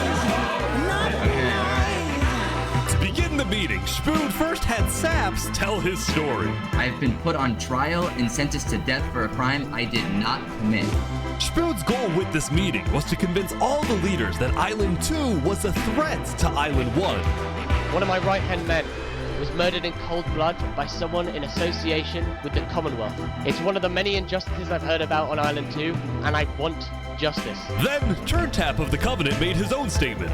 A few days ago, Covenant was approached by Luminara to speak of a potential trade agreement. Legacy AN approached me in regards to Fluxion, the guy who Saps is claiming killed everyone, which I do believe.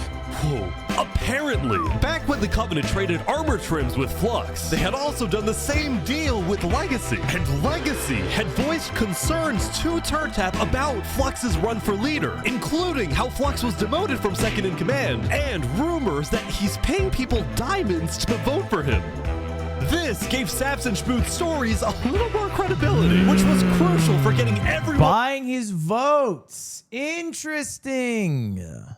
On board with West Helm's military proposal, which was, if any nation from Island 2 attacks Island 1, then the entirety of Island 1 must strike back.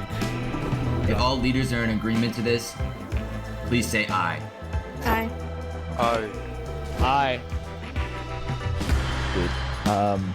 This is for us a problem. Benji was hesitant to join any military alliance because Elysium was the nation of peace, and he knew that his people were opposed to any changes that threatened their peaceful lifestyle. Council might not agree. Do you believe if Saps was at the council meeting, would he potentially have the chance to convince them after telling his story? I think he might. As long as Saps agrees, it's up to you. Why do you need these Elysium farmers and your war? Who cares, bro? Let the hippies farm grass or wheat or whatever they want. Smoke pot. You don't need them in the fight, bro. You got Spood. You got Seneca. You're good. I mean, yeah. Saps and a few of the others then won. Farmers are strong. I know, bro. I've watched Hunger Games. I'm just saying. I think you get through this without it. To Elysium on a mission to reunite Island 1. They made NATO? Yeah. I mean, I think Spood forced NATO by getting Saps to convince everyone and is now going to provoke an attack so he can really use NATO. I mean, they're really doing war like modern war. This is not like old war. Old war is like you just fucking run up and start murdering, pillaging. Like you don't need a reason to go to war. You just go to damn war.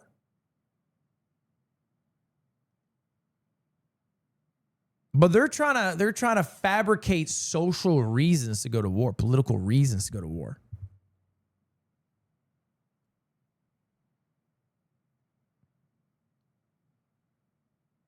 What's false?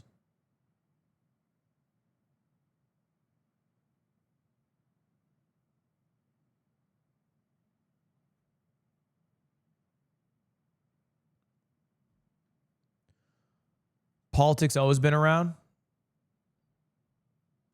Yeah, but back in the damn day, you just fucking fight, bro. You gang up your cons or your Vikings, and you just fucking start cruising, bro. You just start cruising for a bruising.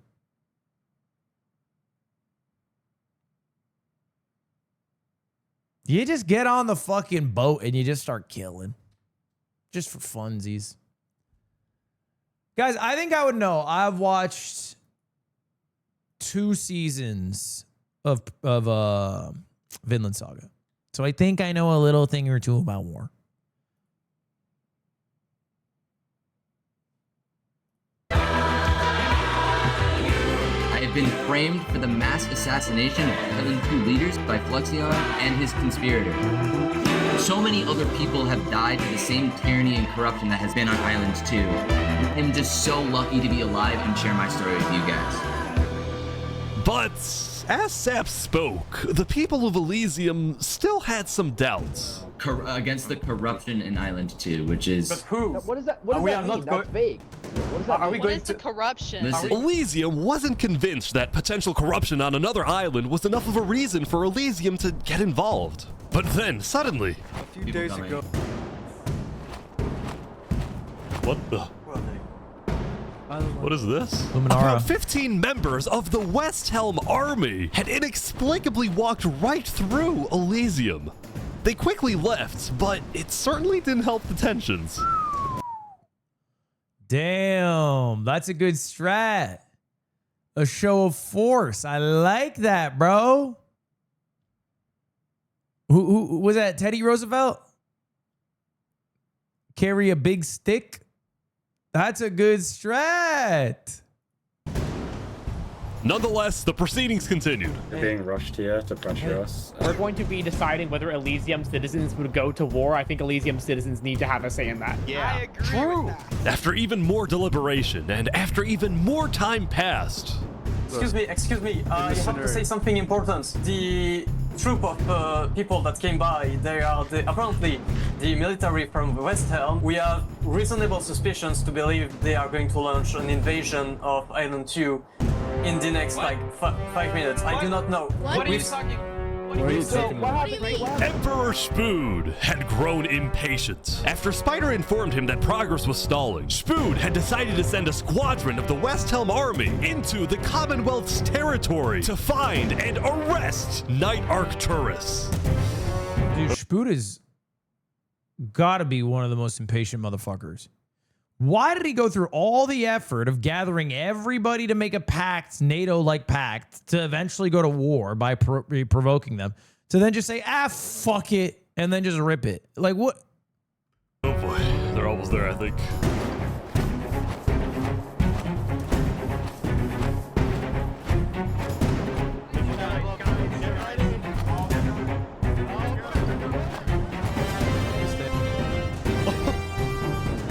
fellow Ben. We are here peacefully. We're simply looking for a man by the name of Knight_Arcturus. Alright. We don't have him. We do not know where he's at. We have not seen him. Wow. I love the groan. This Arcturus guy is being a fucking blight on my day. No, if we had. We don't have him. Where are they going? Is that it? With their first plan failing, West Helm went to plan B. Shield wall, shield wall. What the? What's happening, guys? They're forming a shield wall. They're forming a shield wall outside. Everyone leave. We're getting out of here. Yeah. Alright. Everyone bail, bail. The West Helm Squadron had successfully intimidated the Commonwealth leadership into fleeing their own nation. Damn pathetic, bro. The Commonwealth is such pussies, bro. God damn, they folded under pressure from shield. Not sword. Shield. West Helm then went around, searching every house, every mine, every crevice of the Commonwealth. But ultimately, Knight Arcturus was nowhere to be found.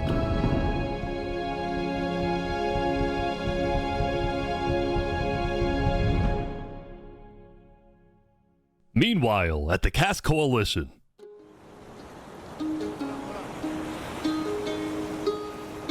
Hey, can I run something by you real quick? Yeah. You know how everyone's trying to kill Saps? Is that Buggy the Clown? Because of what he did? And then during his trial, he was all like, Luminara was behind this. Luminara built the trap. The leadership in Luminara helped me build the meeting area. That includes the prosecution himself, Thomas 5200, and their ringleader, Fluxion. So, I was sailing past Saps' place a few days ago. God, this dude is digging. Or what? Oh.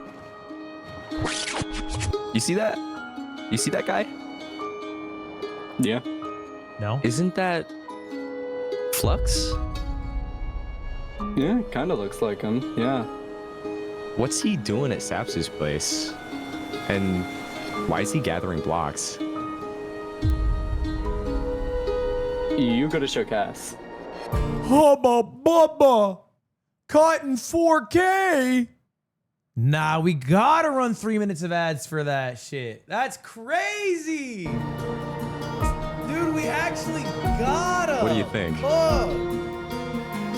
Interesting.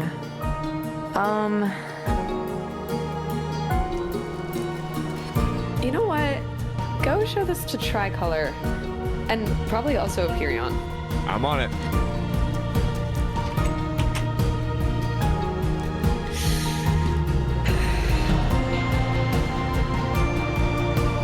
A citizen of the Cask Coalition had been reviewing his old video footage when he happened to notice Flux digging for sand, a prevalent material in Saps' roof. On its own, this wasn't the best evidence. But for some there's people, smoke, there's fire. It did raise some questions. I like the way Ish talk. Many people in chat might not know that when I run 3 minutes of ads, although it interrupts the program, it can be prevented. With 3 clicks of a button, you can find yourself at the Twitch Prime page.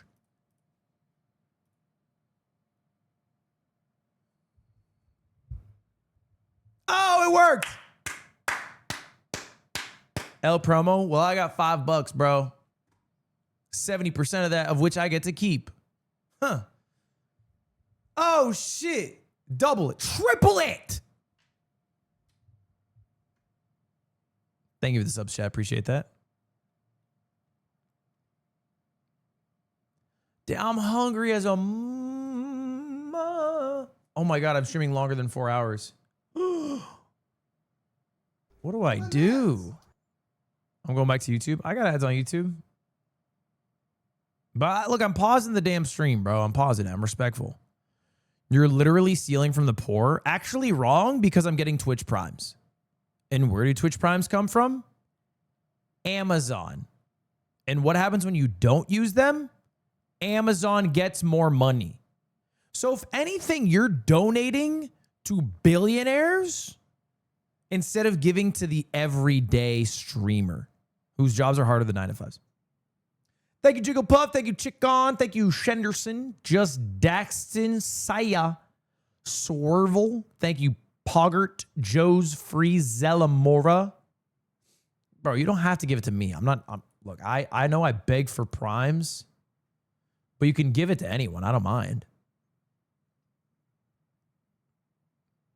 I'm not like specifically saying it's got to go to me. Just use them. Don't be foolish and use them.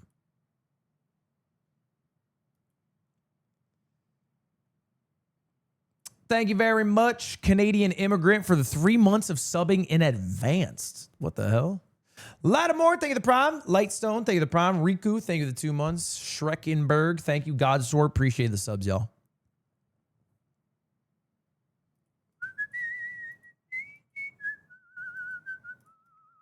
All right, how much we got left? 50 minutes. A little under 50. That's not bad.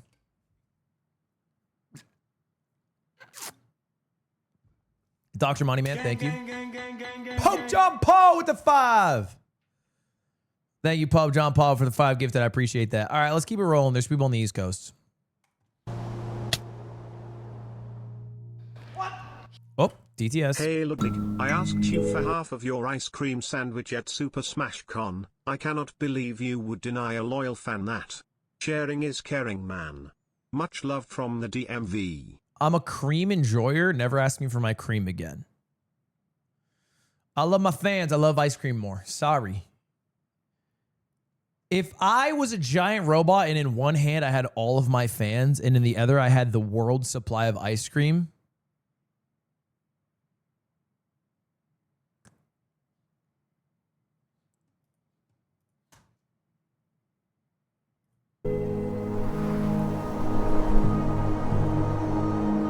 yesterday, I mush it together, get a new flavor, call that Holus.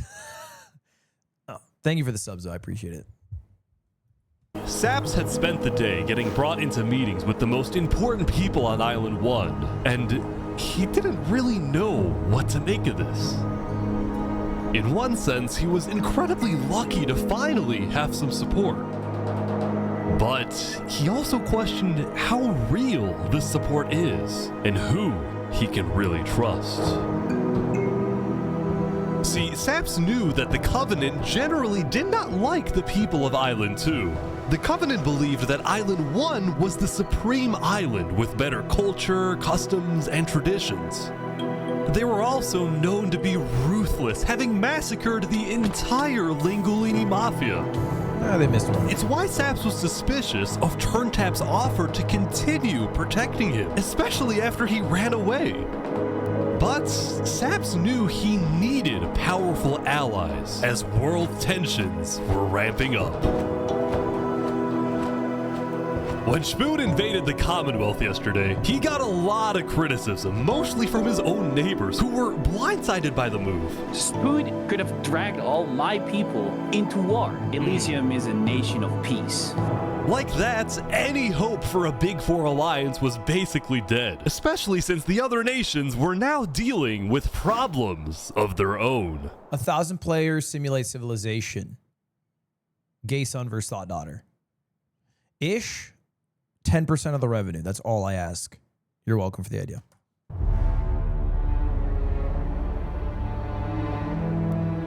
Earlier yesterday, Queen Sinica had found out that Elysium's newspaper, Daybreak Media, had somehow found out that she had directed the Covenant to kill Lingolini. Daybreak with another breaking news story. You gotta love journalism. Phenomenal journalism.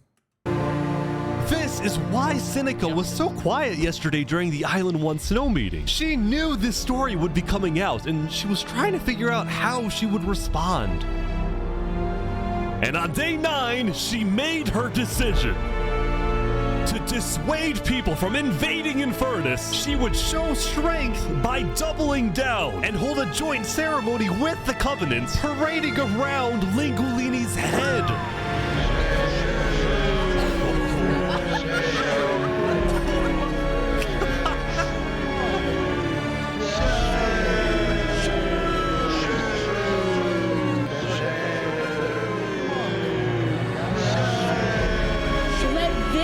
Be a lesson. Shame to those who disrespect our volcano.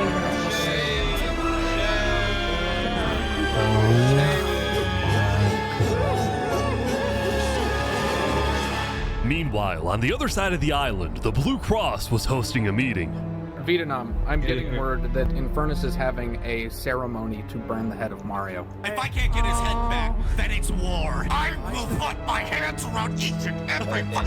The leaders and representatives then decided that Infernus needed to be punished. Dude, I like the one person saying we're going to war. Brother, that's not war.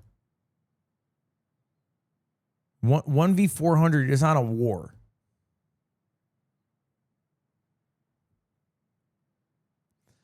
I think the Blue Cross is a corrupt organization.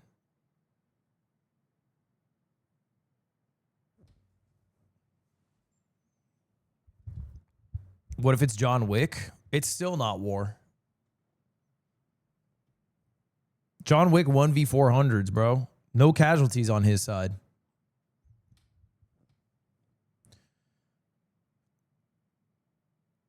I think the Blue Cross is a spineless, altruistic organization which likes to give out rulings, but doesn't have the power to back it up. Spicy Duck, thank you, the Prime.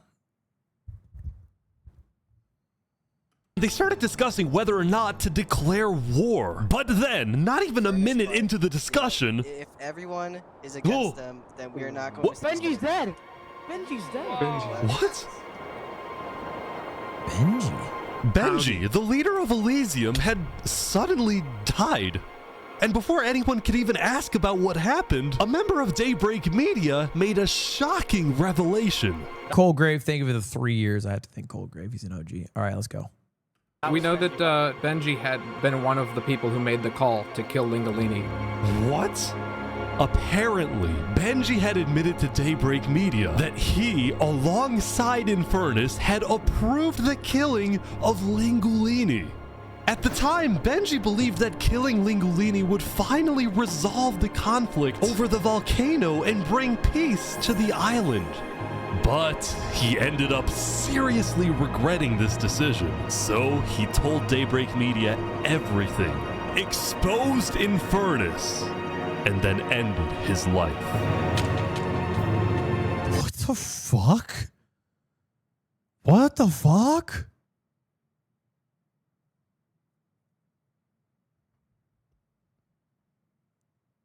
That's not what I said to do at all.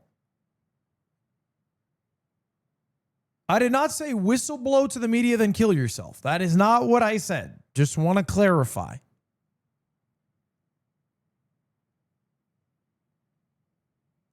That's not a Socrates moment. No leader has done that.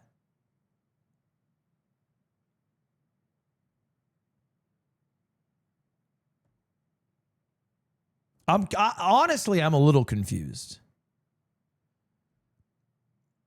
I'm a little confused of how Benji even came to the conclusion that Lingolini dying would bring peace. That also doesn't make that much sense to me. And I'm confused the value that is death will provide. It won't help. He released the list, then killed himself. So what is this? Fucking Epstein good ending? What are you saying? What are you trying to say here? He felt he had failed his people. Yeah, but if you feel you failed your people, you step down as a leader and you spend a life serving, hoping to regain their trust. You know, they could still use farmers and builders. I don't think I agree with the decision. Can I say that? I just don't agree with the decision.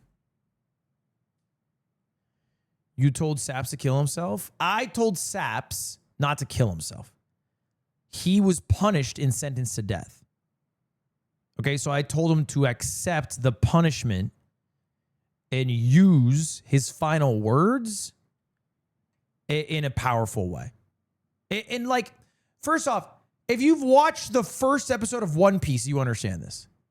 Gold D. Roger technically killed himself. Okay? But his final words sent into motion a revolution that changed the world. And I think Saps could have done the same thing. That's all I'm saying. That's not spoilers. It's the fucking intro to the first episode. It's the intro to the first episode.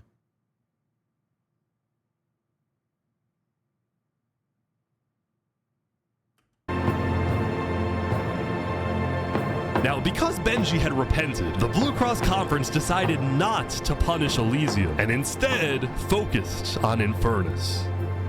I don't know about war. Yeah, you know what's funny is they focus on Infernus, they ignore Elysium, and guess who they also ignore? The Covenant. Oh, curious. Maybe a trial? Give Infernus a chance to tell their side.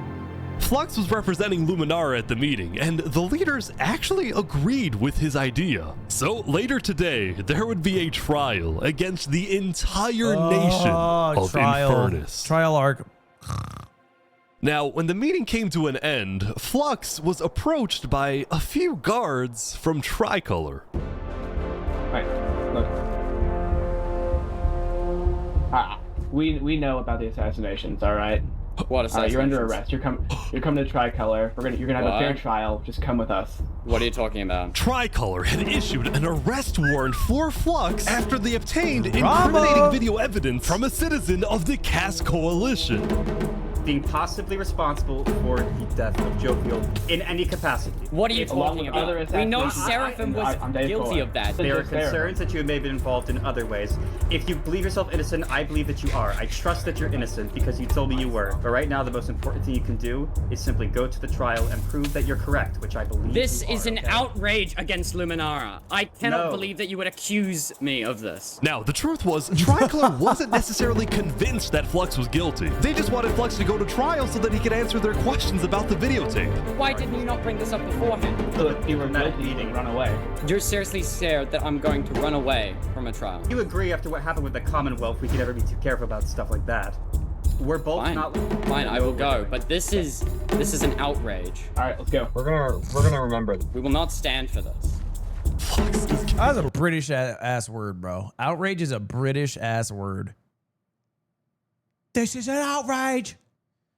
That's it. We don't drop that in America. It's not a common. This is an outrage. Arrested by Tricolor.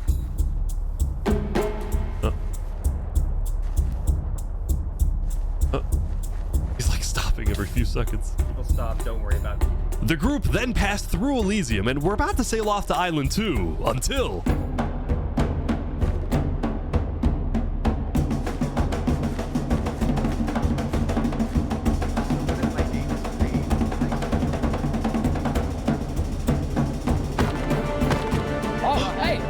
Hey, what is this? What? Wait, Flux is getting away? It turned out Flux had secretly told a member of his own crew to come and attack him so that he could run away from his arrest without looking guilty.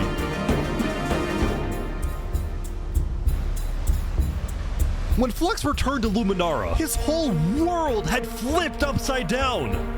He believed he had covered all his tracks, that he had gotten away with everything.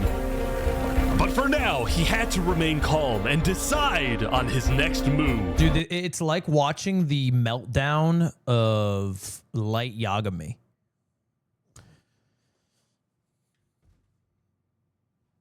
It's genius plays, but he'll never give up. The ego will take him to his bitter end.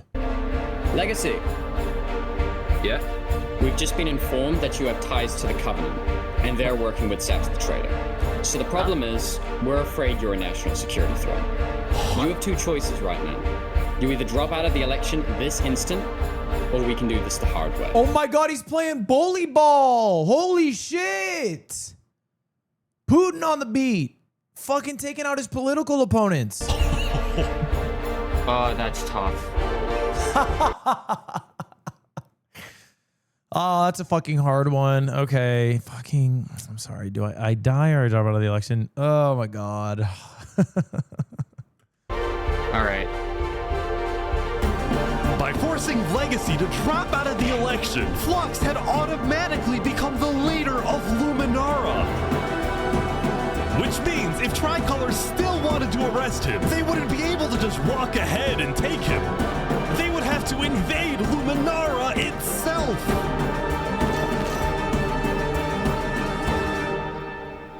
Wow.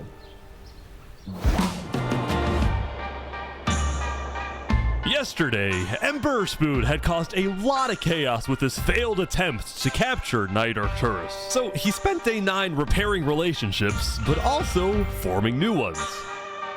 For example, earlier, Spood had received a message from a player named Addison27 who wanted to sell Jovial's head in exchange for netherite. Spood accepted the deal, gave Addison a place to meet him at, but then he gave Addison's location straight to Tricolor. Armor. Uh-oh. Uh-oh. Show us the head. Yeah, there it is. Oh, no. Give it right now. I got it.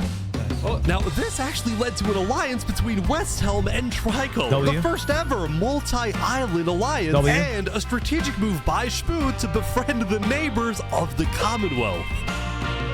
Later, Spood also visited the Covenant after he heard about some civil unrest going on. So they all just left, just like that?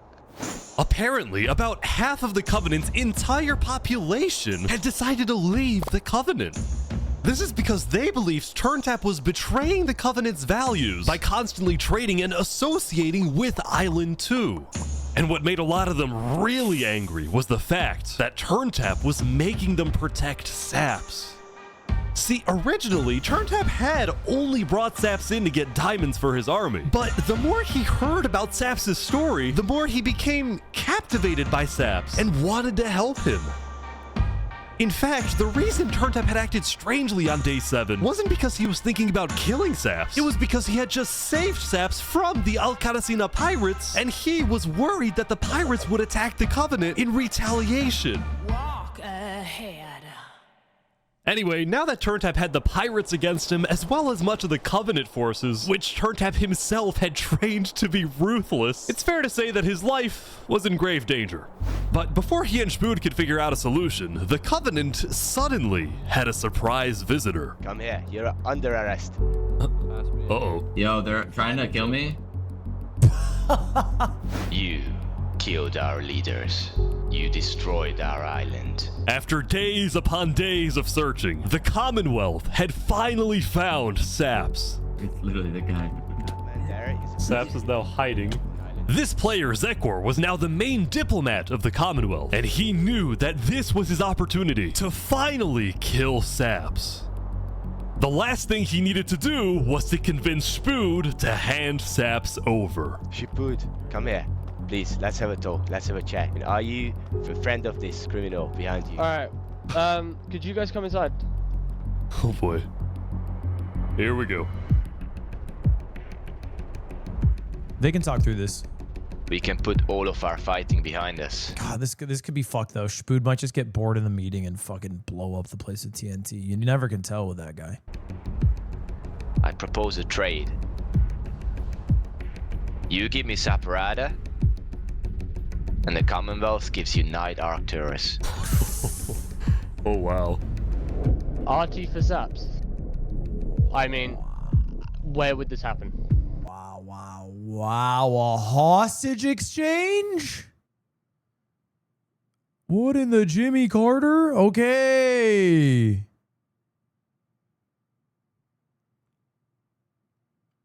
I mean, I don't think it's a Luca trade. For Spood's sake, it's a good trade. You can let us take Saparada now. And then We can kill Arcturus for you. No, don't kill him. He needs to fight in the Colosseum. Alright, we can make that work as well. Wait, so you're saying you know where he is? It's interesting because Sitzkrieg said he didn't. Okay. We don't have him. We do not know where he's at. Look, he comes back every now and then. We'll find him. Really? Is that so? Why would I lie? Because it sounds like you're lying, to be honest. I mean, it sounds like it. Let's move on the why, and let's just talk about the it sounds like it. So you'll find him for me. Spood, don't do this. I can't take Saps, bro. I can't take Saps' delivery, man. That shit kills me.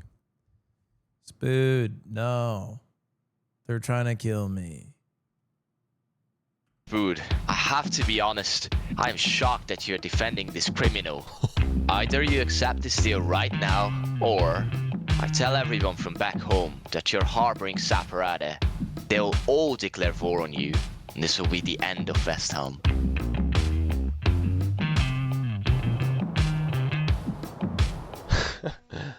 So, just to make the terms of this deal very clear, because I want to be accurate, you expect me to give up an innocent man in exchange for a terrorist?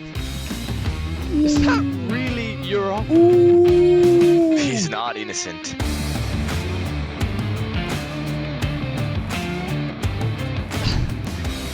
Alright.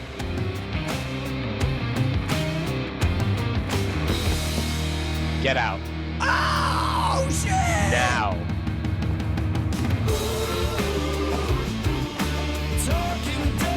Damn! Aura. Damn, bro! Can I give you my Sap impression? Thank you, Spood. I appreciate that.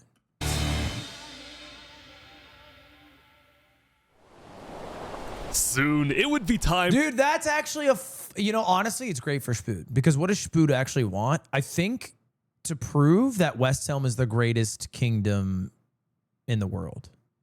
He wants to go to war. He's been trying. He has a pact with Tricolor. He has a pact with the other nations on his island. Like, the fuck, respectfully. Okay? And I've been very nice to the Commonwealth all day. The fuck the Commonwealth gonna do? For the trial of Infernus, which had become a very anticipated event because Seneca had told everyone that she actually planned to attend. As such, Turntap would be there to help her, which meant Saps also had to go. He wanted the Covenant's protection, which would actually come in handy. What? Saps getting attacked. Oh no. Oh boy, Sap's getting attacked again. The attacker was taken out immediately by the Covenant, but this led to another problem. We need to know whether we should keep Infernus in the area. We are worried about assassinations. We're not going in a building, we're having this outside. Seneca and the rest of Infernus had arrived, but were refusing to enter the courthouse because of safety concerns. Infernus is saying outside or nothing. I mean, I think that's fair. I think that's fair. I respect the decision. There was an assassination attempt within seconds. It's a reasonable request. They're not going in. And as expected, people were quickly becoming impatient. I have to stand here for 5 more minutes. I'm gonna blow my hair out. Let's come inside. Blow your hair out? What are you, fucking Brazilian? These people don't have the ability to come in this building. The trial hadn't even begun and things were already out of control. And then... Someone's setting up dripstone.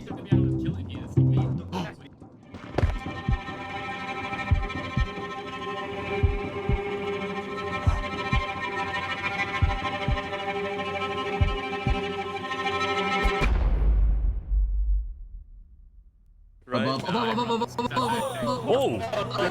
Oh my god, Turntap tanked the shot. Oh my god. I thought it was outside or nothing. What are they doing inside?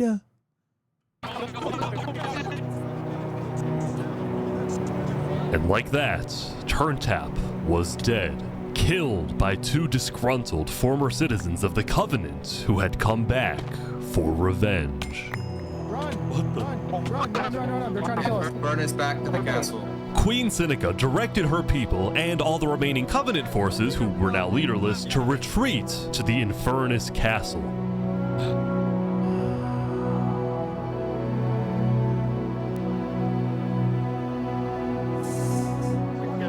Both Infernus and the Covenant were eventually found guilty of murdering the Lingolini Mafia.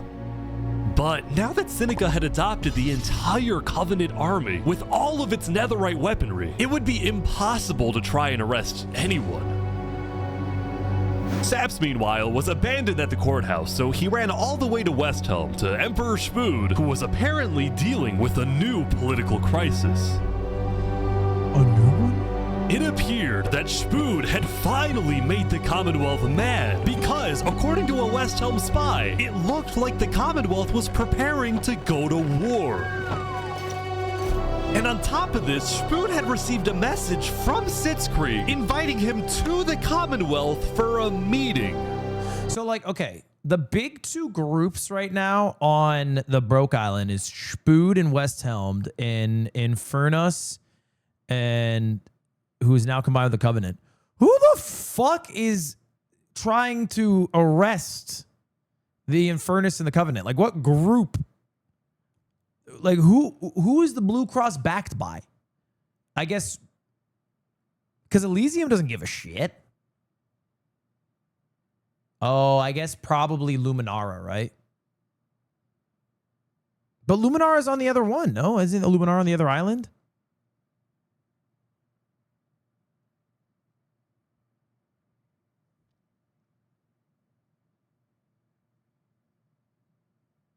Yo, who the fuck is Blue Cross, bro?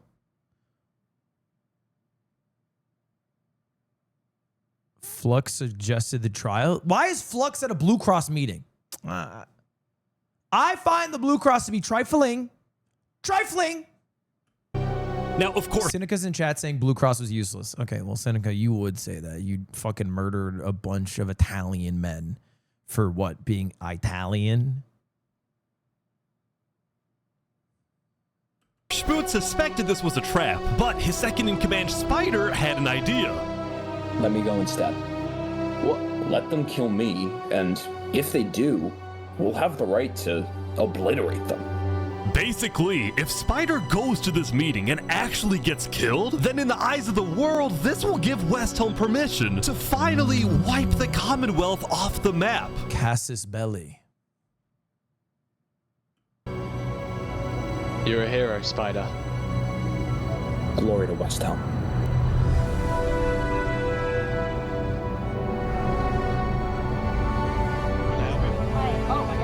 These guys are all waiting for something to happen.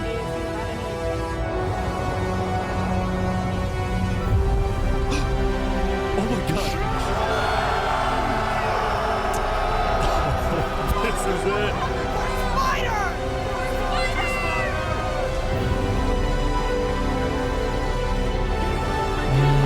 I don't love their strat here. I like the Westhelm siege and I like the reasoning, but you got the reasoning to gain support. Why not go to Tricolor? Why not go to Infernus? Why not add to your rank and file? It seems,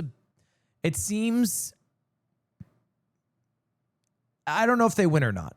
I think they might lose this battle. The percentage doesn't seem 100. It seems they've made a bit of a, what's that word? They got a bit ahead of themselves, I think. I hope they didn't let Spider's death go in vain.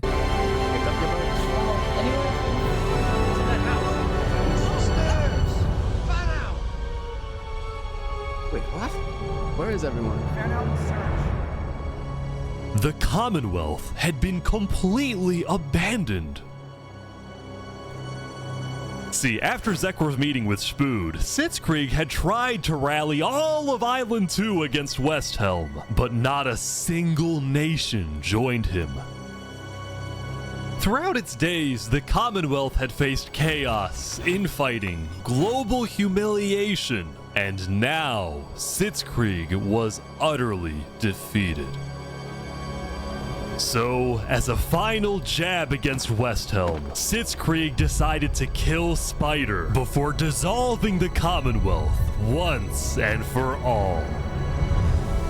Sitzkrieg and his remaining citizens then decided to pack up and relocate to the one place in the world that Westhelm wouldn't be able to infiltrate.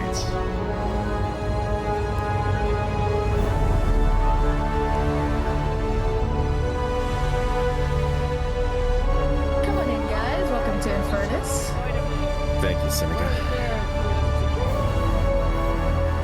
There are so many people.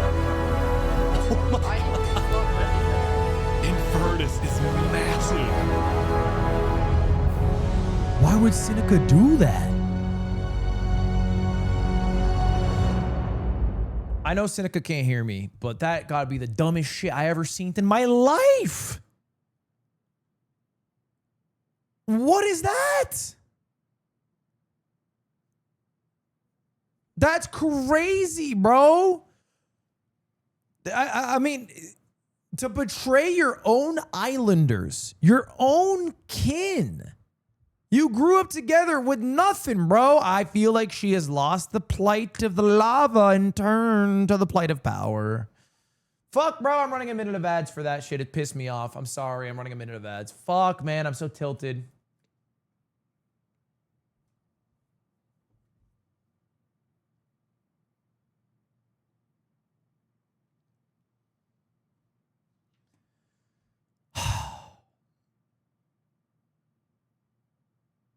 Isn't it funny that Seneca was the one in the meeting saying, let nobody mine my shaft? And Lingalini, the one who opened it up, was murdered for saying, let's open it up. And now she opens it up not only to other islanders, but to people from the rich island. Makes me fucking laugh.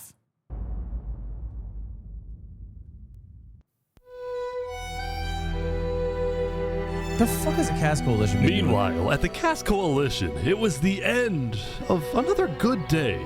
The farmers had produced plentiful crops, the businesses had made lots of sales, and there was even a birthday party. But while her people were happy, Cass knew. What did Tim do? Tim, what did you do? Prime sucking demon always finds a way. Me Boomba. Tim, what did you do?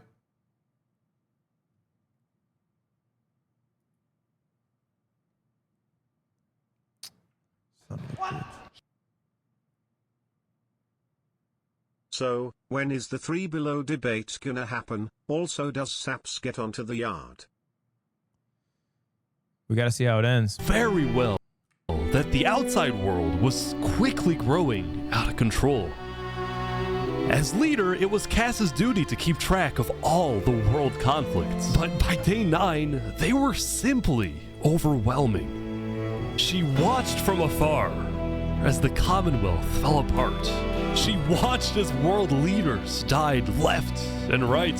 She watched Infernus avoid justice by blocking themselves off, with Netherite at their defense, as well as the volcano's sheer height. Yet despite all the turmoil, Cass spent most of the day trying to solve what was now the world's biggest mystery. Who had really murdered all the Island 2 leaders?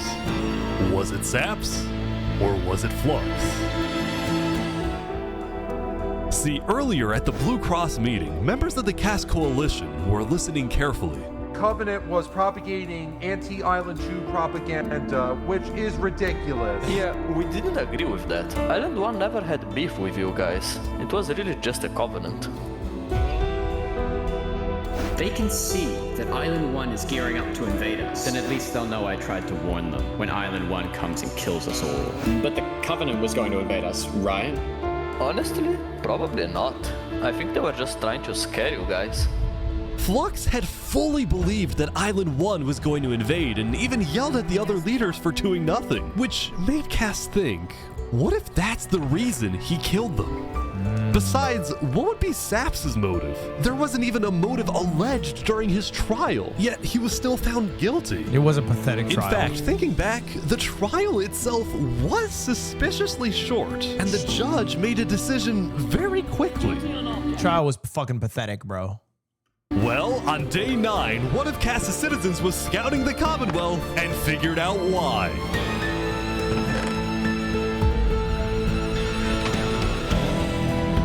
Flux had bribed the judge to ensure Saps was found guilty. When Cass discovered this, she immediately called for a meeting with local leaders. It's been Flux this whole time. I'm so mad. He needs to die. I never thought I'd say this, but you have my permission to invade Luminara. Okay, I'll tell my guys to prepare for battle. No, there won't be a battle. We go in, we take him out, we leave. Got it? An assassination. All right, first thing tomorrow.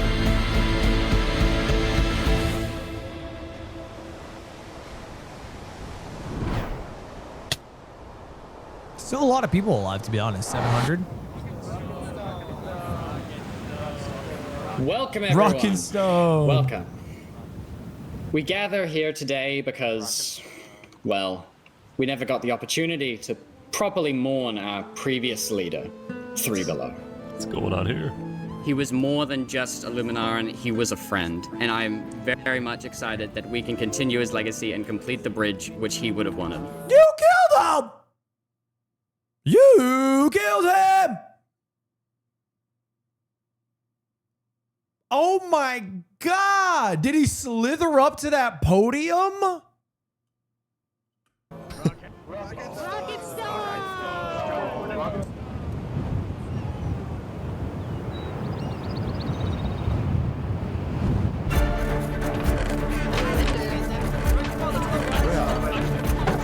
All right, let's go, let's go. And so, the Cass Coalition set off on their mission to kill Flux once and for all. On the way, Cass stopped at Aperion to rally their people. We've found the person responsible for the multiple leader assassinations, including the assassination of your own president. Are we ready to fight? Dude, Aperion's still using iron armor. I can't. This is the equivalent of being from Rhode Island. Oh my God. I'm sorry, bro. How are you an Aperion member? That's crazy. That's crazy. For Luminara and for justice. The plan was simple. Aperion would invade Luminara from the south. They're poor. They live on the rich island. They have for 9 days. At some time, you have to say, it's not about the money. Did he just say the plan is simple? The plan was simple. Copyright strike incoming. Sorry-ish. I'm getting the revenue, buddy. That's my phrase. Aperion would invade Luminara from the south, while the Cass Coalition approaches from the sea so that Flux can't escape. I like that. That's a good strat. This is a good strat right here. That's Napoleon shit right there. And I just, Oh, they're here. They're here. Oh, look. Flux is running. Oh. They're after him. Surrender, Flux! I don't want to do this! Oh! Okay, wait. Surrender! Okay, surrender. I'm not moving. Flux was under the arrest, killing Jag, Alki, members of Tricolor, and leader of Commonwealth. This is an outrage!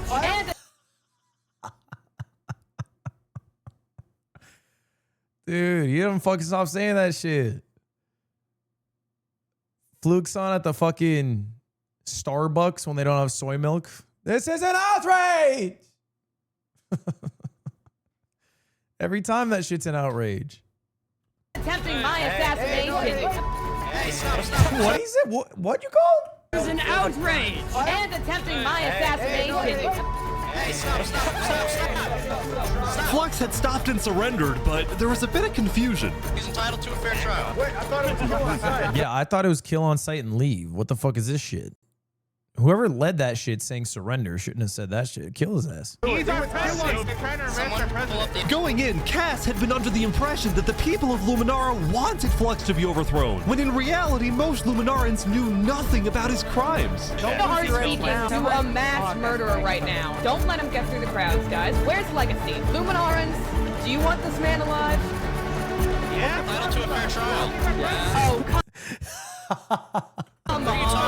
Alive? Yeah. Entitled to a fair trial. Yeah. Oh, come What are you talking about? Dude, that's probably the best audio from this whole thing.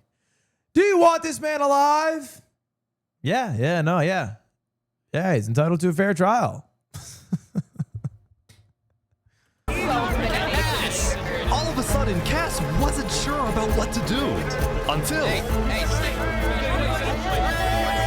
Oh, he's running. He's running.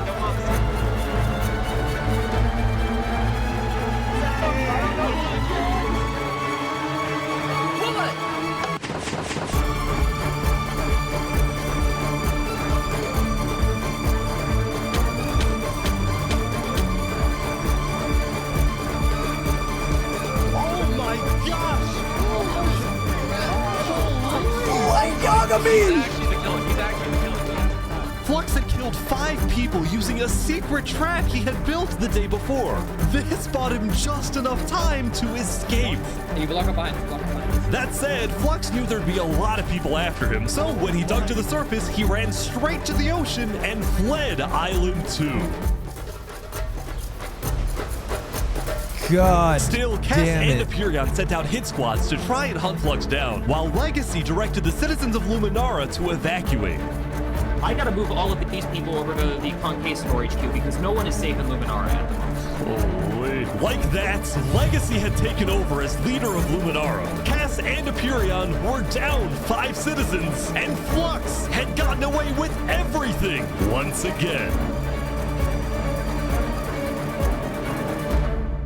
Dude, Cass choked. Okay. Whoa. Unless. Is he about to say, or did he? Or so he thought.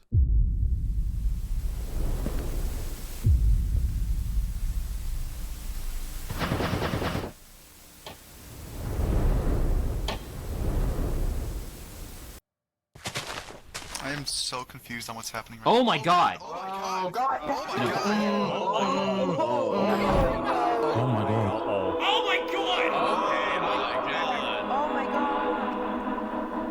When Flux's trap went off, the rest of the world had a lot of questions. Was that in Luminara? That was Flux? Wait, Flux killed those people? Yeah.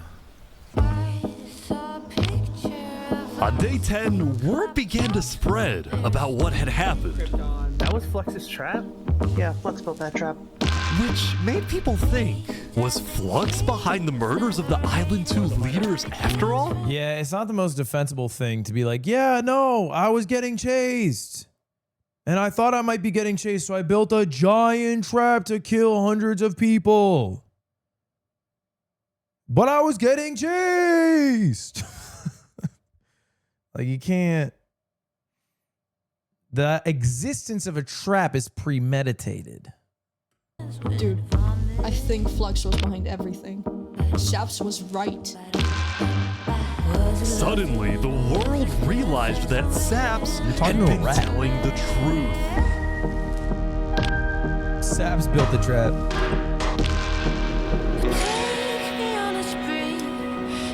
The daily break! Sap, how do you feel? Dude, finally, I'm so happy. For the first time since he had gone into hiding, Saps had been vindicated, proven innocent, and the world was finally on his side.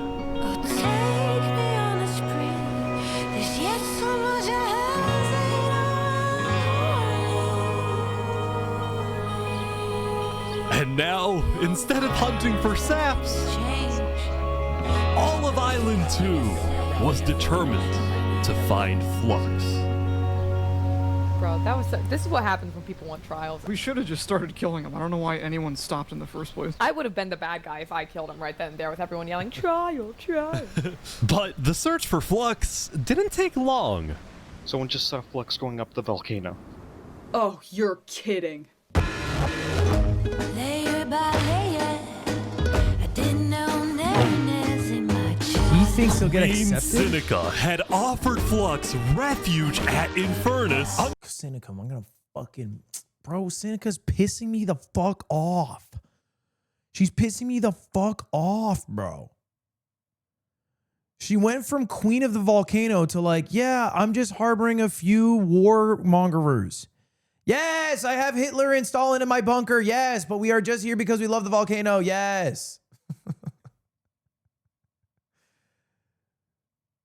What is the big deal? We love the volcano. Yes, his name is Benedict Arnold. He lives here. Why are you asking? Under the condition that he and his crew build deadly traps all around the volcano perimeter so that nobody can break in.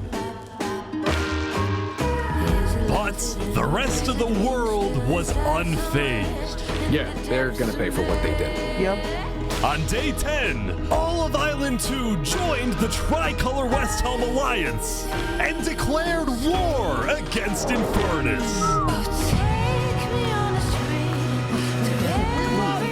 Alright, today we infiltrate the volcano for Spider and for Owo. And I just want to say, if I die today, I love you all.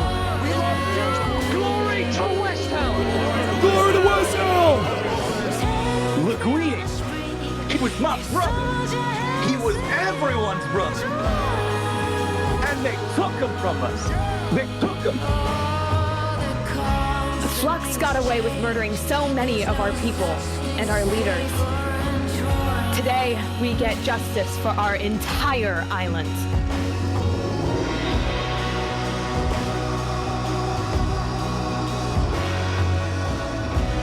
Okay, vamos, amigos, vamos. All right, everyone in. I'll meet you at the Coliseum. Dude, just having some Spanish speakers sprinkled in is funny. Let's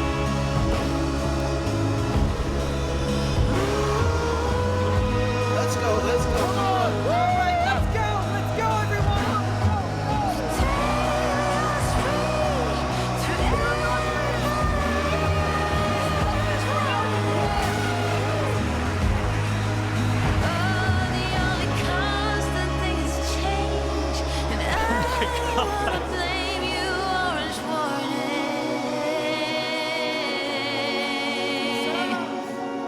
A few days ago, my home was turned into a death trap behind my back.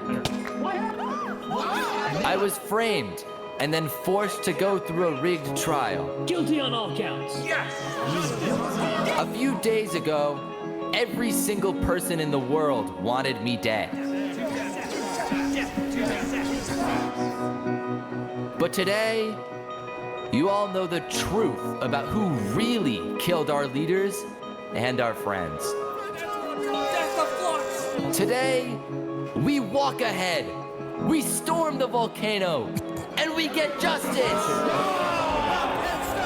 Storm is not the word I would use. Storm is giving capital vibes. But yeah, sorry, go ahead.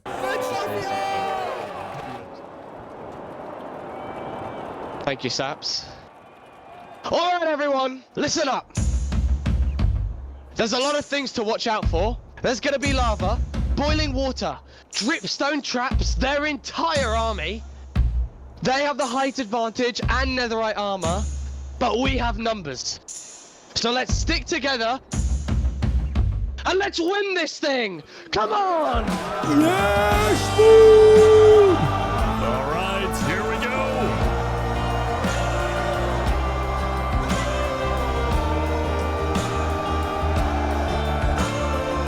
There's so many people.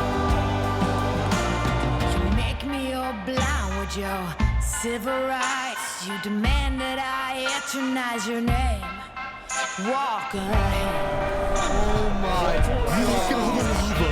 I think there might be a problem. It's okay.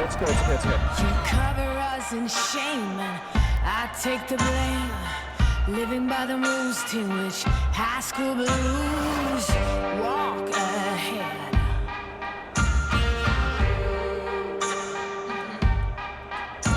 Big cannons keep provoking, blood red suns thirst choking. Can anyone stand this nonsense? Eaten away. Felix on that son of a bitch. He needs to die. To stop and obey.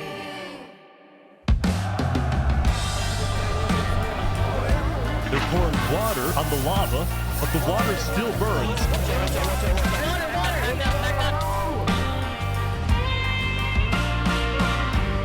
Okay, send out the covenant now, right now. Hi, girlfriend. What the heck? Thank you so much. Love you. This looks so awesome. Zipporo. I got food. W food. Oh, it's the hottest thing known to man. I'm just gonna keep it closed and let it warm up. I can't even eat during this. It's actually too cinema to eat. I'm gonna wait to eat. Go, go, go, go, go. Oh, big fighting on the ground right now. Covenant is attacking from behind. Good strat. Keep going! Skin shine. Joker's got silver lining. Holy Mary sings songs. Dude, the bows. The high ground here is so powerful.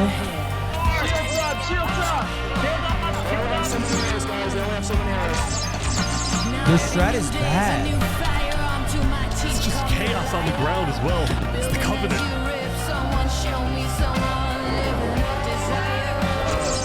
Get down off our mountain.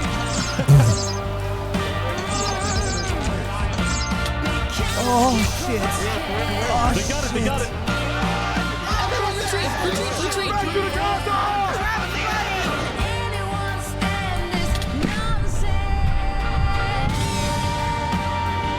Stalagmite trap. Remy the rat, no!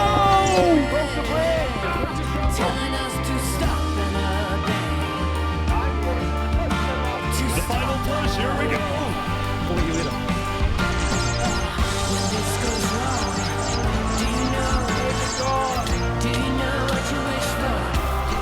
Legacy! They're in.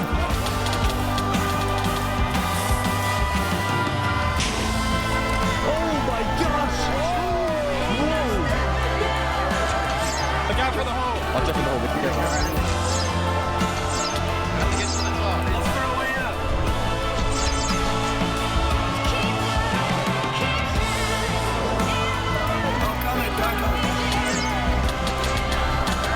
Dude, I would not be able to tell who is who. This is chaos.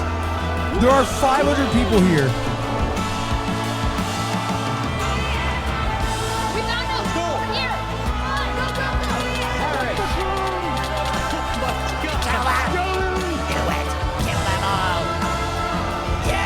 Sir crits down.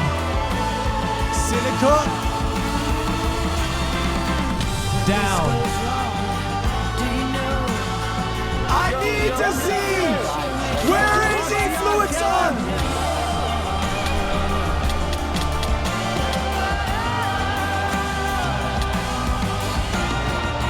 When this goes wrong, let me know. Just let me know what you wish for. Let me know what you wish for.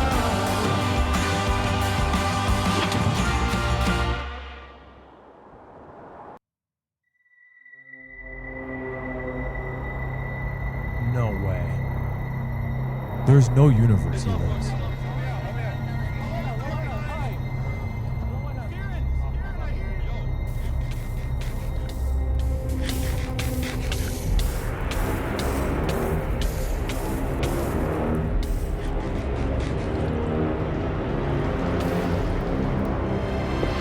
No. Surely not.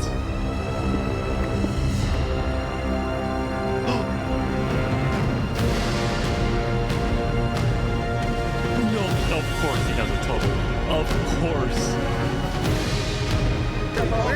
Where was he? I saw him! I saw him! We're gonna kill him! Run away!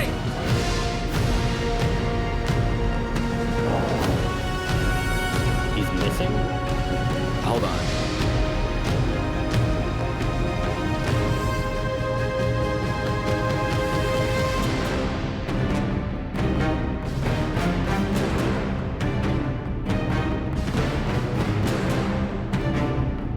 Oh, come on.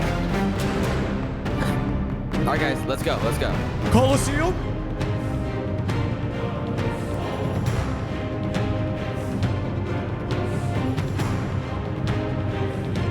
A 1v1.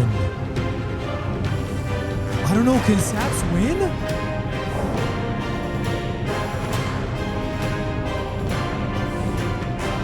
What?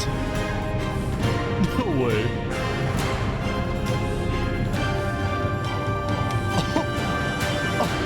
He has what? His armor's so much worse. And I've never seen Fluixon do a fair fight. Wow, you actually showed up. Can't say no to a friend, can I? Bar! Let's make this a fair fight. Actual Okay? bar! Flux. Look at all these people dying right now because of you. This is Naruto Sasuke. You know, Saps, none of this would have happened if you had died like you were supposed to. Oh, shit! I'm sorry for everything you've had to go through.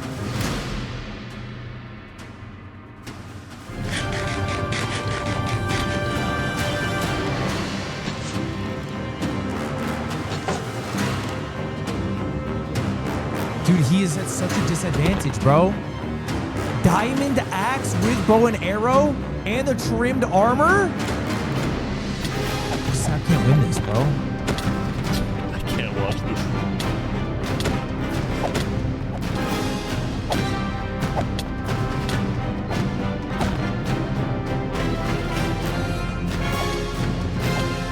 Come on, Saps!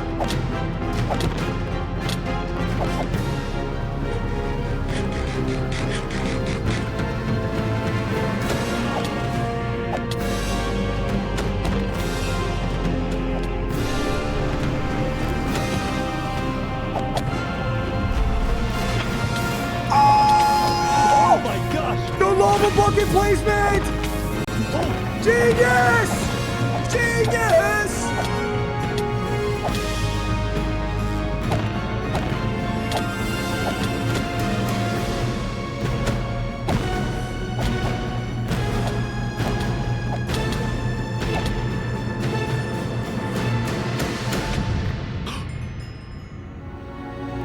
Who was it? Fuck, who was it?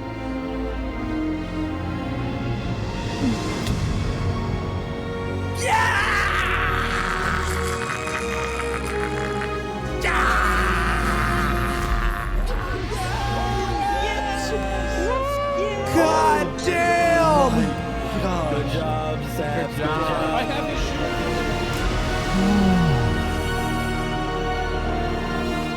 this Saps had killed Flux. And with that, Flux's reign of terror was over.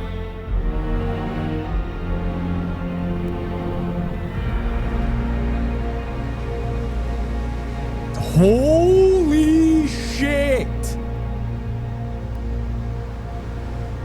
I think it might be the greatest YouTube video in the world, man. It's crazy. The cinema. You're my mans. It mogs the Minecraft movie.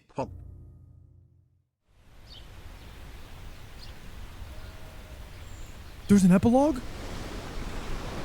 Oh my god! The player base was halved. Holy. Today, we gather to honor the lives lost in the Battle of Infernus. Since then, I think we haven't felt the same. I know I certainly don't. The Island 2 West Helm Alliance had defeated the Infernus forces, but winning had come at a high cost.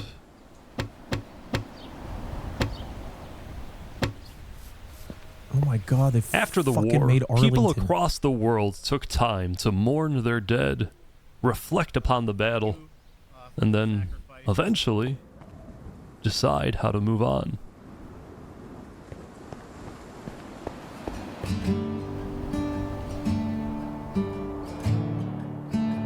Now that Infernus, the Covenant, and the Commonwealth were off the map, there were talks of creating a new world government.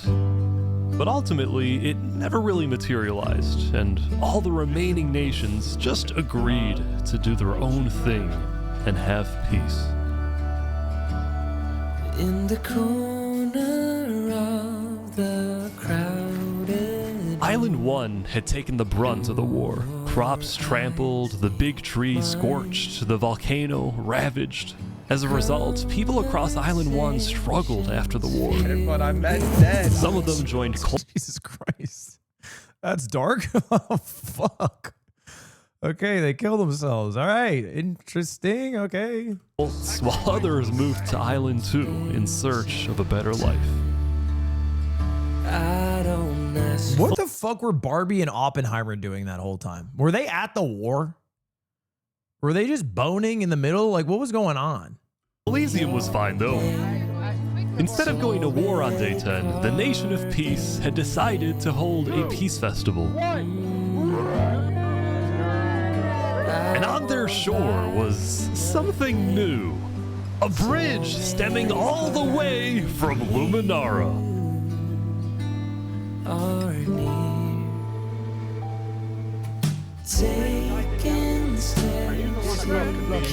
And so everybody lived on in peace, including Saps, who at long last had returned to Island 2. Those brings back memories. It's like 4 days later. Still, the world wasn't totally conflict-free. The Cask Coalition Bakery was yet to be exposed for causing the death of Wood Daddy. And Knight Arcturus was still in hiding, yet to be found by Westhelm. It's a big world, so it's not a surprise that many stories like these may just never end. But I think there's some beauty in that.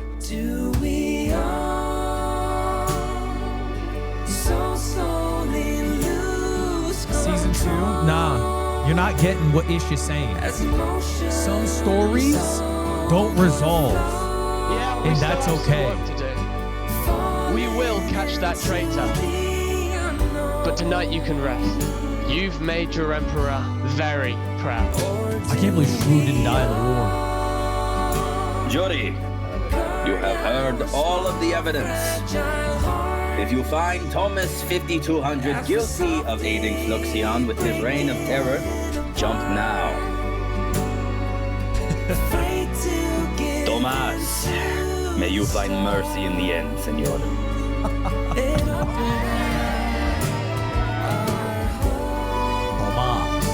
When we first met, It is the Nuremberg trial. We got the Nuremberg trials in Minecraft. That's crazy. Tomas, we will buy your studies in exchange for your lives. I ran away screaming from you because I thought you were gonna blow up my nation and kill all my citizens. But after we talked a little bit for like 5 minutes, I realized you could blow up my nation and kill all my citizens. But that doesn't mean you will. Barbie, do you take Oppenheimer to be your one and only kin? I do. Oppenheimer. The wedding is beautiful. The cherry blossom wood At with this the charcoal time, wood. Barbie and Oppenheimer have requested that instead of rings, they will both exchange something slightly different. If you would please turn your attention to the nuclear bomb that's behind us. 3, 2, 1. The Barbenheimer nuke. It's beautiful. So slowly lose control as emotion No, he's making a...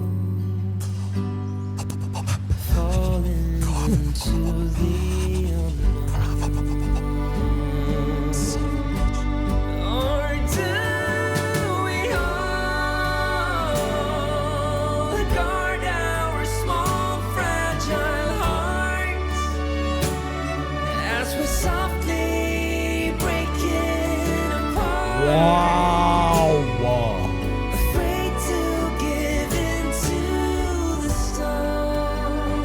Dude, this shit's crazy. I can't believe I'm forced to upload on the same website. They didn't even have a fucking mid-roll ad for Rocket Money. What the fuck? That was crazy. Ish.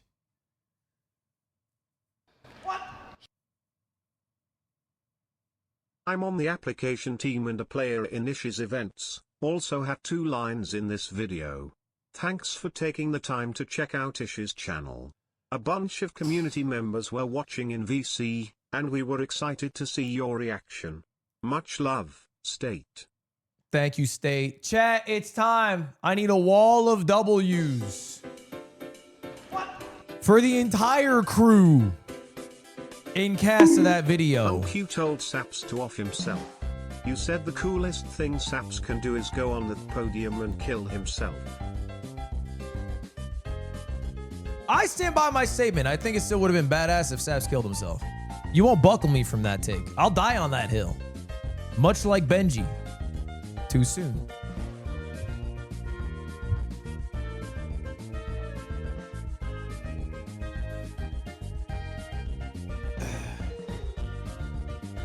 Vengeance was better.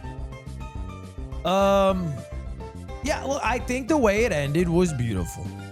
But it would have just forced someone else to be the hero at the end. Look, man, I'm not mad the way it ended. So now that the video is done, are we getting Saps on the yard? Saps is a damn hero. But are we getting him on the yard? I just don't. I don't know if I want to deal with a 30-minute segment of Slime trying to figure out what the fuck he does.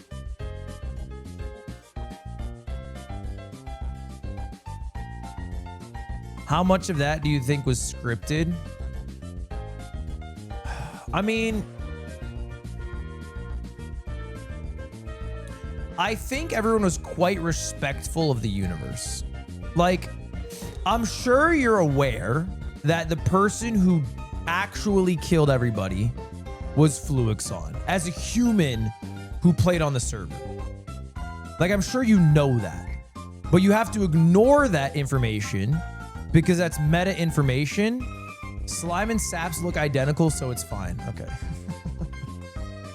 So I'm saying you have to like ignore shit that you know and live in this made-up universe and only keep the information there. So I think most things were very well within the universe.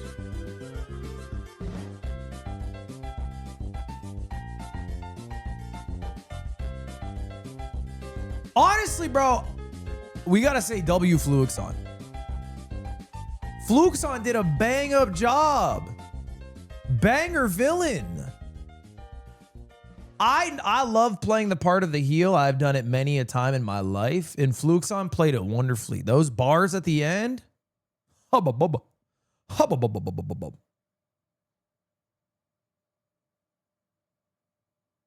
And like ultimately, you know what's not faked? I assume, I could be wrong, but I don't think it's faked, is like if you die, you know?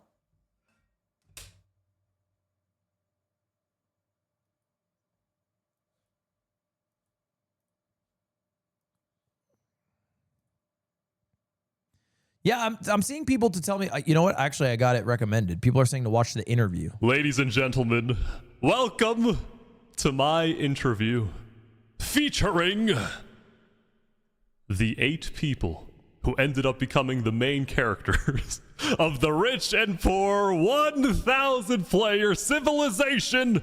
There's no fucking way I'm watching this, boys. I've streamed 6 hours. I'm going to keep it a buck. That's my limit. You know me. I usually like to cap my streams at 2 hours. I'm at fucking 6. Manager here at Ludwig. All of it actually happened, but a decent bit was recreated because we can't catch it all in real time or recreate Discord. There is a short live stream where Ish interviews all the characters. Oh, yeah, girlfriend. I'm watching that right now. I have it up. Cutie sent me this clip. Let's watch it. Adapt finds about the milk run at Ludwig Streamer This Games. game is strictly for the lactose tolerant. Dead ass. Milk got nuked because they don't want people puking. Tell them to grow up. Alright, I'm lactose tolerant. If you're lactose intolerant, send somebody else up there. This game is strictly for the lactose tolerant. Dead ass. Oh, I don't want to puke. I don't want to puke. Well, get your tolerance up. Get your milk tolerance up. I'm not hearing that crybaby shit. I don't want to go on the milk run. My stomach's gonna hurt. I'm gonna puke. Shut the fuck up with all of that.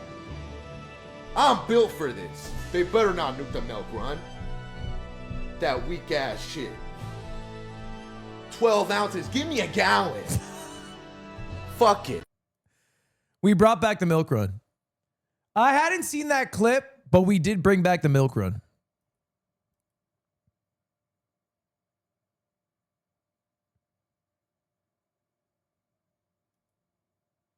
I had a vision in the call. We were in a call. We were trying to figure out what to do with Pretty Derby. Pretty Derby is one of the things in the contests.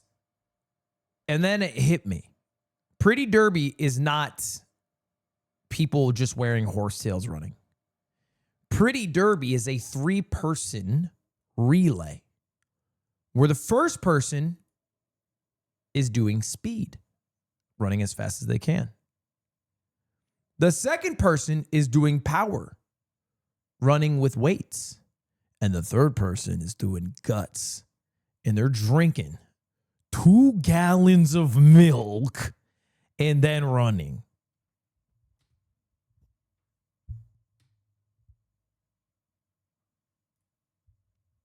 So the milk mile is back.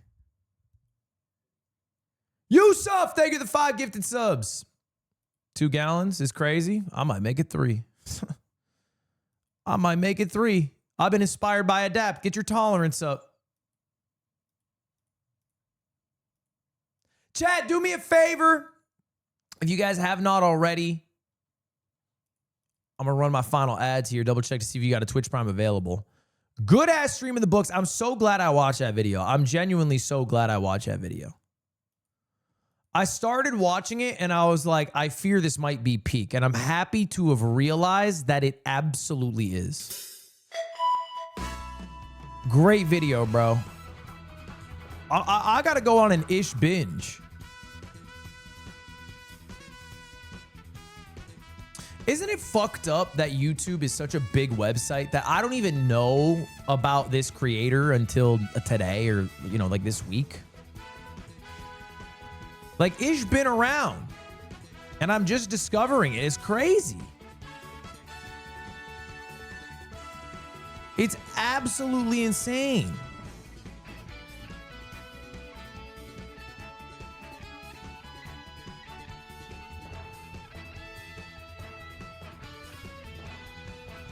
Don't scroll down. Why, that's the best shit, bro.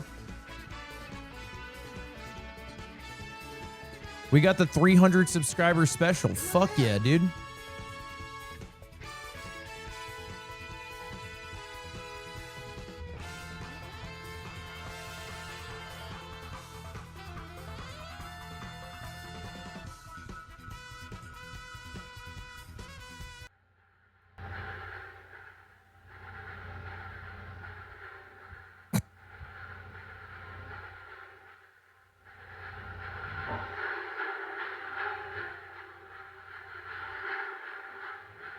What the fuck is this recorded through?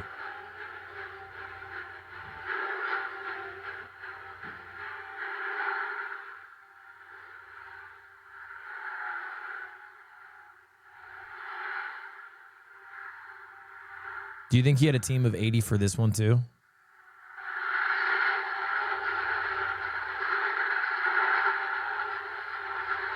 The application team went crazy on this.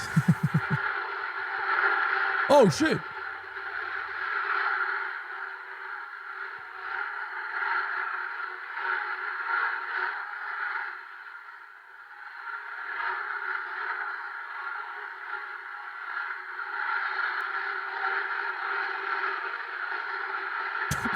It's not how you do a scroll.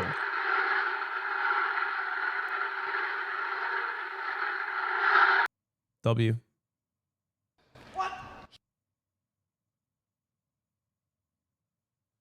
Wait, Saporada got a YouTube channel? From all of us in Ish Discord VC watching this, we would like to inform it wasn't scripted. I buy that. This is me in one of the biggest Minecraft experiments of all time, surrounded by 1,000 other players. The story that unfolded was the most insane thing you will ever see. But dude, Fluixon on the VO, or excuse me, Saporada on the VO. This is the most insane thing you ever seen. Saporada on the video? No. They're trying to kill me.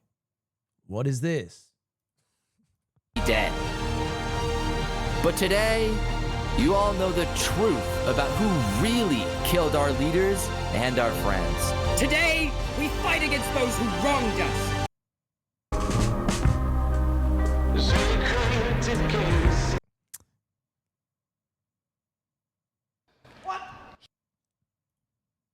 So Saporada's Would in another you rather video. end stream or remind people to use their Prime?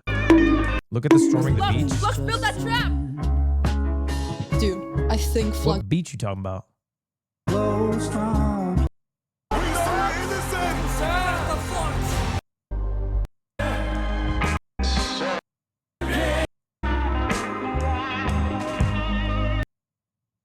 It's a video on Sap's channel.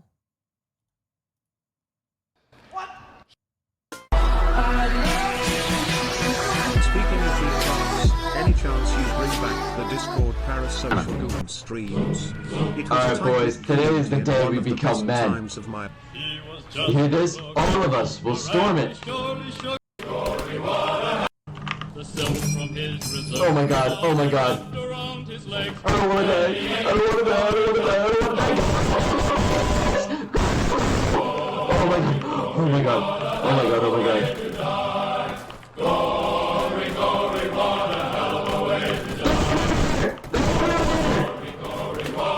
So he's experienced in war, a veteran, if you will. I'm happy to see a veteran succeed. As a fellow veteran myself, Stonebeard, it's nice to see. The experience only aids and abets. All right, chat. That's it for me, y'all. 6-hour stream of the books. Did my thing. Speaking of beat-offs, any chance you bring back the Discord parasocial Goon streams? It was a tight-knit community and one of the best times of my life. I even met my wife there. Thanks for the consideration. Fatty.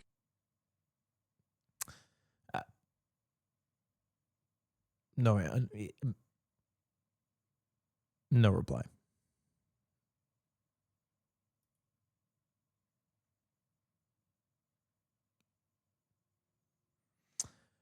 All right, chat. I am out, y'all. I'm ending this stream.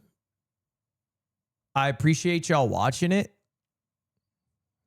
I will be live tomorrow. I don't know what I'll be doing yet. I'll figure that shit out, though. Can we still buy tickets to streamer games? Yes, you can, and I fucking hope you fucking do, dude. I believe we've already sold, what was the last number? 700 uniques, maybe? I think we've sold 700 unique tickets, but we still have another 300 on sale.